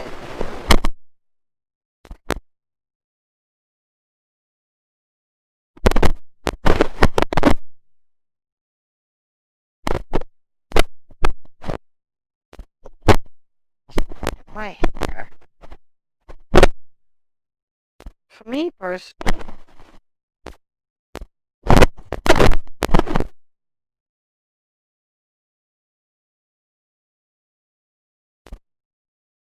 for me personally, I hate that shit. I hate when people just accept things in face value without no thought. You know what I mean? Ellie wasn't a saint. And people are saying, well, they did that in Last of Us too to make Ellie look like, make her look like a villain, to make you hate her, so you can like Abby. No. You see, the difference between Last of Us 1 and Last of Us 2 is that Last of Us 1, you get that slow character build-up. You know what I mean? You get to understand the character. You get the whole game to fully understand the character. And they become likable. Likable during their, dialogues between the two of them. Last of Us 2 give you snippets. Those are two different things. Right? It's giving you little portions of it. It's not fully fleshed out. And that is the problem, right? They try to force that into you. It's not something that happens naturally. They try to force that into you. They try so hard to subvert your expectation.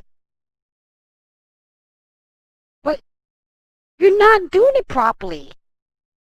It's just as bad as watching the fucking Star Wars Last Jedi. It's terrible. Again, that movie is not canon. How to this day, as a Star Wars fan, I would never accept that movie. Any of the modern trilogies, none of them are canon to me, bro. 6, I'll leave 6 as canon. Even though I didn't like 6 that much, I'll just take it as it is. After seeing what 7, 8, and 9 has to deliver, I'll just take 6 as like the end, and like 7, 8, and 9 just a concept that they were exploring, but not canon. I'll just say that. It's just, I can be in denial. Yes, Jasmine could still be in denial. Okay, I still want to imagine that writers cannot be this awful. Okay, that is what I don't want. That's what I don't want, and that's why I wish Christopher Nolan, if he would have made the Star Wars movie, bro.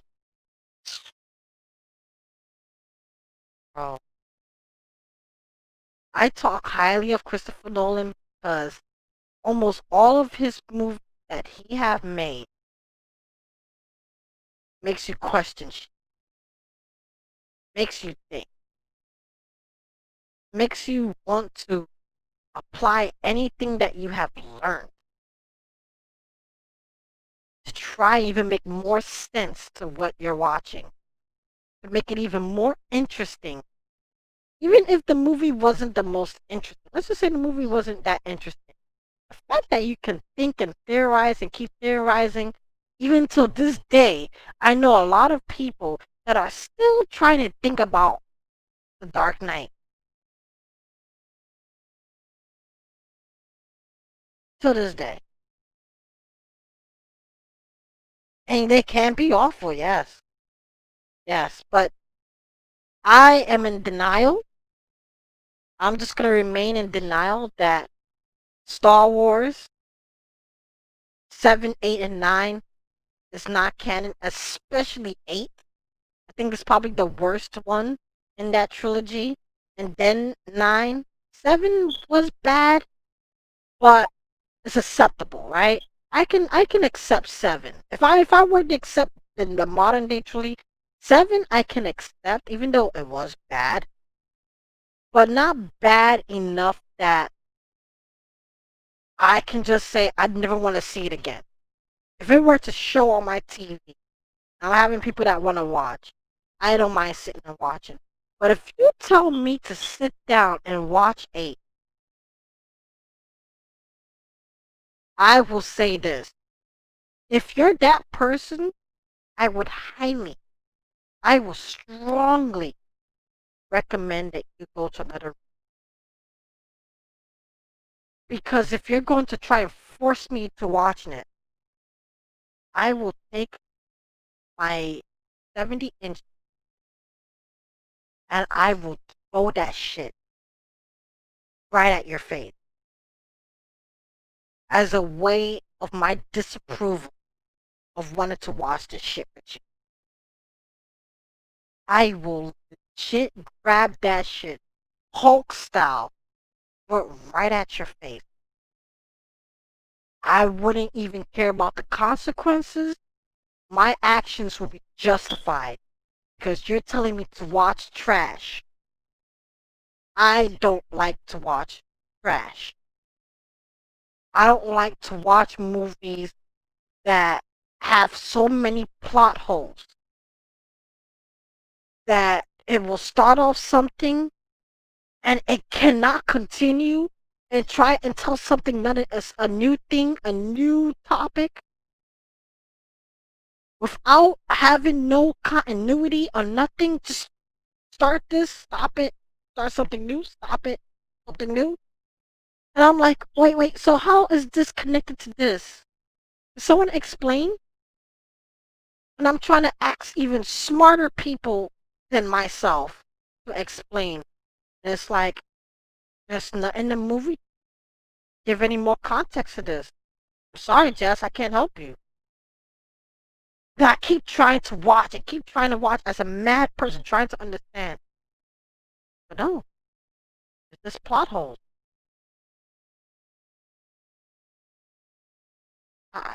Like, for example, Snoke. Who the fuck is Snoke? All we know is this dude got sliced. No backstory. Why is he like so big that fucking Kylo Ren was like under him for a certain period of time until he got killed off? Who was he? What was his backstory?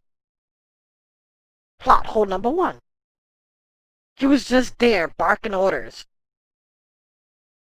I mean, it's shit like that bothers me. And that was why The Last of Us 2 bothered me. Yes, at least it's better than 8, right? But, like I was saying with Joel's death, right? It did a 180 to his character. I don't care that he died. I feel like his death was justified. The amount of shit he did in Last of Us 1, it doesn't bother me that he died. I will be shocked if he were to live and they make Last of Us 3 and he's still alive. I will be shocked. Now, a lot of people are going to hate me for my comment. Oh, well, live with it. Deal with it and live with it. For me, if he were to die, it does not bother me. But completely changing his character and not giving him an honorable death, just changing his character, make him just stupid. Like, how can you, with 24 years of apocalyptic experience, 24 years, it's like you're getting dumber every year.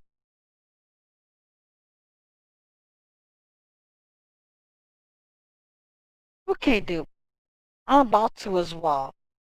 But think about it, though. Think about it.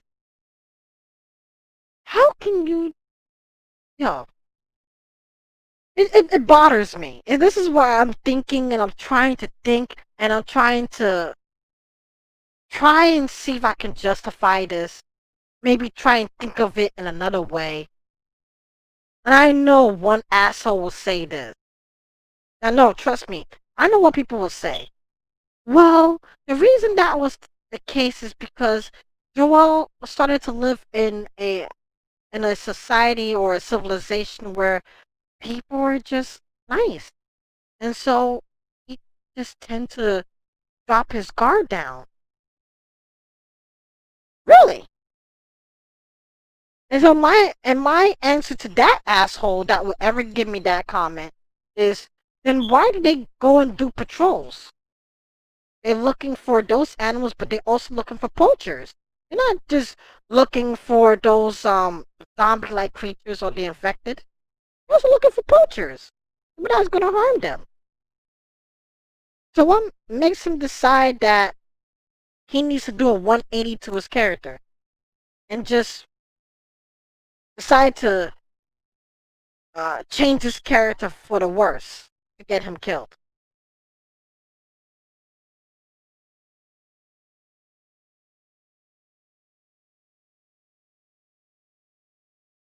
See, that shit, that's the shit that I don't want to hear. He's losing his edge. He does basically almost the same shit that he have done for 24 years. Another one stupid thing before you leave. Another stupid thing, I think, to me, out of the whole story, is the most stupidest. I'm raging. I'm raging. Let me calm down. Let me calm down. Let me say this logically. Let me calm down. I'm raging and emotions cloud logic. Let me say this logically. Why did Ellie knowing that you used the map with Dina or Dinah, whatever her name, and you used the map to try and look for hideouts. You put a marker to your own hideout and you lost your map? And you can't even look at your bag to check and see if you have the map so you can know where you're going? And have your enemy find your map and almost kill your girlfriend Dina and kill that Asian dude, I forgot his name, because of her negligence.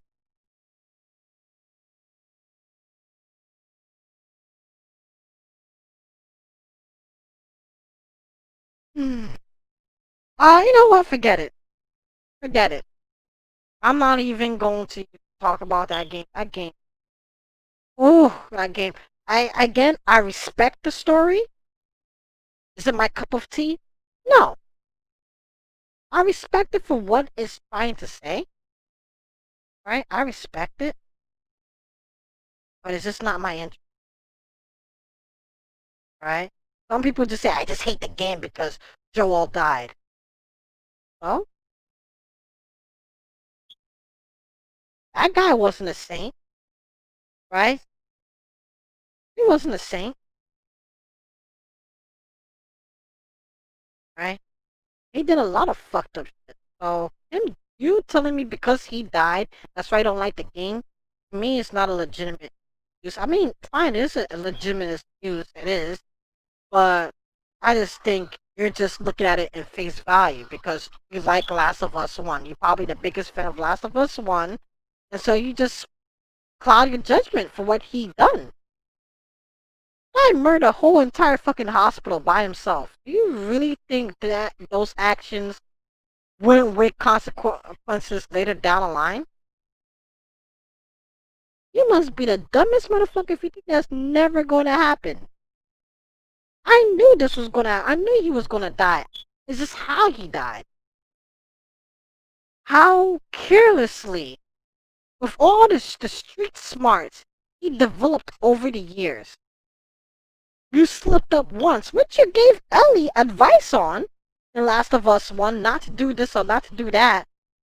You went and go right back on your own teeth and have, well, it's his fault and Tommy's fault. Tommy's the worst one because he's the one that introduces the names. But Joel didn't even try to stop him from saying it. He just accepted this is his name and trying to be all cordial with them. Knowing that they have weapons, knowing that you're surrounded and you don't even have an exit or a way to escape if shit goes down.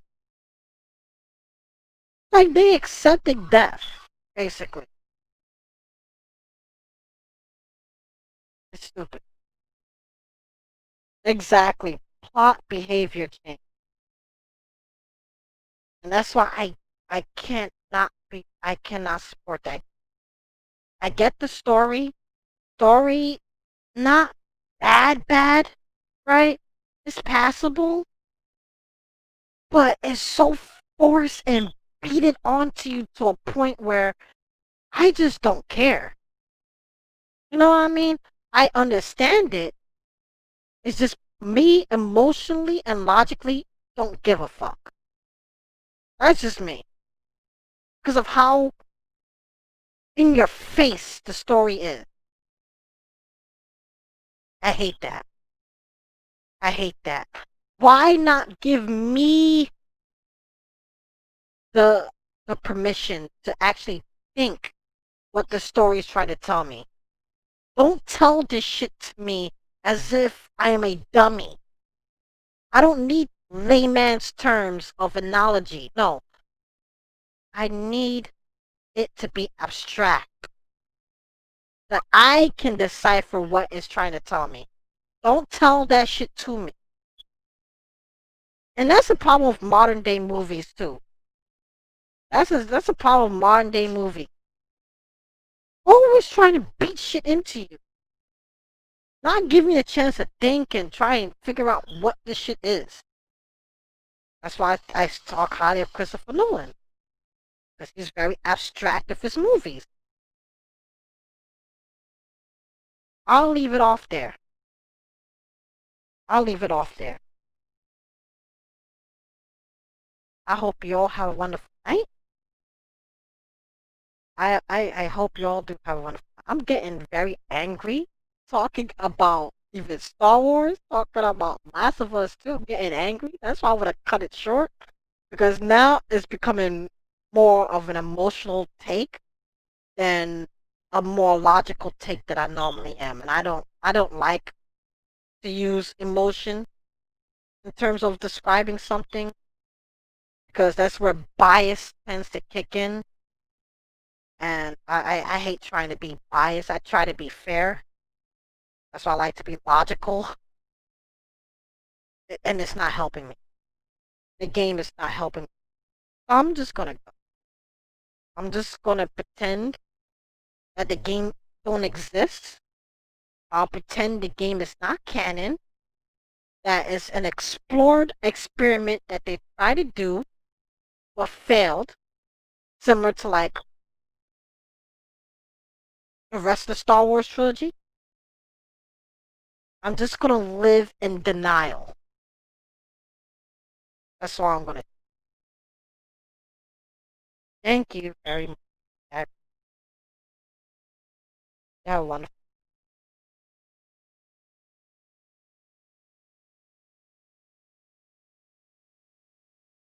Yeah.